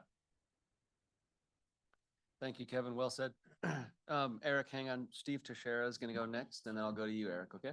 Thank you. Thank you, Mr. Chairman. I want to build a little bit on what Kevin had to say, because my mind is similarly. I'm thinking we're very close, but we're not quite there. And I want to go back to something, Paul, you said, which was the staff apparently feels that this is a complete application, but you really wanted to know more of what the APC had to say before, you were prepared to do whatever your next step you consider to be. And going back to some earlier comments about like you want to hear what we have to say, and I think the chairman said, what could we give you as direction as the APC if you do intend to take this to the governing board? My observation recently about the governing board is a lot of new members, and they've struggled with some pretty basic things because they're new. As an APC member, I would like to see this come back to us with the further direction from staff back to us so that we can give the governing board a more complete recommendation. So that's just me. I'm not saying that's where my final vote's going to be today, but that's what's on my mind. Also, what's on my mind is I stood at the podium at TRPA a lot of times to support the Homewood Master Plan in 2011. And there was the same thing where employees were saying, I need my job. And I agree. Yeah, the West Shore is sort of a depressed community because of the lack of jobs, and it needs revitalization. When I lived in Homewood in Tahoe, there was Obexer's Market, and there was Homewood Hardware, and there was all these businesses. You didn't have to go to Tahoe City to get basic supplies, but more recently, you do. And I stood at the podium at TRPA and advocated in support of Boulder Bay. And neither one of those things has really happened in the 15 years or so since the community enhancement plan. So I'm concerned that the same thing is going to happen again, that, we're going to approve something that is going to be a master plan project that may or may not come to fruition. I totally get the math of having an investment where you put in money because you have the money to put in. And I'm concerned that, the same thing could happen. And it's happened with Calneva too. Several people came in to do a grand plan, honor the historical legacy. And, I think finally we seem to have a developer there that's going to come through with it. But it's very difficult because the working folks come to the podium and they want to protect their job. And I want them to have their jobs. And again, I lived on the West Shore for 20 years. I still say the West Shore is the best shore. But we have to be clear about what the situation is. And we don't want to be telling an investor how their business model should work. It's private land, but we do have to protect the access for public recreation. And I think that's where a lot of talk today about stay in our lane. So our lane in this case, I think, is to make sure that the access to public recreation represented by Homewood, is maintained in the Tahoe Basin. So there's just a lot of concerns about and I had a question, maybe Paul, you could answer about the reference to the new scenic evaluation, because there were comments about the wall of buildings along Highway 89. Is there a new scenic evaluation that in the findings that we have before us today, you believe meets the scenic quality standards? in the findings? Yes, there is a new scenic evaluation. Rob Pruitt is here today. Rob was involved in preparing the EIS for the original master plan. I think you know Rob. He knows the scenic program as well as anybody in that report, and we critiqued it. We actually, Mr. Teixeira, and it's mentioned in my report, we did a balloon study. We went out in the field and had an engineer fly some balloons to simulate the heights of the proposed buildings, so that we could compare them to the simulations that were prepared to confirm their accuracy. And they were very accurate. Okay. And so new report conclusions are there will be an increase in the threshold scores as a result of the project. You know, there is that planning concept that if you do have, you know, a road, there's a sense of enclosure you get with buildings that are built to the edge of the road as opposed to set back. That feeling of a strip development comes when you have a wide road, one-story buildings that are set back from the road. That's the strip development that doesn't have character. Where you get character is the opposite, where you narrow the road, you bring the buildings to the side of the road, and yes, you can increase the heights in the right location. So I think we're going to see that, and I think it's going to help build a little character for that area that's dominated by an asphalt parking lot. So have the APC members seen that scenic report, or is that detailed in here other than the reference to it? The scenic report is analyzed in the environmental checklist that is attached to your package. Yeah, and the simulations are in the package. Okay. I just want to make that clear because we're being asked to make all the findings, and, you know, I was making sure that I felt comfortable doing so. I'm still not completely convinced, but I guess just to wrap up, and where I really did agree with Kevin, it's crucial to get it right, because other things have happened where somebody thought it was right, and I'm not saying that this is going to be the case here, but then somebody litigates and then the thing is on hold for God knows how long. So I think it's important to get it right. I would like to see us give some direction to staff before we finish today to you, where you have something tangible to work with. And then I guess, you know, you have the ability to decide whether you want to bring it back to the APC or take it forward to the governing board. You know, I prefer it to come back to us just because I think as an APC member, it's my job to make sure I give a thorough recommendation to the governing board. If it just goes forward to the governing board and the APC's comments are transmitted, I'm not sure that personally I feel like I'm fulfilling my obligation. Thank you, Mr. Chairman. Thank you, Steve. Mr. Young. Thank you, Eric Young, Washoe County. I'm inclined to support this amendment.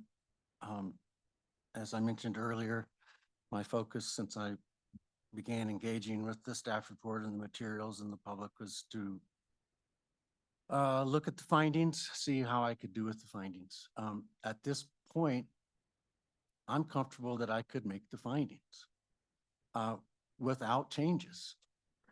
I'm fully respecting all of the concerns about definitions, and I do get that. And I get the concept that because of past behavior, there's some concern about future behavior. I get that. What I have to go on is the record that's been presented to me, the application, and I would have to, I think I might have to believe that somebody was lying to not be able to make the findings. I see the potential for a loophole, but unlike others, if there's a loophole there, I'd like it to be spelled out to me. Nobody has laid out the clear loophole to me that leads to privatization without us being able to do anything. I get the concept of a loophole. I get the fear that there's one there. I understand that you could cynically redefine things like public, first come, first serve, and so forth and so on, that you could redefine those to create loopholes. And that's why there is a significant desire to put some definition on those terms. I think that's where the loophole issue comes from. At this point, I would have to believe that someone was acting extremely cynically and that someone was being not straightforward and not transparent to think that was going to happen. And I don't have a reason to believe that. Yet, I fully respect the other board members and the community and that desire for definitions. So I wouldn't be opposed to some further definition construction. I then come back to the concerns that Steve just laid out. I'm not sure I really want this to come back to the APC. Yet at the same time, how many times have we sat here and wordsmithed something for 20 minutes and then changed the motion to say, and these words that we all came around to? And we took a long time to try and figure out what those precise wordsmith words were going to be so that we could include it in our motion to the governing. And yet we're about to say, okay, we're okay with you guys going out and wordsmithing those things and then presenting them to the governing board without us getting a chance to say, yeah, we agree with what you just said. I'm a little bit uneasy with that. Not fully uneasy with it, but I'd like to hear other people's thoughts on that. I think that is a discussion worth having.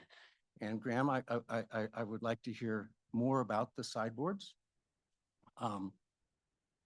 I can see a potential where one definition of public is fine, but another definition of public is so, oh my gosh, what are you talking about? That you're going to say, no, that's outside the sideboards. I don't understand the concept of that sideboard quite. I'd like to hear more about that. So that's where I'm coming from right now. I am inclined to support this as is, because I don't see anything in the record that's been presented to me today that is a solid factual idea that says that the public access plan as worded is not going to provide access to the public. I have a sense of what first come, first served means. I have a sense of what public means. Graham, I suspect that there are many legal documents that use those terms without defining them. And then you go for what to you or a judge, and there is a common understanding of those words. And the judge says, we already know what that word means. I think that happens, Graham. So let's be careful with creating entirely new definitions of a word that we all use just to make it fit this one specific situation on the west side. If we create definitions, let's create definitions that are in the realm of already commonly understood senses of what those terms mean, not new or somehow really tailored definitions that are never, ever going to be used anywhere else in the world again. That's a concern. So I'm inclined to support. I'd like some more thought on how we move forward with tightening down the definitions without hearing them again. Lastly, I want to say that this is not the last time we're going to be asked to amend this plan. All of us look forward 5, 10, 15, 20 years. We spend a lot of time talking about the climate issues. We heard, oh my gosh, so how many people tried to tie the things going on at Homewood to climate issues? They're going to have to come back and ask us for more changes as the climate continues to change, as we continue to see what those impacts are. I'm surprised that this amendment didn't have more of those off-season, off-ski activities that we're beginning to see other places look for. I know my home ski place of Mount Rose is struggling to find that. Even we've mentioned Diamond Peak. Everybody apparently thinks that they're really well run, but let me tell you, they're really struggling to figure out some things to do off season as well. Everybody is facing that. We're going to have to come back and, maybe not us sitting here, but the APC is going to hear more amendments to keep Homewood viable, to keep Homewood functioning on into the future. And I'll be surprised if that's not well before they're finished building what they're proposing now, that they have to come back and ask for more changes just to make sure it's viable. So let's keep in mind that this isn't the last time we're going to hear from them. public access of summertime activities may end up being an issue at some point in the future. I'm really interested to hear what everybody else has to say, but as it stands right now, I would be comfortable supporting this amendment without any changes. Thank you. Thank you, Eric. Did you want to? I can Only if you want respond. to. I know there's going to be more. Yeah, I can hold off. And Yeah, yeah, there'll just probably be take more, notes. more Yeah. for you, I'm gonna guess. Ms. Carr, you'd like to go next? Thank you. Question for the developers. If you know, or if you have an engineer you can tap, quickly, in regard to whether we act today or whether we bring you back before the governing board action, I'm interested in knowing what your timeline and critical path is for getting your gondola permit and getting that thing up and running by next season.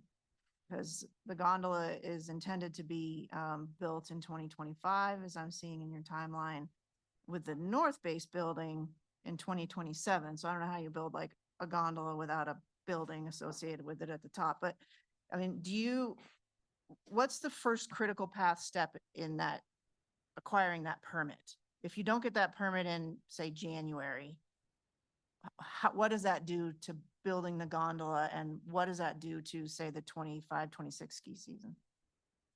Yeah, great question. We've obviously submitted our application a while ago. We own the cabins and the towers and the gondola sitting in storage, collecting dust for the last year plus. The critical path is really securing labor, workforce, and crews to install that. And we've been working with Doppelmayr, who is a world-renowned installation on these types of equipment. They would have liked to have known yesterday if they were installing this. So time is definitely of the essence here. We'd love to let them know immediately that we've got a permit in hand. We've committed to them that, we thought we had a path at a few points, and we've been wrong. And so they really want to see that we have a permit and a clear path to break ground when the moratorium allows us to in spring. We would need to know that, I would say, as soon as possible, just to be candid, in order to secure their crews and their timeline. But we still concurrently are working with other groups, other things, our own contractors for earthwork, so we can be in a position to execute on that plan to install the gondola. Thank you. Yeah, because clearly there's, some kind of cash flow plans that start with building the gondola, basically getting people on the mountain so that you have revenue, I presume, in order to do other things like build lot 4 and lot 5 are in the first phase. Lot 4 includes the workforce housing and the parking garage. So am I correct in assuming you've got to get people on the mountain in order to build the buildings? You got to start getting some revenue from the gondola operation, or can you help me with that timeline? Yeah, in a perfect world, frankly, we would build and sell real estate first, right? To fund the other things. We've tried to take a proactive approach, understanding what's important to this community here and working with TRPA. The gondola is just a clear win for everyone who can experience and enjoy that day in, day out for their ski experience. We're committed to executing on that first. And then we've looked at other phases of the development.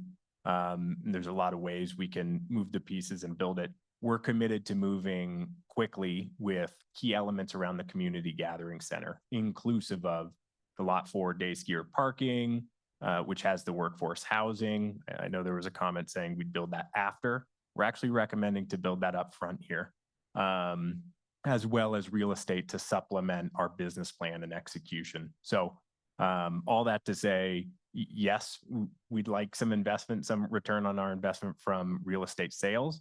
We're committed to building this the right way and as we've outlined in the timeline. Thank you. So, so that definitely helps me when we're talking about, what do we do here today versus do we have them come back, or can we put enough guidelines in our motion today to get them to the governing board meeting potentially in January? Because I am sensitive to all the folks we heard that are hopefully going to have jobs next year, if not this year. And we do have the grading deadline. Sounds like a lot of work has to be done before the grading deadline opens up in May. Yeah. So with all that said, I'm back to the policy statement where it says it should be the policy of the TRPA governing board and development of the regional plan to establish and ensure a fair share of total regional capacity for outdoor recreation available to the general public. That's the bar, right? Of course, again, things in there are undefined, but I've heard enough to feel confident that you are on a path to have this recreation available to the general public, which is what we're having to consider under the policy statement.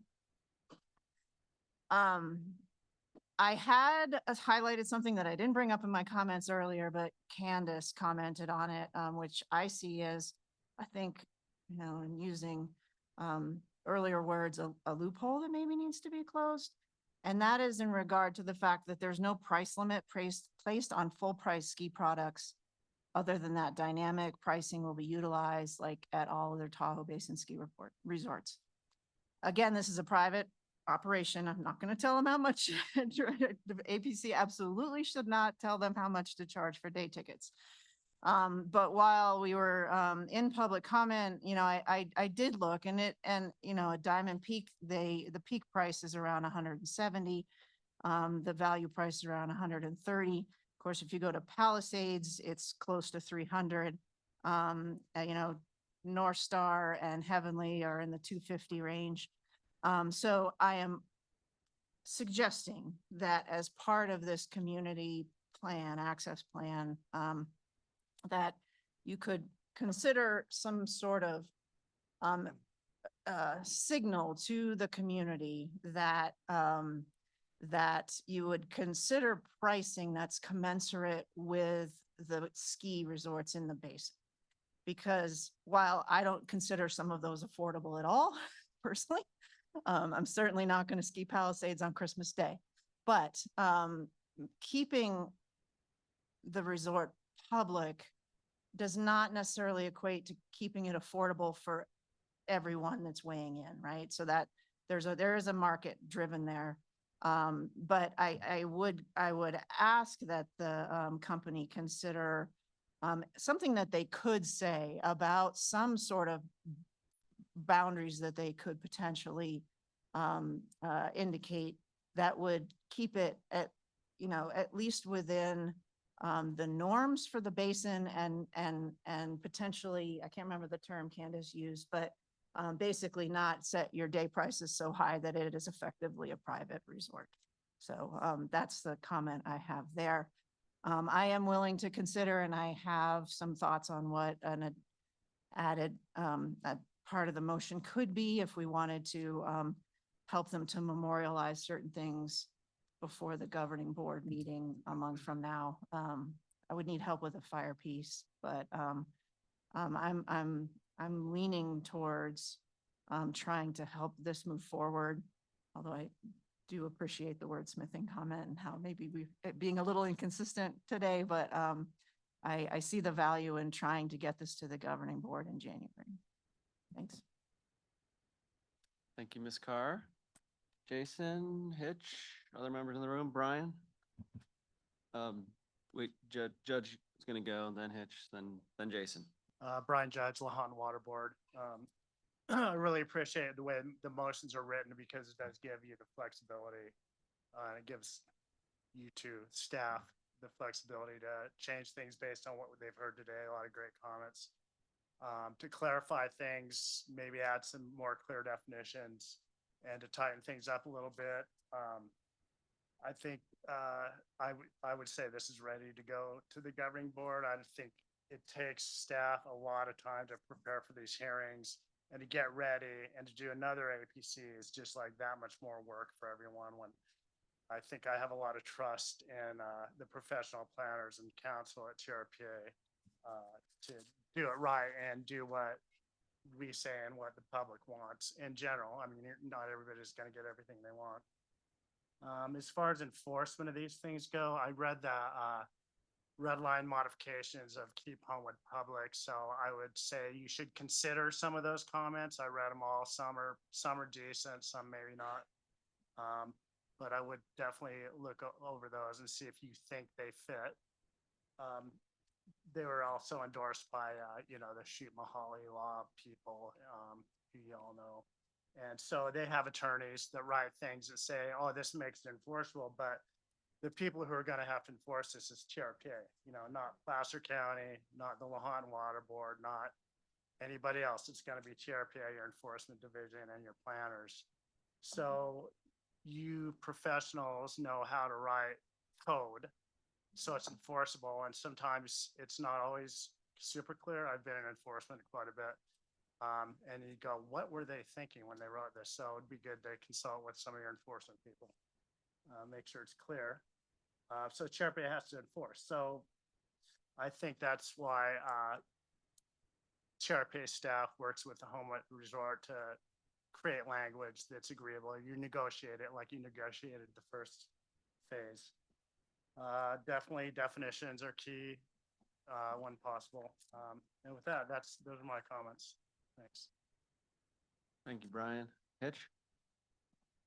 For the record, John Hitchcock, City South Lake Tahoe. I'm inclined to support the amendments. I'm comfortable with Paul's clarification that the recreation threshold is very clear, as well as the definition of payouts, that it's really intended for public access and general public access. And any amendment in the future, any activity that is that would cause significant unavoidable impact would have to be analyzed by TRPA, and that determination be made at that time that it could not be supported by the TRPA governing board. So with that, I'm inclined to support.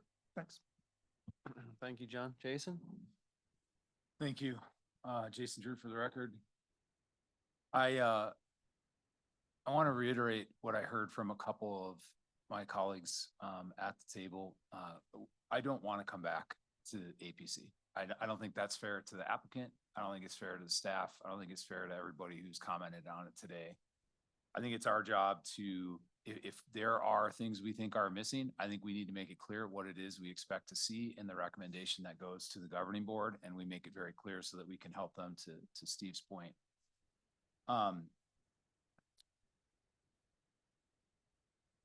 Public access is obviously a critical part of this. I've read this community access plan at least a dozen times over the last week, and have gone back and forth on the variety of comments that we've received in writing and verbally, and what we've heard today. I think we need to move this project forward. And I think that we need to be clear in a motion of what we want to see. And the two things that I want to see are some clarity on, we talk about having anyone with a valid ski pass or ticket has access to the site. I think trying to express a specific number that's going to be available to the public is not realistic. But there does need to be language. In my opinion, I want to see two things as a part of our motion. I want to see the community access plan have clearer language about what the commitment to, whether that's, and if it's a fluctuating number of people that they want on the mountain, that there's an equal number of tickets available to public as those that are going to be members of, or people who are either members of the HOA or guests of the HOA. So, within, we heard some numbers earlier about, the number of units there are, and if there's 4 people. I don't really want to get into numbers, but I think if we had language that was, look, if there's 1,000 people who are members on the mountain, then there's 1,000 tickets, and you can say it's a minimum of an equal number. And then the commitment to pricing, I think, Jennifer, what you mentioned about, that's commensurate with the market. Those two things provide flexibility, but also make the commitment that there will be the ability of the public to be there. So I want to avoid getting into specific numbers, but I do want to see those two things. And if that's something that we don't think we can work out in, the time we have here today, then my request, Paul, would be that that's a part of the motion is that is clear before it goes to the governing board. With those two things, this community needs this project to move forward. And So that's, I want to see those two things and be a part of the motion, and I will move this project forward. I like those two things. Paul? Yeah, can you articulate just very briefly the two things? I mean, I was taking notes. One of them is the equal access to type of tickets for the public and members. Yeah, so I think there's two issues. There's the number of people that have access to the mountain and the Yep. cost of each ticket. And the cost too. So if we Yep. can come with some language that gives Homewood Mountain Resort flexibility, because on any given time period, there's not going to be the same number of people they want on the mountain in any given day. So, without dictating a specific number, just making sure that there's a reasonable amount of access to the public, so that we don't say, hey, we're only going to allow 1,000 people on the mountain today and 900 of them are for HOA members. Yep. We want to avoid that. Yeah, understood. Thank you. Yeah, I like those two things as well. I personally would like to see this not come back to APC as well. I want to try to get there. Knowing that access is the big issue, I would support the two things that Ms. Carr and Mr. Drew brought up. I would like to see stronger definitions, and to me, I don't want to see every word defined, but if we can define key terms in the operations, the access plan, starting on page 56. And I know that the resort did do some of that. And we've brought these terms up kind of over and over, right? What does private mean per the access plan? What does a local mean? What does a visitor mean? Et cetera. So I think like key terms in the access plan that have, that mean things. I would like to see those more clearly defined in the access plan. I do have a question on the plan, and I saw this phrase, and I believe Bennett brought this up in public comment, but in the bullet point on page 3, at the top of page 3 of the access plan, there is a statement that says these discounted ski products may be subject to advanced reservations based on operational limitations. Can you define what that means? And indeed, I think as operators, we always like to imagine the possibility when making a commitment on product that there could be all sorts of incidents that could interrupt our opportunity to serve. That could be weather, it could be power outage, it could be road closure. All of those instances are things that we consider and become part of the waivers that we have season pass holders sign. Okay, so that's a waiver, more of a waiver type statement? No, I'm referencing those are the type of highlighted items that may interrupt service for us. And we call those out in our annual waivers to season pass holders. Okay. So I believe we're mentioning it here just to highlight that possibility. I might request that you add some of that type of language to this statement. If it's like a unforeseen, kind of like what I hear you getting at. Yeah, there's some unforeseen issue, right? A tree goes down on Highway 89 or whatever it is. If you can add sort of some context to that statement, because that is an ambiguous statement to a lay person. I think it would be important to know a little bit more the context of where that statement is coming from. Yeah, and I would just, this is Ryan Porter again, I would add on our intent was to stay consistent with how products are sold now and at similar ski resorts. There's always, to Andy's point, the waivers of if X, then Y. We tried to stay consistent. Your point's fair and valid. So perhaps we can define that more. Again, our intent is for emergency situations, other elements here that again, give us flexibility, knowing that, as you've seen today, we're being held very accountable by groups and residents and locals here. And so again, we just want to be fully transparent that those just general industry standard waivers for use of products and those elements. Okay. Thank you. And I do want to say thank you. I know we're really hammering on you about access, right? Because the public has told us that that is the most important issue. Like I said earlier, I think it sounds like almost everyone supports this development of what, no matter what side of the issue you're on, which is incredible, right? People want to take you at your word and say, without putting the word forever in this plan, because Paul, I hear you, forever is a long time. But maybe there's a way between forever and, I think the way you phrased it was, until they tell us otherwise, right? Is there somewhere in between those two terms, forever and until they tell us otherwise, that we can come up with to add some additional context to this access plan that just provides the clarity? You know, again, we keep coming back to just clarity, where everyone's comfortable, because I think, like Mr. Drake said, we're there. We're basically there. There's just these, and like Eric said, are there loopholes? You know, I'm not smart enough to see all the loopholes. I know that. I hope they're not there. I don't feel that. I mean, I don't, you know, I could ask you, will you ever go private? And you would probably tell me, I don't know. Unless you want to answer that question. I mean, I would tell you, Paul probably won't let me, so.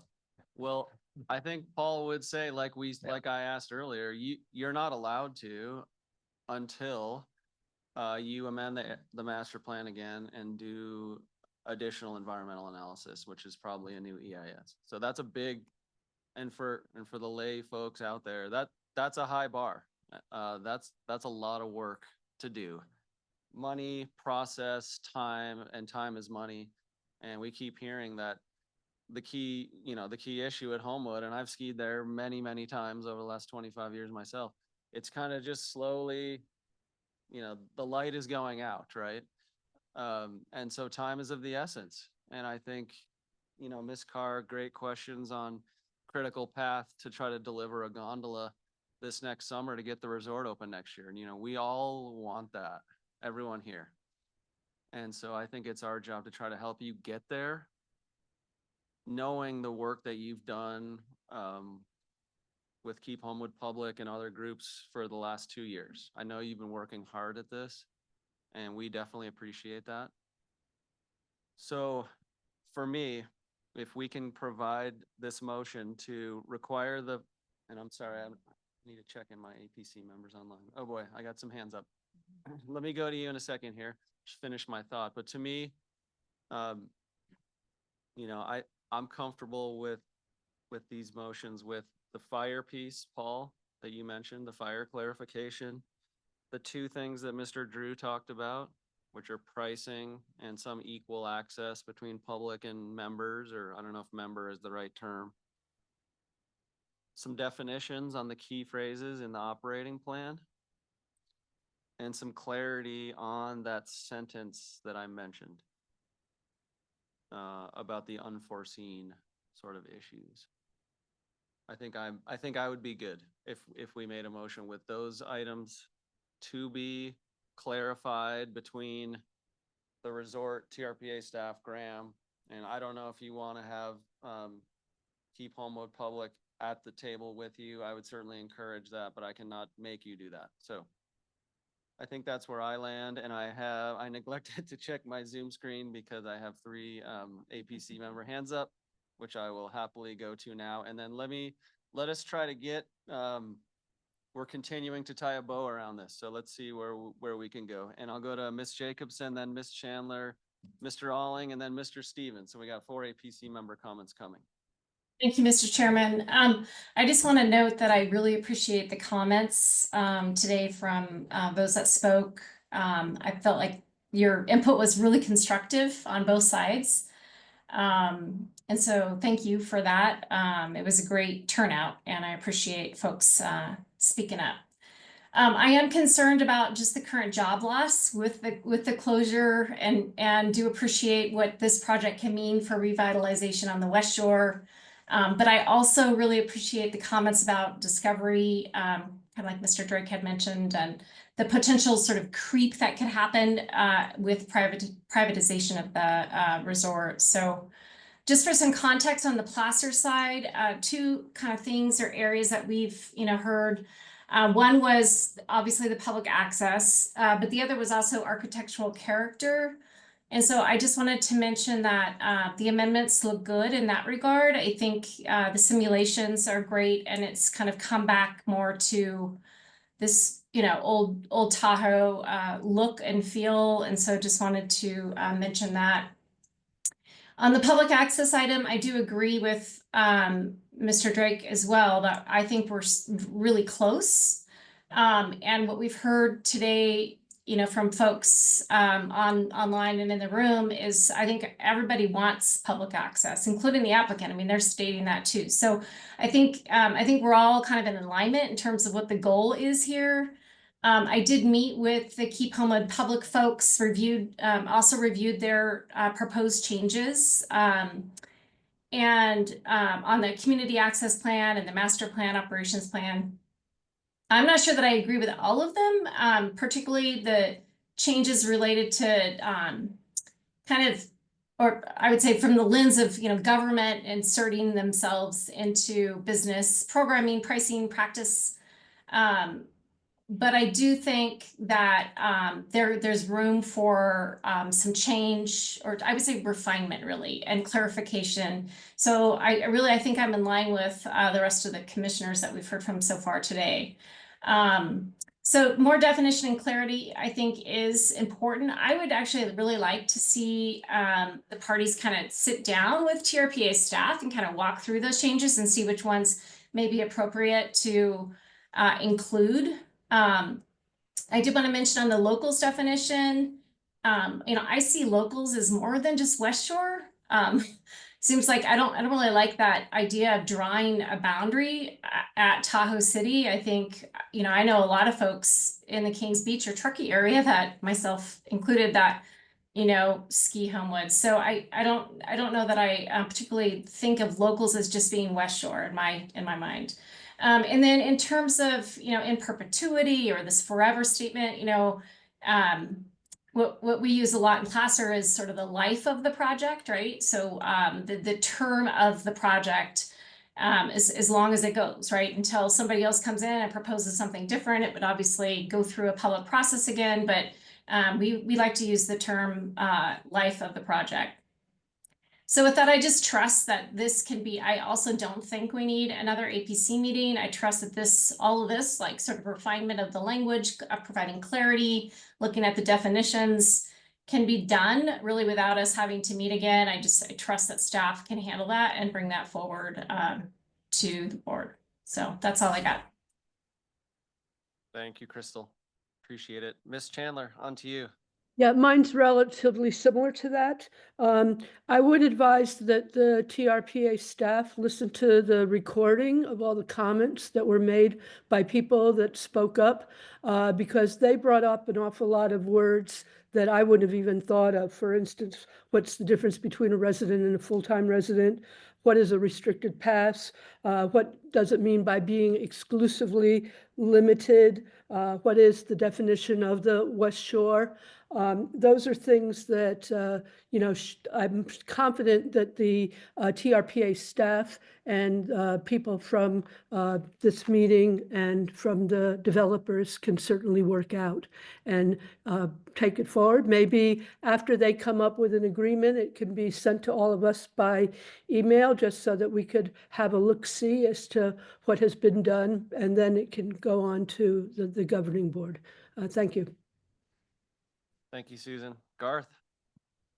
Yeah, thank you, Mr. Chair. First and foremost, I think this is a really good set of discussions that we've had today in regards to this matter. And I know that Mr. Nielsen has been sitting there the whole time listening to all of this. And I trust that through all these conversations and the things that we have been talking about, especially with the two items that Mr. Drew brought up, I just want to make sure that when Paul goes to the table with the project proponent and tries to hammer out these clarifications, that whatever is agreed upon is enforceable and monitored. I think that's one of the most important things. So I think that I trust staff to be able to take this forward and try to get it to the governing board by January. And I also agree with what Susan just said. If it's at all possible for us to see, maybe it's just in the staff report when it comes out, but I would like to be able to review that before it goes as well. Thanks. Thanks, Garth. Yeah, thinking about staff and, who has to enforce this at the end of the day in your language, Paul, is good. I just want to clarify, we can send it to you, but you can't weigh in on it once you pass it on. Right. You Yeah, can send it I to- understand that. Thank you, John. Comment at the governing. Sounds fun. Okay. Thank you, Garth. Mr. Steven. Good afternoon, Chad Steven. I'm the representative for the Lake Tahoe Basin Fire Chiefs. I think Paul's got pretty much the fire piece, the comments written down, but I would elaborate on that a little more. That as a fire district myself, I would need those assurances, to be able to provide that fire service delivery to a project of that impact. Listening to the Chief Armstrong and the public comments, concerns, I feel that we should recommend language be strengthened in that master plan that creates assurances to a development agreement and that evacuation life and safety report. I like what Jason Drew said. If we could tie maybe some of these right into those motions, that could prevent it from coming back and feel good about moving forward.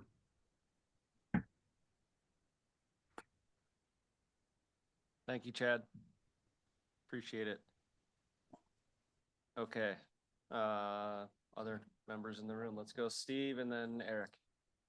Thank you, Mr. Chairman. Again, for the record, Steve DeShare. So I want to drill down a little bit on what Chief Stevens said and what you said, you want the fire piece. I don't know what the fire piece is, but it seems like the fire piece should be a commitment on the part of the developer to sign the development agreement with North Tahoe Fire. That I understand that negotiations have not necessarily gone well. And there is the evacuation life safety report that I think is critical. And I believe that the importance of doing that is that I believe you would need a permit from North Tahoe Fire to move forward with the gondola. And that their board is pretty adamant that they need the development agreement in order to be able to get to that point. So I want to make sure it's very specific on that issue. Yeah, thank you, Steve. Just so I'm clear, I'm hearing the motion, if successful, would have some contingencies that we've outlined. And that we could find ourselves in front of the board in January with a gondola permit recommendation attached. I don't anticipate that before we get to the board in January, there'll be a signed development agreement. But there could be a condition, as we've discussed, requiring that development agreement be signed before construction starts. That's what I'm suggesting. I think that was my point. Okay, great.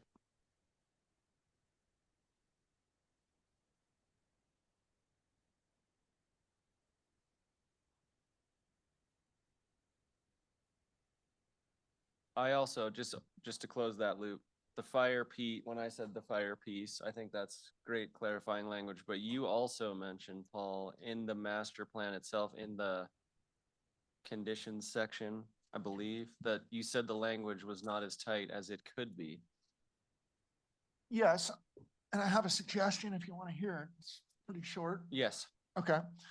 In the master plan on page 30, there's a section that is titled Master Plan Implementation Phasing. It talks about how as we discussed here, there'll be subsequent permits for different phases. There's a statement at the end of the first paragraph that says, all master plan improvement projects will be individually reviewed and permitted by both TRPA and Placer County throughout the proposed implementation timeline noted below. And then I was going to suggest another sentence that said something to the effect of all master plan improvement projects also must first be approved by the North Tahoe Fire Protection District prior to submittal of an application to TRPA. And ever since the Caldor fire, not the Caldor fire, the Angora fire, TRPA has really leaned on the applicants to secure fire department approval before they even apply. Now that won't apply to the gondola because they've already applied.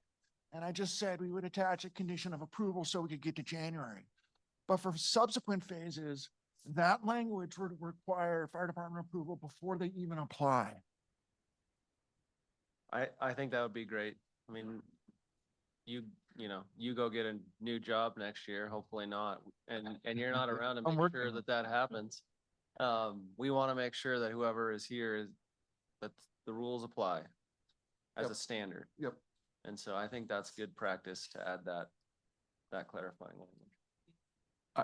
Can I just? Can you repeat? Can I think I'd like to just caveat that because I do think we need to review that. I'm a little uncomfortable with just agreeing to language like that without reviewing. I think the danger or the concern that I have is, my understanding is that the fire district already has authority to sign off on building permits. And so that is an issue between a developer and the fire district. I would suggest that TRPA not get involved or not put itself in the middle of requiring that kind of thing. It's really an issue between A and B. Doesn't matter really who it is. It's just we don't want to condition a master plan approval, a master plan amendment on something that is between somebody else's issue. I think that's my concern, and I just would caveat that wanting to look at that language a little bit closer before we agree to that.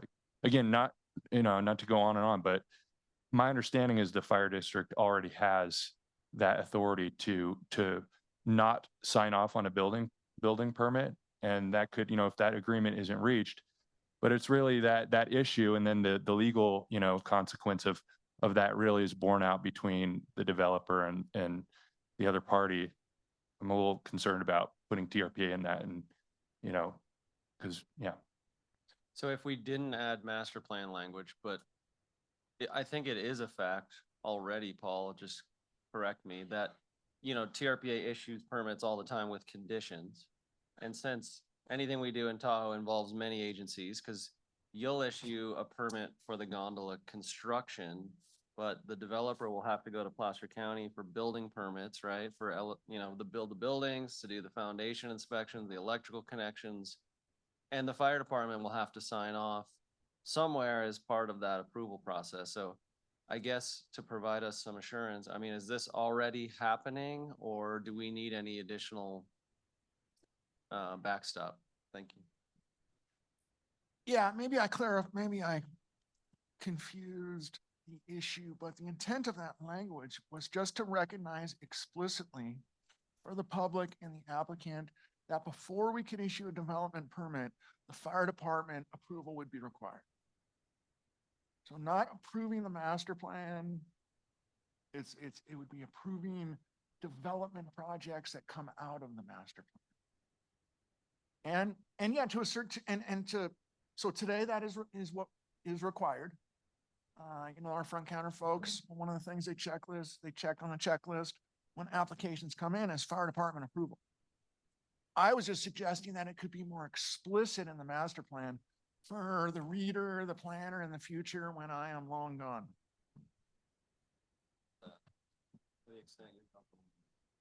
Yeah, I think if we're capturing the existing, the existing law, the existing practice, I think that's okay. Jason Drew for the record. I guess that's my question. I find that this comes up fairly frequently, and it makes me really uncomfortable because I think there is a fine line between planning decisions and project approval decisions. And we're not making project approval decisions today. And as much as I feel like the fire issue is really important and that issue needs to be resolved, that is, to me, that is not a regional plan or a master plan issue. That is a project approval issue that should be addressed in the next step. Yeah, that's fair. Eric, and then we'll go to you, Steve. Thank you very much, Eric Young, Washoe County. I agree with the comments on fire. My concern was that that the fire department's concern wasn't just about development level approval, but their concern with this development agreement was getting more than just that there was a significant amount they were going to get out of this development agreement. And I would, I don't think TRPA should be involved in that either. A development agreement probably is necessary. It's probably a great thing. I think they should be allowed to continue negotiating that, and that we should not say they have to adopt this development agreement or anything. Let them keep working it out. They're probably going to end up with one in Placer County. I have a lot of faith and trust in Placer County to handle that. So moving on to my other concern. I think that Commissioner Drew came up with the path forward for us. If we go back to what he was suggesting. It's not, for me, it's not really a matter of the 17 different class groups. It's a matter whether it's public or private. What does that mean? If we can get to a point where we understand what public and private means, and then just simply some fairly simple language that Mr. Drew almost established for us about on any given day, the amount that's available to one and the other, that moves us a long ways down the road. I think it settles. The other option of defining all of those terms is something I don't understand that. I don't understand, once we define what local means, what do we do with that? What does it mean to be a local? Do we assign a certain percentage of lifts to locals? What does it mean for the 16 other class groups that we provide a definition to? If we're going to provide a definition to anybody or anything, then we need to be using that word in a very specific way for a purpose. I don't know that what we're talking about here is local access, public servant access, all the different class group access. We're talking about public access, private access. I don't need a definition of all those other groups. What I really need is not even know what public means. I need to know what private means. Once I understand what private means, then we can simply do what Mr. Drew suggested. Establish that those people only get so much and the rest is for everybody. That settles it for me. I'm really uncomfortable with spending time coming up with definitions for all these things that then are just hanging out there. I don't know what we do with the definition of local. I mean, I'm coming from Washoe County. People in Incline Village don't agree that people from Crystal Bay are local. That's not a joke. It's a problem for us.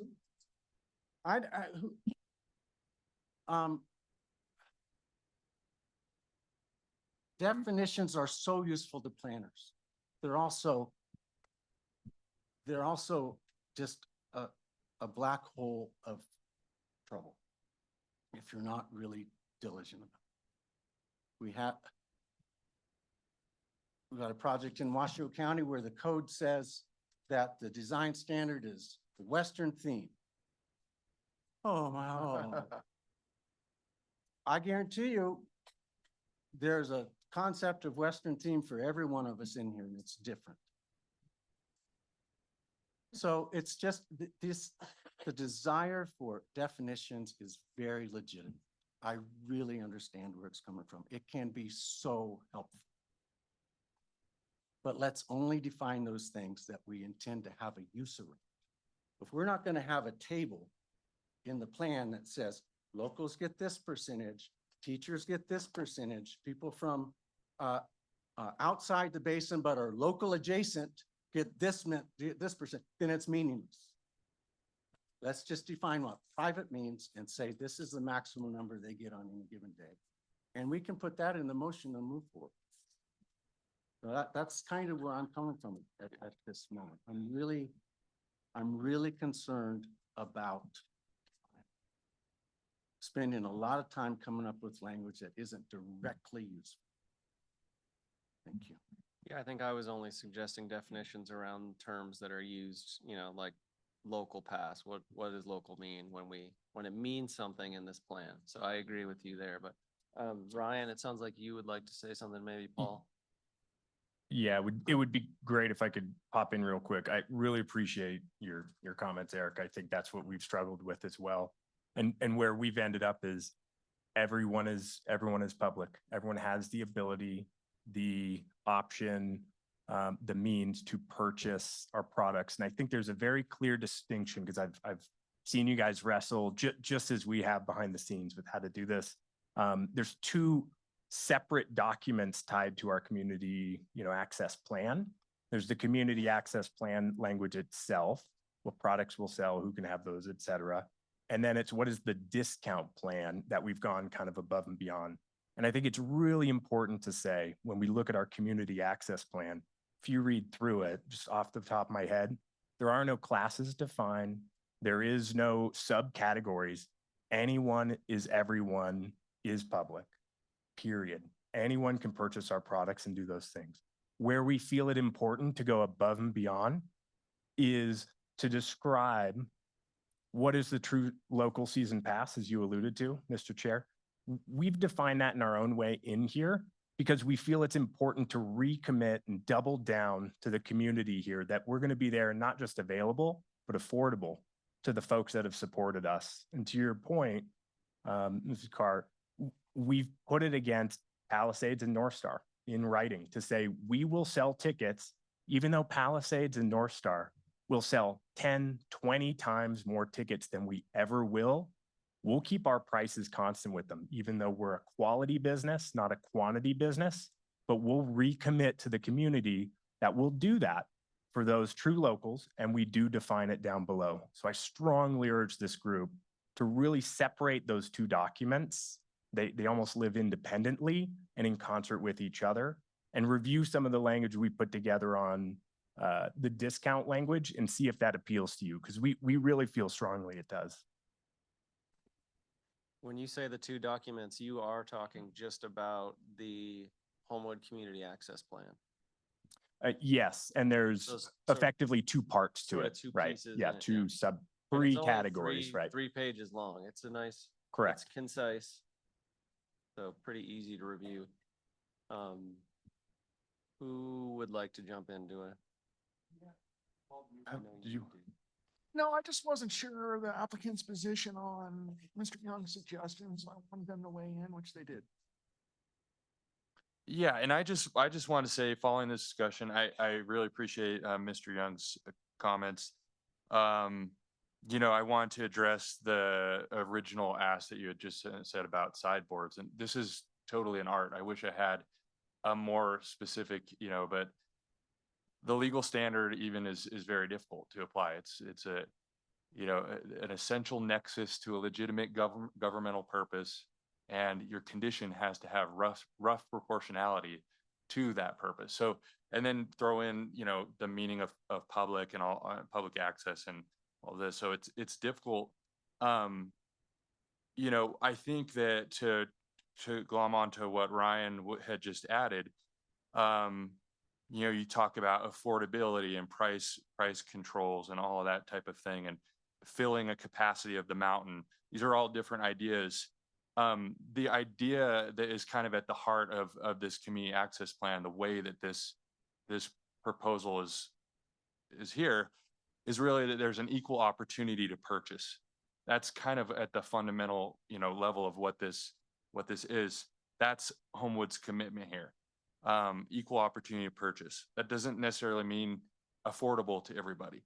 Again, we can debate about whether affordable to everybody is how you provide public access, but from, I think, staff's position here, why it got to be this recommendation is equal opportunity to purchase is really, what meets our, you know, our protection of recreational threshold. So, let me see, I know, just going on to Ryan, the full price product offerings, those, the intent there is that anyone can purchase those. And then the local plans, the local discount plans, that's where you see a little bit more definition of those groups. So, I appreciate Mr. Young's comments because the definitions, just defining definitions without, there was a public commenter that says, I want definitions and I want to know what each definition gets. I want to know what each class gets. Well, that's hard. And that's like, you can kind of see it in the current community access plan. Everybody gets an equal opportunity purchase, and these certain West Shore residents and the teachers and the first responders, they have access to price controlled discount programs. Thanks, Graham. So equal opportunity to purchase is the key phrase, is what you're saying. I don't know if does it use that term in here? Is that a term if that's the term that everyone likes, I mean, is that stated clearly in the access plan? I don't know. Equal opportunity? Equal opportunity to purchase. That term is not in there. It's for purchase by anyone on a first come, first served basis. And it seems like there's been, I mean, if I read some public comments, for some reason, that seems ambiguous to people. So is it better to say there's an equal opportunity to purchase? I don't know, but. And it just, I mean, we definitely want to look at, we want to look at these and possibly make refinements to this. The next sentence goes on, the opportunity to purchase full price ski products shall not be exclusively limited to. And that following part is what's important that we get right. That the idea is it's not limited to a certain type of person, an HOA or a property owner that owns Homewood, HMR residential products, or that's the part, but it's that it's not exclusively limited. Can we just end the sentence and just say it's not exclusively limited to anyone? I mean, I don't know. If we're being just open and inclusive, and we're starting to use terms like everyone is public and everyone has the same opportunity. So. Yeah. Jen. Mr. Chair, thank you. On this particular one, I do feel like we're going in the opposite direction because the opportunity to purchase full price ski products could be exclusively limited based on what full price becomes. If full price to someone that is not a super local. Well, we still True local. We still like the discount program. Right. But if you're not in the discount program, you're from, I don't know, Idaho, Fernley, Minden. The full price ski product could become exclusive. And I've had this issue with other projects throughout the years that we've talked about, where we're creating exclusivity in Tahoe by, charging $90 a day for parking. There are things that cause Tahoe to become elitist. And I've made that comment. You all have heard it more than once. So the opportunity to purchase full price ski products can't inherently become exclusive. And that was my comment earlier about indexing to the local market or something like that. To put a finer point on what Jennifer just said, the passes are tied already to regional pricing. So it's commensurate, right? Or it's actually tied to being a little bit below. But the same isn't true for the lift tickets. I would suggest that be our motion, or tied to the motion, that there be a regional commensurate pricing type of approach to lift tickets.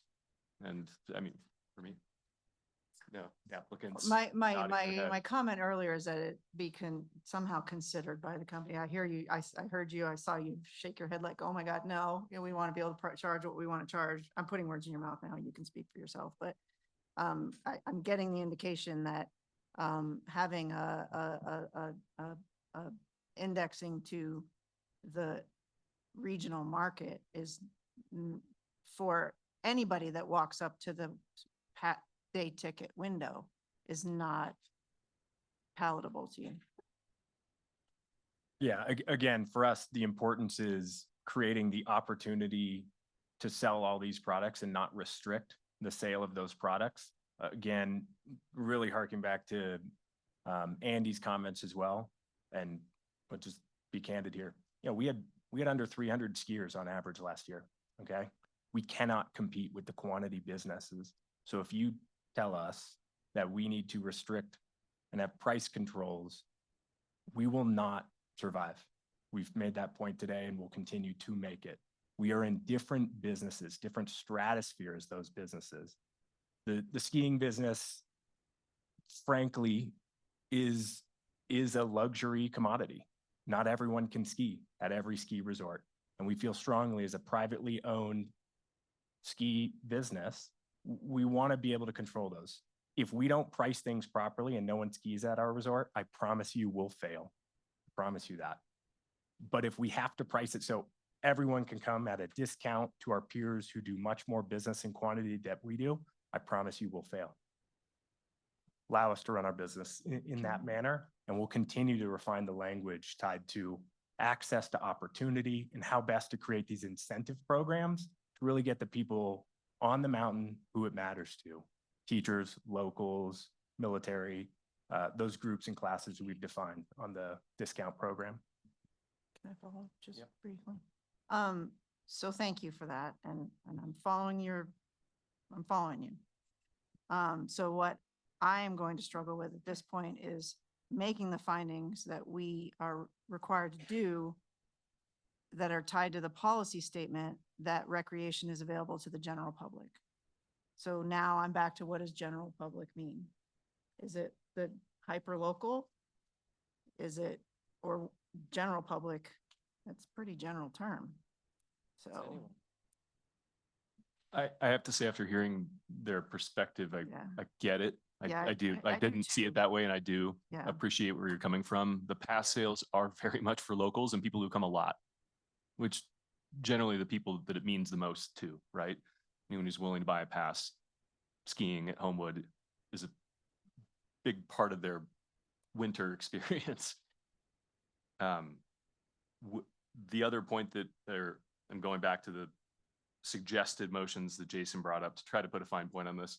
And the other one is the percent of passes that would be, or percent of lift tickets available to public versus, say, private or property owners, HOA type of thing.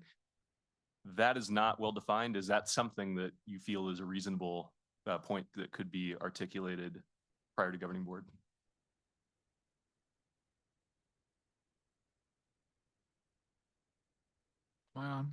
Chip Wilkins, Miss Manley, I'm their legal counsel. And, you know, I've spent the last couple of years talking with them about this.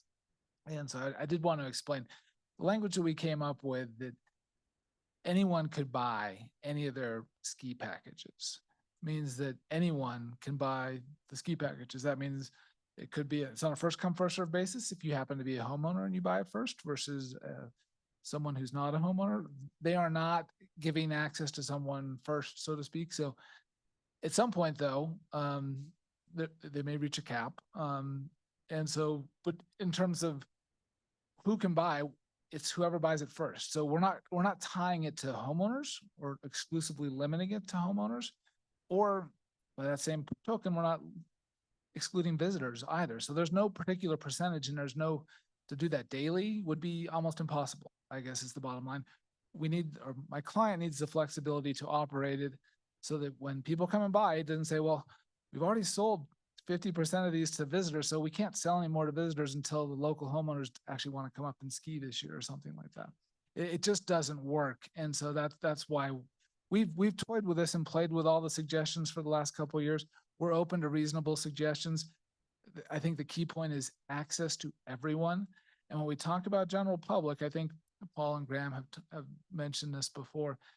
The way you allocate recreation in a basin is that there's a fair share available basin-wide. and a certain amount has been allocated to Homewood. And we've made the commitment that we're going to keep that open to the general public, and that is everyone. And it is a luxury product, and there may be times in my budget where I can't afford to bring my whole family up skiing. That doesn't mean that for some reason I'm excluded. So I think that's the key point here is prices are going to be dynamic. It could be that I can afford to ski up there in the first part of December because the snow's not that great, but over the Christmas holiday, there's no way I can do it. So I don't think that, I mean, I'll be honest, as counsel for Homewood, I don't think you have the ability to put in price controls on my client. And I would suggest that you don't for a lot of reasons. Number one, because I think everyone wants this resort to succeed. And you've heard from my client that they can't do that if you impose something like this. So I'm happy to answer any other questions. Though. Thank you. Someone wants to jump in here. Steve and then Eric. For the record, Steve DeShare. So I just want to go back because it seemed like the issue with the North Tahoe Fire Protection District got focused on permits for building and permits for the gondola. But I want to read a sentence out of the staff report that TRPA prepared for our packet today. Homewood and the North Tahoe Fire Protection District will execute a development agreement to offset impacts under the amended master plan. So it has more to do, or has an equal amount to do with the master plan itself. Thank you.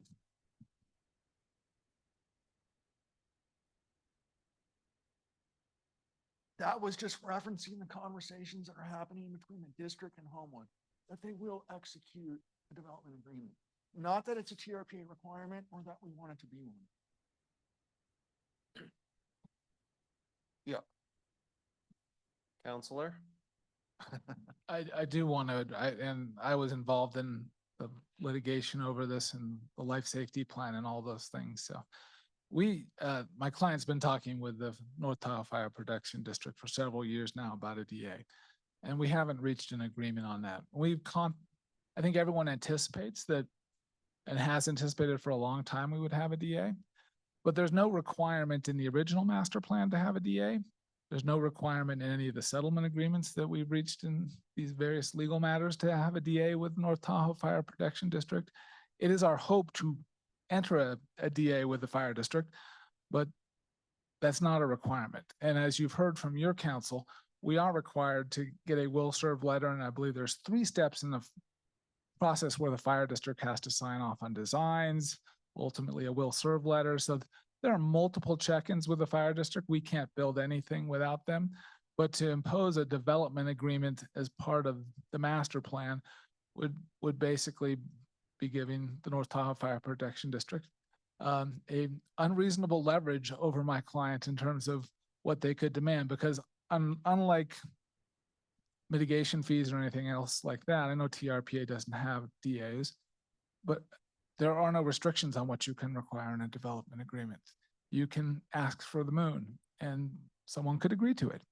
But it's a negotiated agreement between my client, in this case, in North Tahoe, and it's not something that I think TRPA wants to be in the middle of. So, but I am happy to answer any questions about the legalities of it or where my client is of all the discussions we've had. I do think we hopefully will get there. That is our intent. But if not, we still need to get their sign off before anything can get built. Thank you for clearly articulating your position.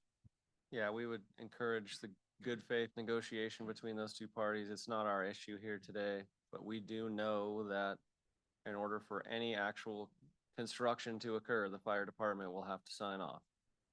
So we have that assurance in the process.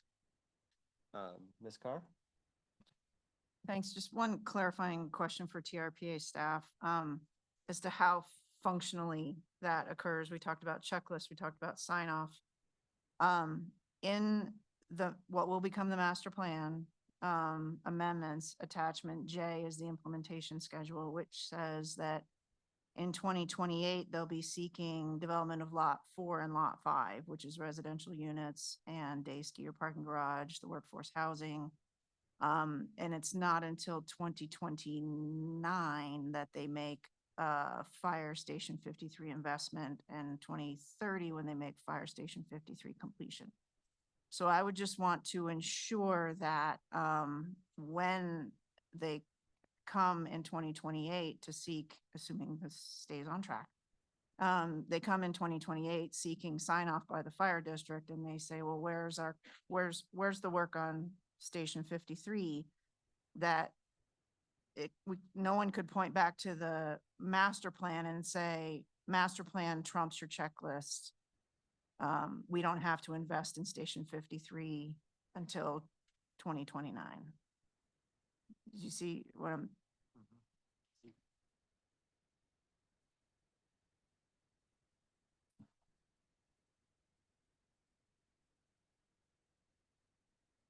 The development that occurs in those years can't occur without the fire department approval. So I'm not sure I'm following. They would have to sign off on those earlier phases.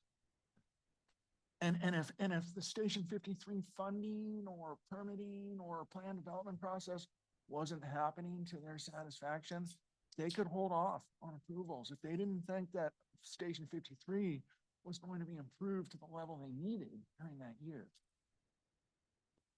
Okay, so, so the sign off that they do could be conditioned upon investment in Station 53, or however that might play out in the future. Sure, we're open to that. But if the master plan says, I don't have to invest in Station 53 until 2029, that wouldn't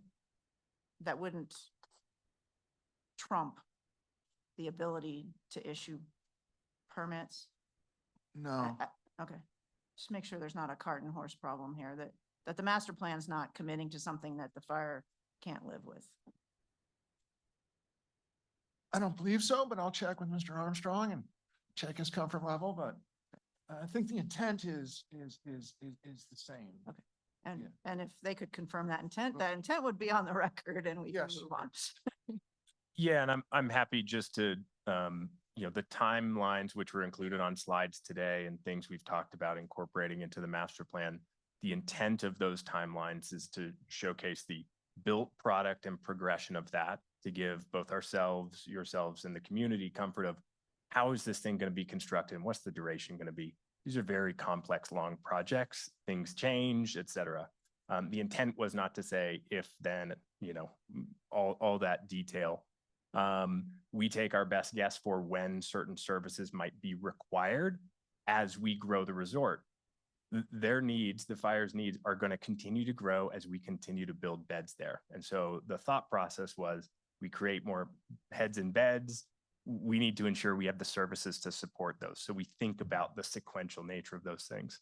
All that said, as Paul mentioned, our commitment is there to work with them and work towards an agreement to ensure that we're aligned on when these services are going to come along, when they're requesting them, but when they're needed based on the pull from the development itself and the scale of the development as it gets built out over time. That's our intent. She's done. Mr. Armstrong, I'll open the opportunity for you. We're talking a lot about fire. Do you have anything that you would like to share? I'll just give you the opportunity. You don't have to. Could you please turn on your microphone? Thank you. Yeah, thank you, Chair. It's been said before, there's a lot to unpackage, and there's years of conversations that we've had with the developers, and the team here had multiple conversations, and I appreciate the table talks we've had. But we are not meeting eye to eye on what they're committing to. We've heard it in multiple platforms that the commitment's there, but they won't move forward with it. And so what we're fearful of, the fire district, is that development's going to be, I want to say piecemeal, I don't know if that's the right term, but it's going to be phased out. And we're going to say we're going to do this at this phase, and then down the road we're going to have a large building and a huge infrastructure that's not on the West Shore now, that we're going to be committed to protecting. And then there's going to be a new change somewhere. They're going to sell the product, something's going to change, and we're going to be left with the bag. And so we want to have the assurances, I think what the conversation is, that they're just holding true to the approval process. They're moving forward, and that they're going to address the concerns either from the ELS document, the conversations that we've had, the LOI, the memorandum of understanding that's been executed, that they're adhering to those. Because we don't want to be that in that bait and switch later down the road that's going to cause problems for the community and the fire district that we're not able to protect our constituents. So I appreciate what they're doing. I appreciate the conversations, but we're not there. And so we have to get to that meeting ground. Okay, thank you. I think, I think we want to encourage clarity in the master plan to the extent we can on fire safety. And then I think ultimately this is on TRPA at the project review and approval step, like Mr. Drew said, to ensure whether you can, whether you can condition the project at the permit issuance time prior to something to get agreements and commitments from the from the developer to the fire district. So I think we should leave that there. We've talked a lot about fire. Okay. Mr. Young, okay, and then I'm gonna try to get us to a motion. That's actually, Mr. Chair, thank you, Eric. And that's actually what I was gonna ask for, if anybody's able to kind of help us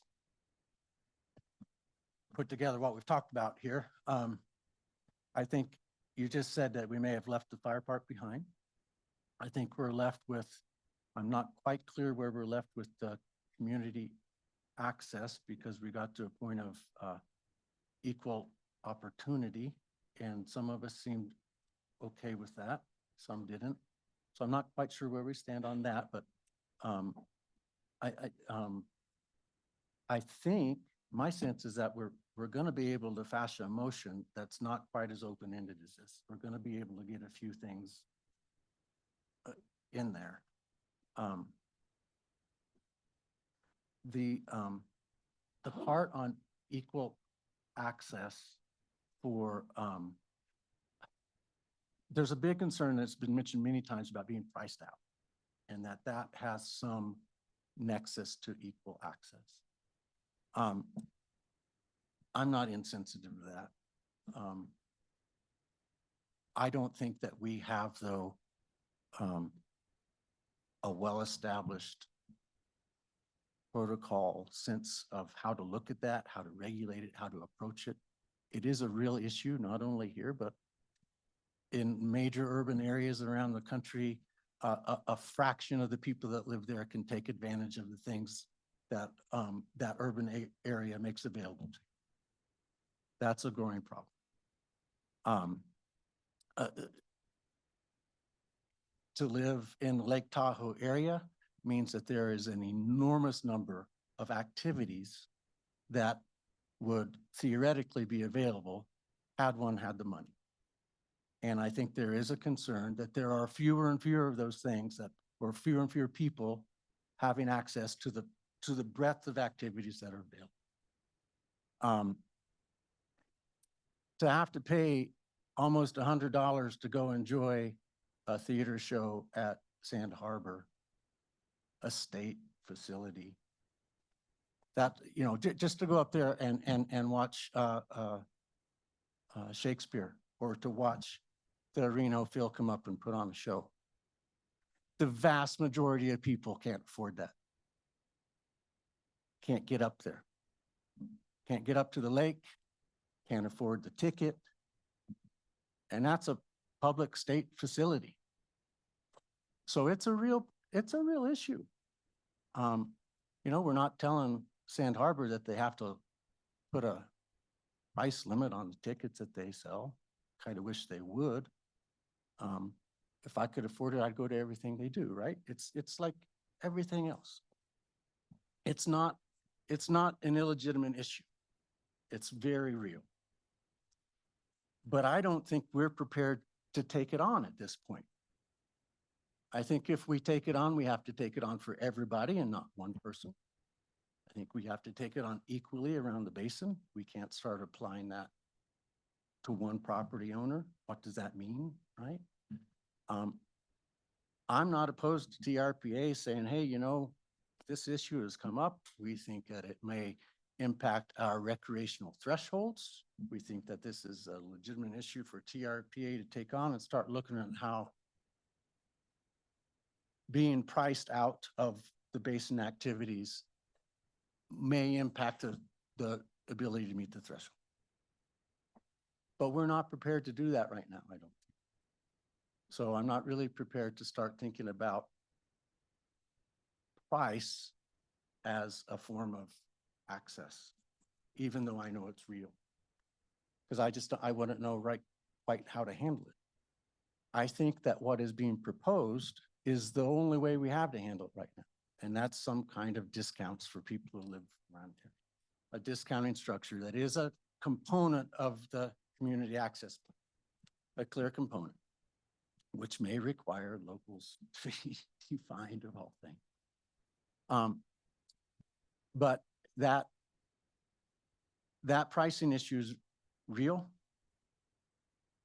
but we can't, I don't believe that we can use this as a moment to start making rules around it. With that said, I would love it, Brendan, Chair, if you were able to maybe help us come back around to where we are with the motion. I can try. I know Mr. Drake might want to try. One last clarification. So close. This is a question for staff. What is the monitoring and reporting feedback loop as it relates to public access? First off, I'll just say that both, Chip and Graham articulated pretty well that some things are more of an art than a science and not everything can be measured. And I'm gaining comfort with that, despite the fact that it's a little vague. As it relates to public access, Paul, what would be in place for some kind of ongoing evaluation, even if it's a little bit open-ended? Yeah, so our legal team headed by Graham over here, thought it was prudent to include monitoring enforcement language specifically in the public access plan.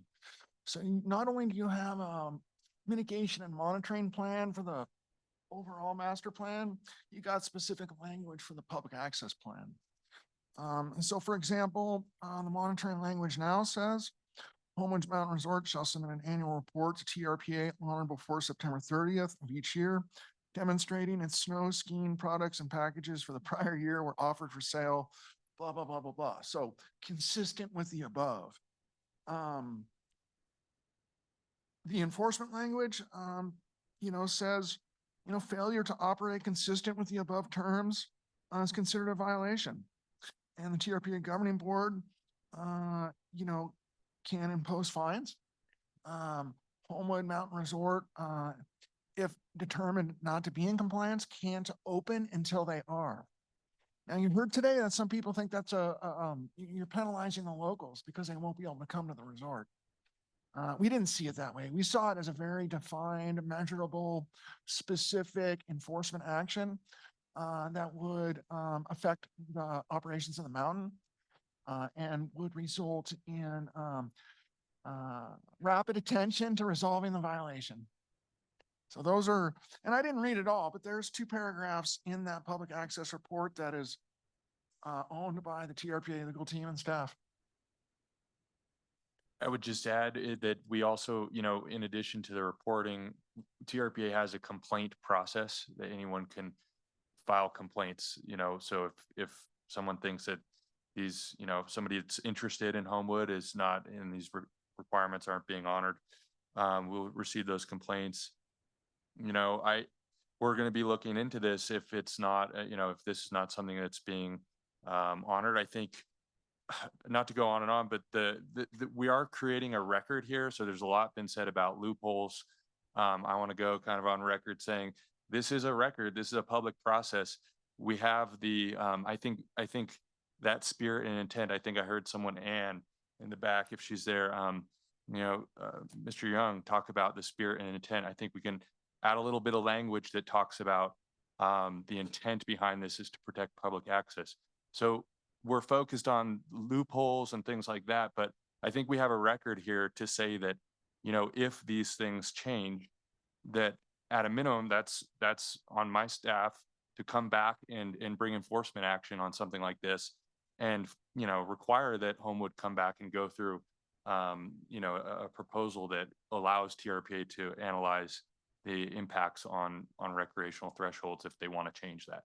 Hopefully they'll follow the process that's laid out in here, the community access plan that says, TRPA needs to make those approvals. They need to come through. If they don't, and we find that they're not honoring these commitments, our plan would be to bring enforcement action.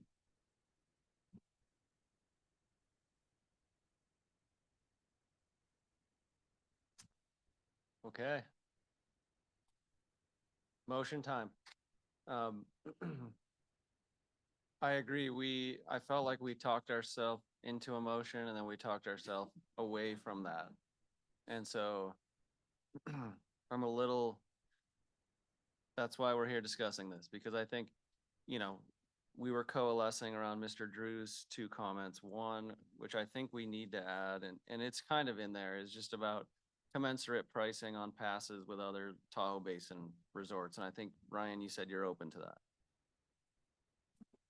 Yeah, we've already put language within the locals discount. The discounted. The two packages that explicitly state competing resorts, and that will stay equal to or discounted to for specific ski products. That's what we're comfortable with here today. Okay. I feel like it's adequate what is in there currently on the pass side of things. Yeah, okay. Paul? Just to clarify, it doesn't apply to the full season, no blackout passes.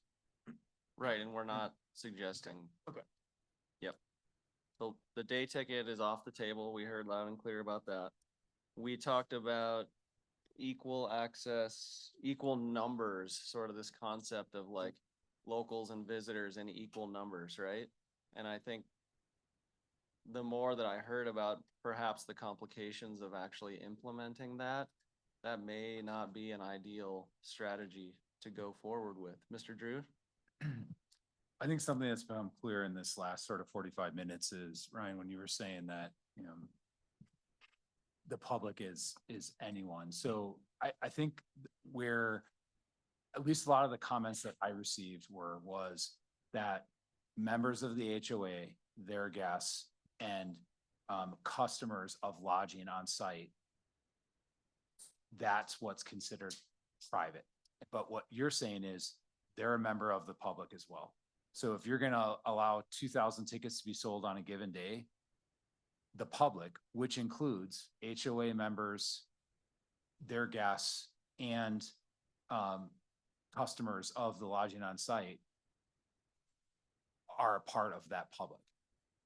And if that's the case, then maybe we can simplify this by just in the community access plan, right after you say anyone, or where we say public, we just say that includes members of the HOA, customers of the lodging, and their guests, so that that's clear. Because the way you're describing it is there's one pool, everyone's the public. You're going to sell tickets to whoever walks up to the gate first.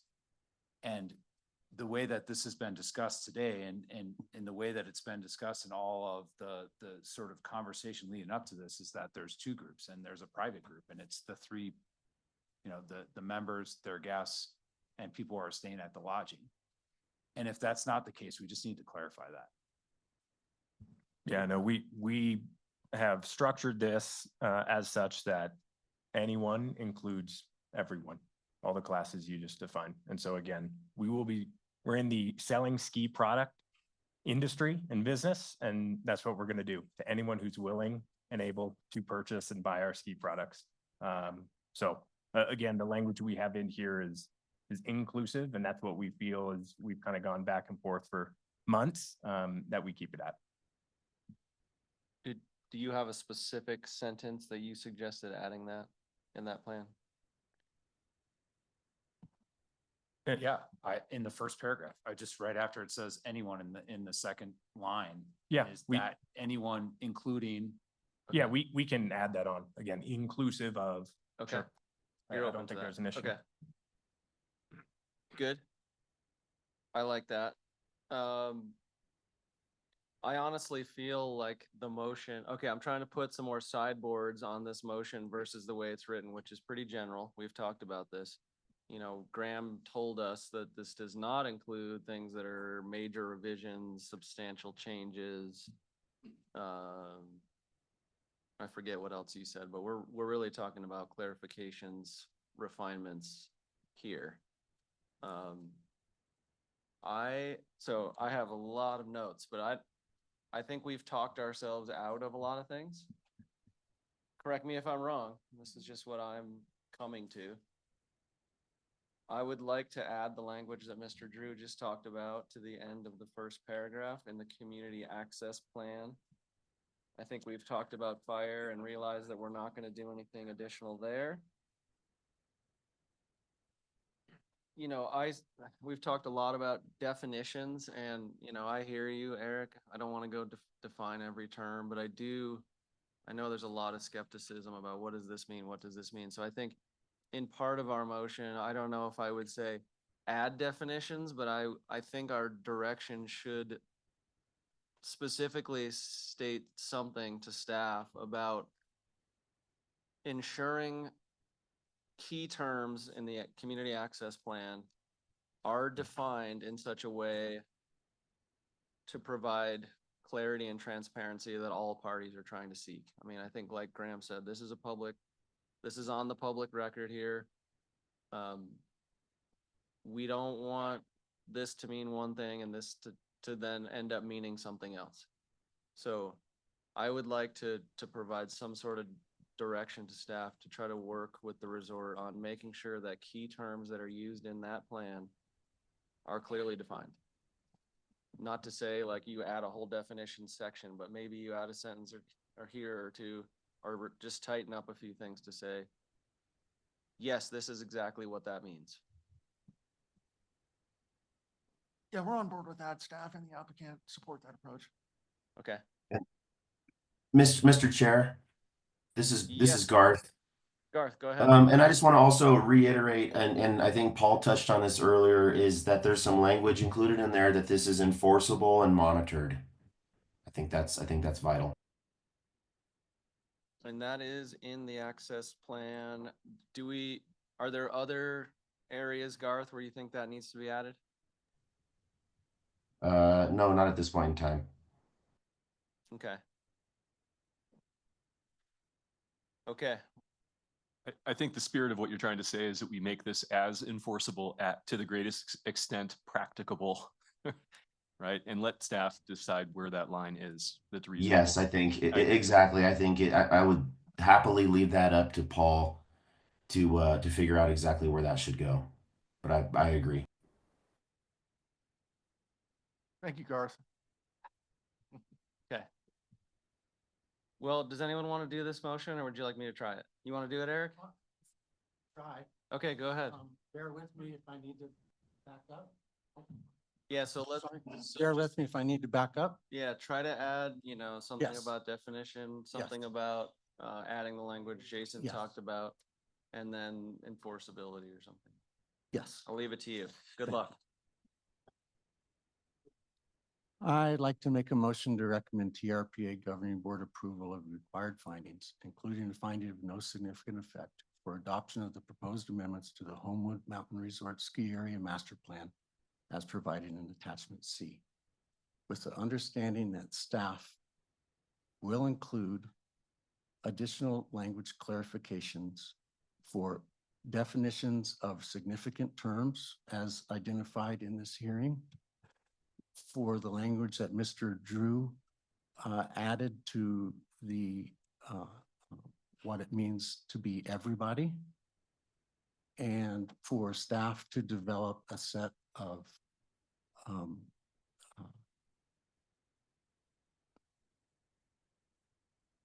what would they be? Well, we got the key term. We want to do enforcement actions, enforcement mechanisms, perhaps. Okay? And that staff create a set of enforcement mechanisms as discussed here at the meeting. And other edits to the amendments proposed for the governing board approval based on public comments received on the materials presented to and by the APC. Now, yes, I did say attachment C. I left out factual corrections because I didn't notice that there were any factual corrections discussed as needed today. Is it? Can you clarify, Graham, for us? Is it attachment B or C? Paul, can I ask you to do that? Is it in the staff, if you have the staff report in front of you, is it Yep. B? What am I confirming? Sorry, I'm sorry, I was don't taking have it notes up. here. We might have to. The slide motion says, The first motion references attachment B. okay. No, this,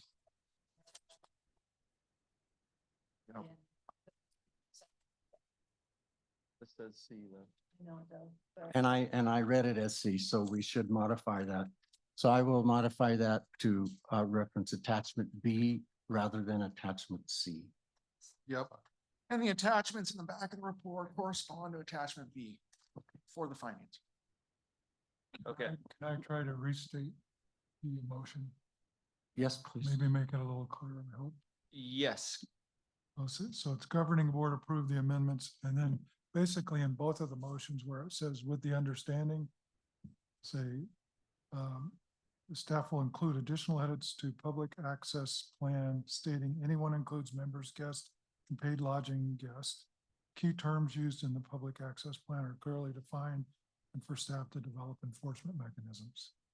Did I get what you?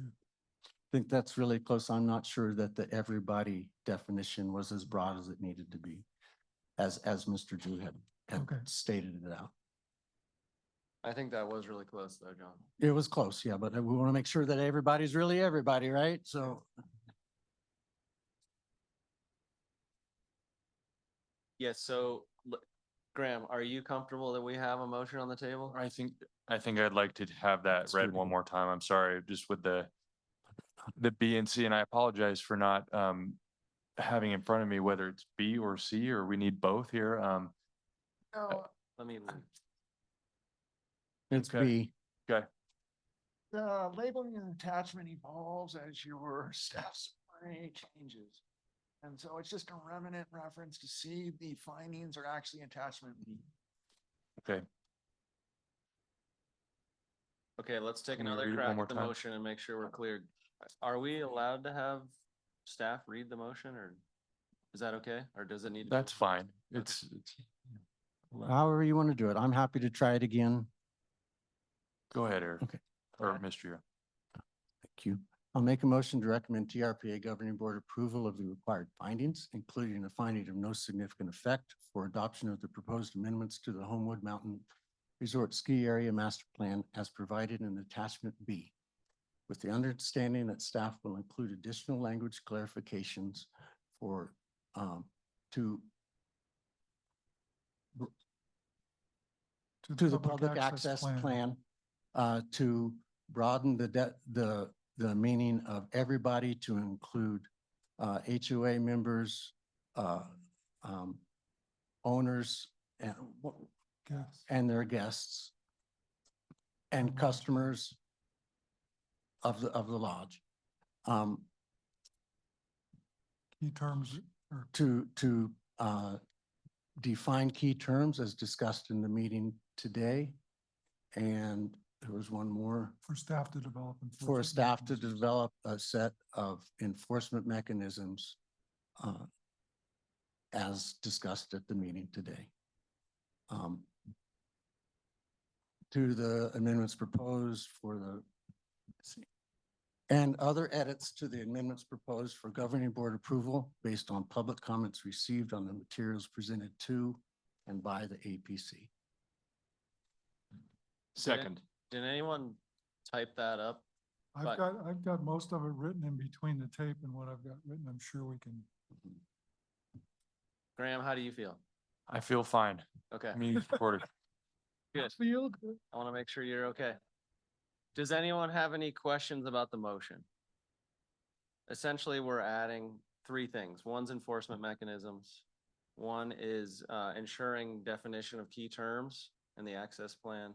And one is broadening or clarifying the term of what the public means to include members of the HOA, their guests, and any lodging product on the property.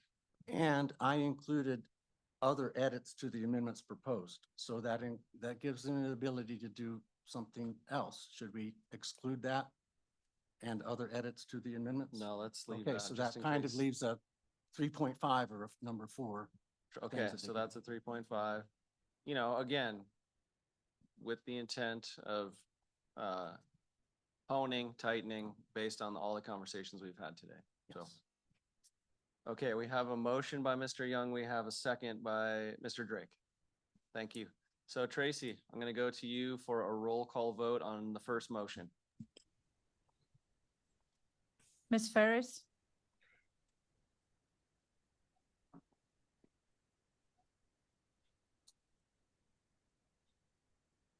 She actually put in the chat, she has to sign off. oh, was that just recently? Yes. I apologize for that. Yep, she just put it in there. Mr. Young, Aye. Mr. Drew, Yes. Chief Stephen, Yes. Mr. Teixeira, Yes. Ms. Carr, Yes. Mr. Olling, Yes. Mr. Drake, Yes. Ms. Chandler, Yes. Ms. Jacobson, Yes. Mr. McNamara. He left. Okay. Mr. Hitchcock, Yes. Mr. Judge, Yes. Mr. Hill, Yes. Mr. Ferry. Yes. Mr. Chair, the motion passes. Thank you, Tracy. Okay, we have a second motion. Would you mind turning your microphone on if you're going to do it again? Thank you. Do it. Thank you. I'll make a second motion to recommend the TRPA Governing Board adoption of ordinance 2025 to be determined. This is attachment A. Okay. Attachment A to amend the Homewood Mountain Resort Ski Area Master Plan as provided in Exhibit 1 thereto, with the understanding that staff will include additional language clarifications to broaden the meaning of everyone to include owners, guests of owners, and employees, to create a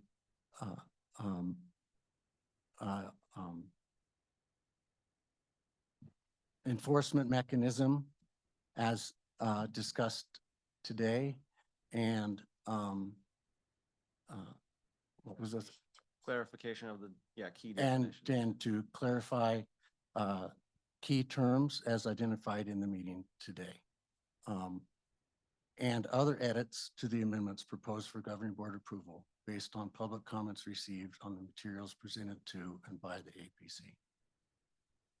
Mr. Chairman, couldn't we use the same language that we had in the first motion when it comes to the part about the others, just because it should be the same? It seems like it should be exactly the same. So whatever Mr. Hester and Mr. St. Michel have should be tagged onto the end of this, because what Eric read was a little different. If everyone was comfortable with using the language tagged onto the first motion, it's duplicative here. We can just go back to that without you having to I agree. recite that all over again. Let's make sure they match. That's a good idea. Anyone care to second that motion? Second. Oh, Mr. Hitchcock won that. Okay, Tracy, roll call vote on the second motion, please. Mr. Judge, Yes. Mr. Hill, Yes. Mr. Hitchcock, Yes. Mr. Drake, Yes. Ms. Chandler, Yes. Ms. Jacobson, Yes. Mr. Teixeira, Yes. Ms. Carr, Yes. Mr. Olling, Yes. Mr. Young, Yes. Mr. Drew, Yes. Chief Stephen, Yes. and Mr. Ferry. Yes? That motion also passes. Okay. Everyone take a deep breath. We did it, I believe. Is everyone feeling good?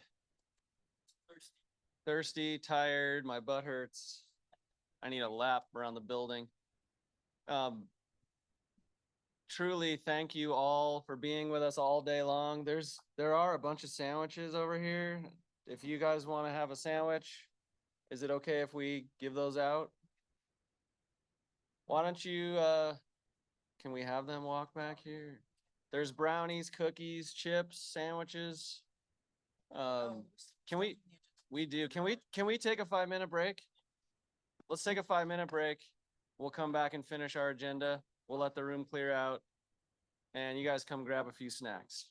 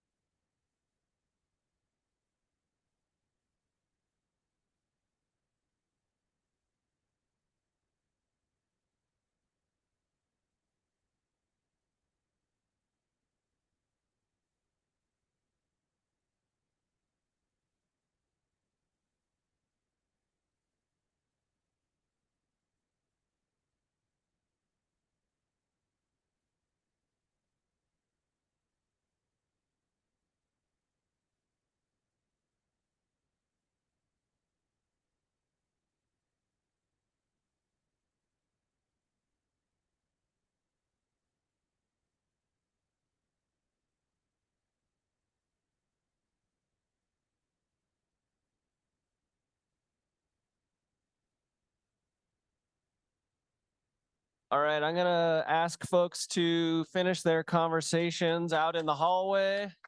We're gonna try to wrap this meeting up. Where's my gavel? I do usually have a gavel. Okay. Thank you all. Drive safe. APC members, if I could call you back to your seats.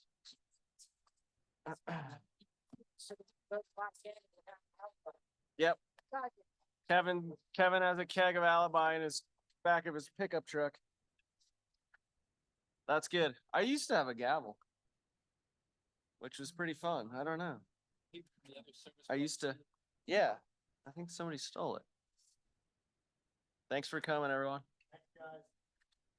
Safe travels to the West Shore. Before the snow starts flying.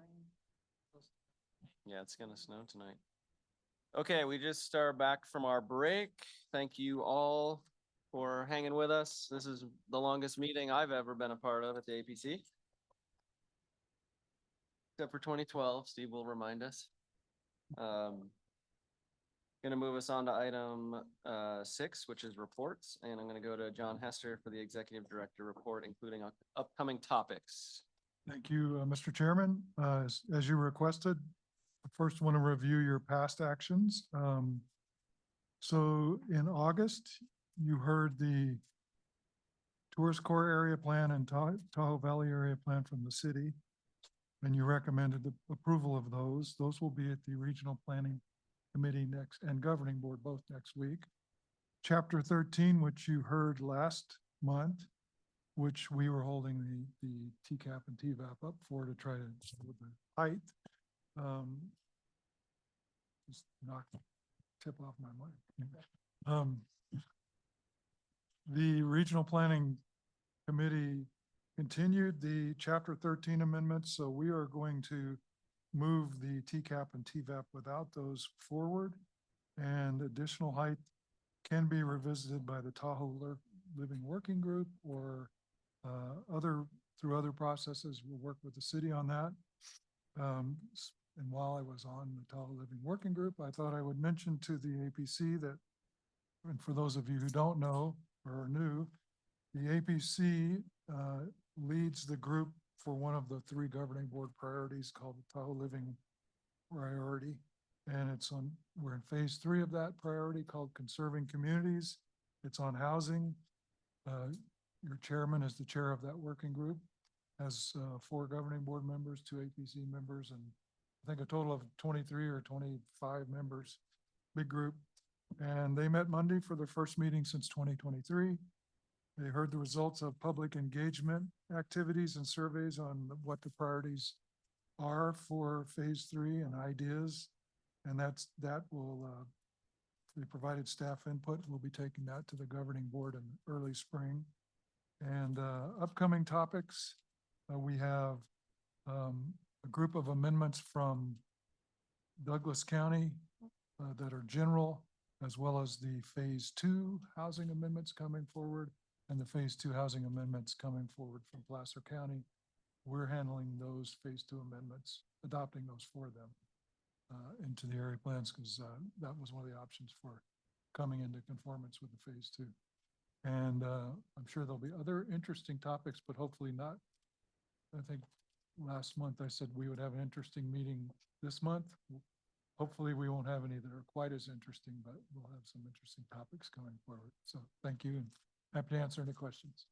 Thanks, John. Any questions for John? Yes. Steve? John, did you say you're moving the Tahoe Valley Area Plan and the Tourist Core Area Plan and the city forward without the height and density? Is that what you said? Right, without the height. Without the, I'm sorry, density. Without the There was no density? height. There wasn't a height. Yeah, there's, for us, it wasn't height, it was just the density.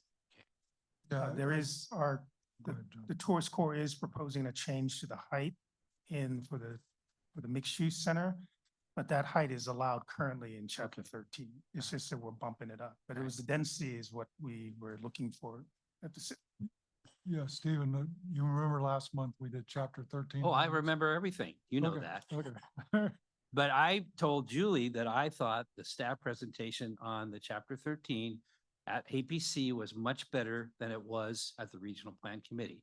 They got off track because they didn't understand the context, what was being presented. So that's my comment. So we, doing our best to move what we can for the city forward, and we've made a commitment to city manager and city staff that we will get to the density part as soon as we can, and whatever's the appropriate venue. Everyone's good?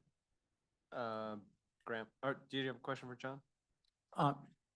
John, do you have, I noticed you didn't mention that Washoe County's starting into an update of our area plan. Do you not have our letter of intent yet? No, we have, I didn't, I was trying to do what I thought would be on the next couple meetings. Oh, no, that's okay. I was just, you just worried me. I thought, oh my God, they No, don't have our letter of no, intent. no, I said, we- okay, yeah. We know Washoe County is doing updating their area plan, and the phase 2 will be included in that. And El Dorado County, love the name of Tahoe, El Dorado County, or the TED plan. The The TED plan TED is will moving forward. moving forward, and John can probably tell you more than I can, but they're starting a midtown plan for city of South Lake Tahoe. But those, I don't know when they'll be here, so I didn't bring them up. Yeah. So 56 acres, kind of Midtown, Lakeview Commons, Harrison Avenue, the school district. And then what I always refer to a Sear tract, but the proper term is actually Tahoe Sierra Commercial District. So it's basically, it's the rest of the commercial and public areas, non-residential areas of the city of South Lake Tahoe. So we're excited. It's kind of a strange boundary. Yeah, it is. No, it's a very meaningful, it's a part of the city that's not doing that well. So we need this. Great. Thank you, John. Graham, I'll go to you for the general counsel report. Thanks. Keep this brief, just some general local legal interest topics. Just for awareness, the League to Save Lake Tahoe and Sierra Watch brought a lawsuit against Palisades. This is against Placer County and Altera. Big development project, and the petition alleges CEQA issues and environmental review and just some environmental issues with that project. TRPA has not been named, and we haven't been involved in that. We don't have, that's outside of the basin. I don't think we anticipate being involved in that lawsuit, but just wanted to mention that for awareness and answer any questions if you have any. And then also another new development in the last month or so, the Superior Court of El Dorado County, there was a motion to reconsider the challenge to the Lahontan pesticide exemption in the Tahoe Keys, where they were doing the controlled methods test and the herbicide application. The herbicide application has already been done, but that case had said that permit was issued erroneously, and the parties Lahontan and TKPOA, the Property Owners Association, asked for reconsideration of that motion. The Superior Court went ahead and said that nope, his original motion was correct, or his original order was correct. So now they're in the opportunity to appeal, but that we don't really see that that ruling is very impactful for TRPA. We have our own permit, and monitoring that is taking place under TRPA's permit will continue. It's not affected, and there's separate issues about the usability of the data that was collected. Those are kind of ongoing issues, but from our perspective, we don't really see that ruling as questioning or saying that we can't, that data is not reliable or can't be used for future decisions. But that's a legal issue that will need to get sorted out and subject to argument and stuff like that. So other than that, if anyone has any questions, I'd be happy to take any.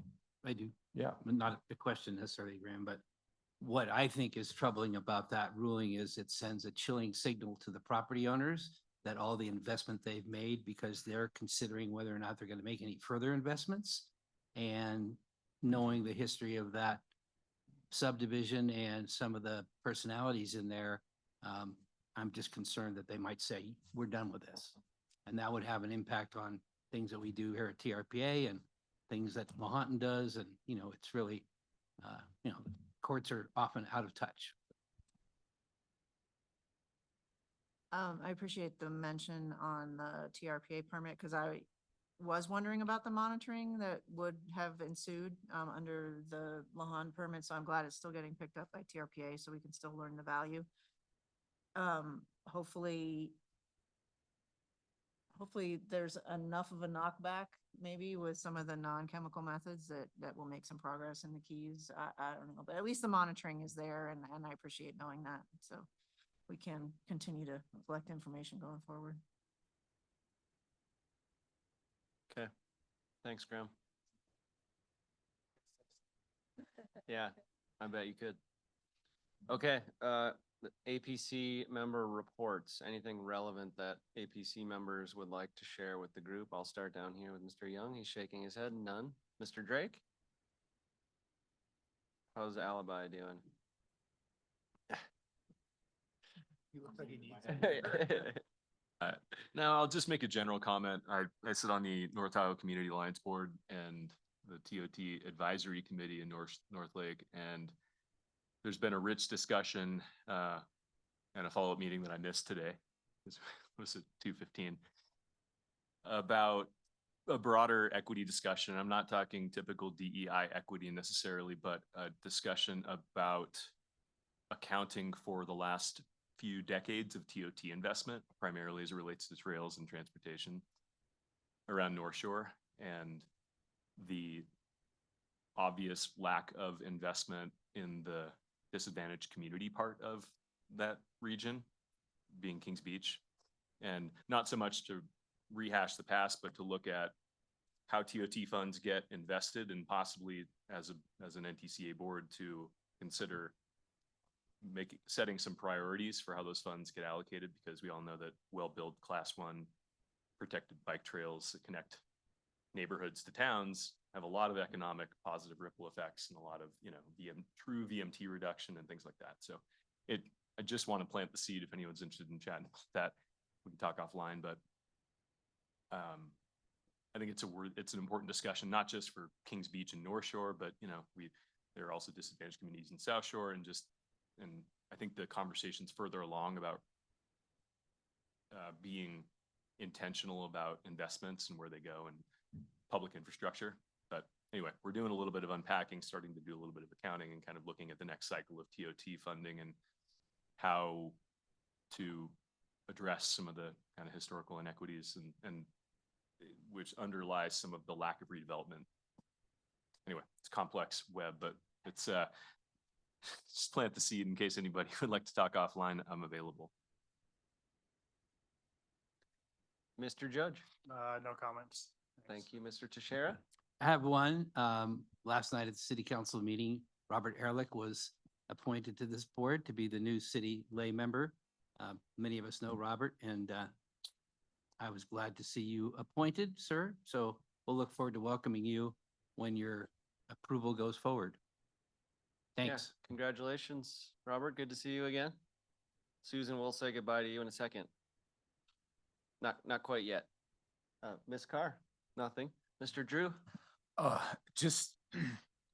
would just like to comment on today. I thought that was a really thoughtful conversation, and I really appreciated how this group communicated and worked through what could have been a really difficult, much more difficult situation. So I just wanted to say thank you. Appreciate, being on this commission with all of you. And I think today was a good example of the thoughtfulness this group has. And I would appreciate if John, if you and the team could communicate that to the governing board, because I know one of the things that's happened over time is the relationship between the governing board and the APC is grown apart, is the terminology I would use, from what I think some of us remember what the relationship was like. And I think today goes a long way to demonstrating to the governing board that this is a body that they should invest in more and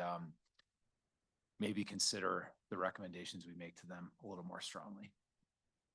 With that, thank you. And I also have to step out because I have 2 children that are going to be waiting on the curbside if I don't get across town here quickly. So. Yep, better go get them. Thanks, Drew. Hitchcock.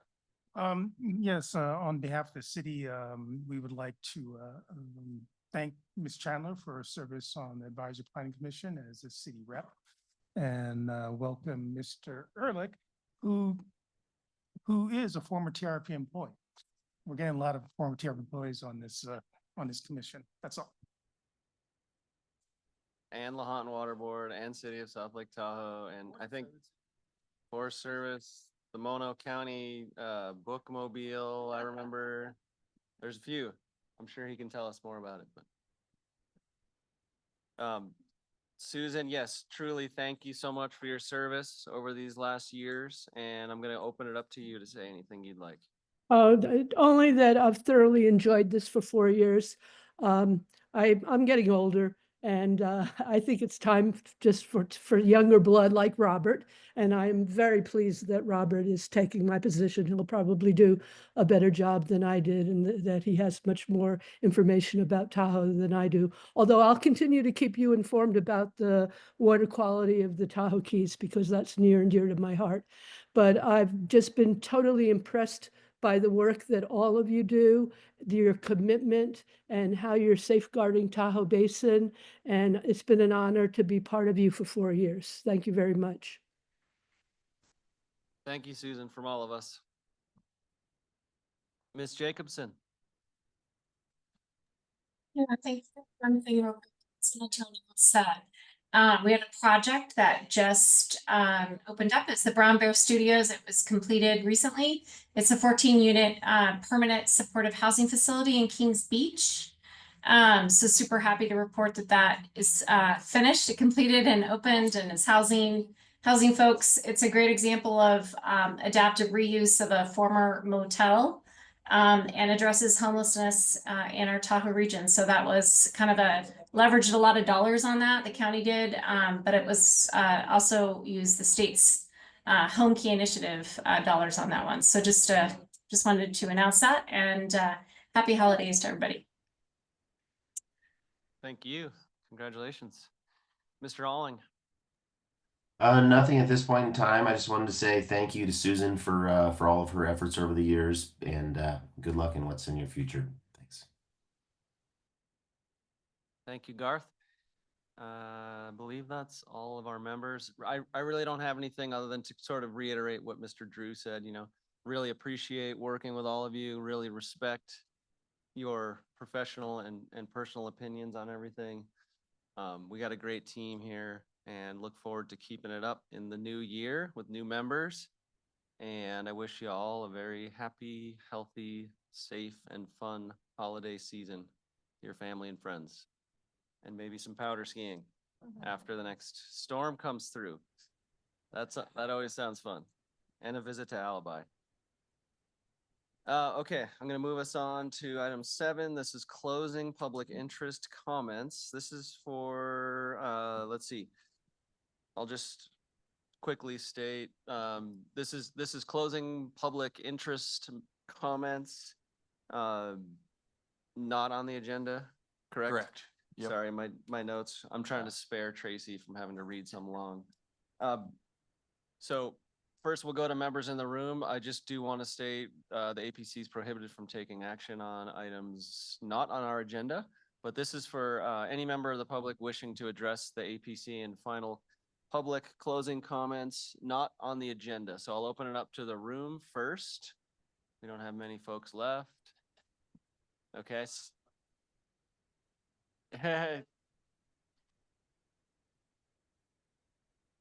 as many sandwiches as you want. And Tracy, I'm going to go to you. We're going to take public interest comments from members of the public who are joining us via Zoom. You can either click the raise hand button at the bottom of your Zoom screen now or dial *9 on your telephone. You'll be unmuted by a TRPA staff member. Currently, I don't see any hands raised online. Just give you a couple of seconds. We do have 21 attendees left, but no hands raised to make public comment.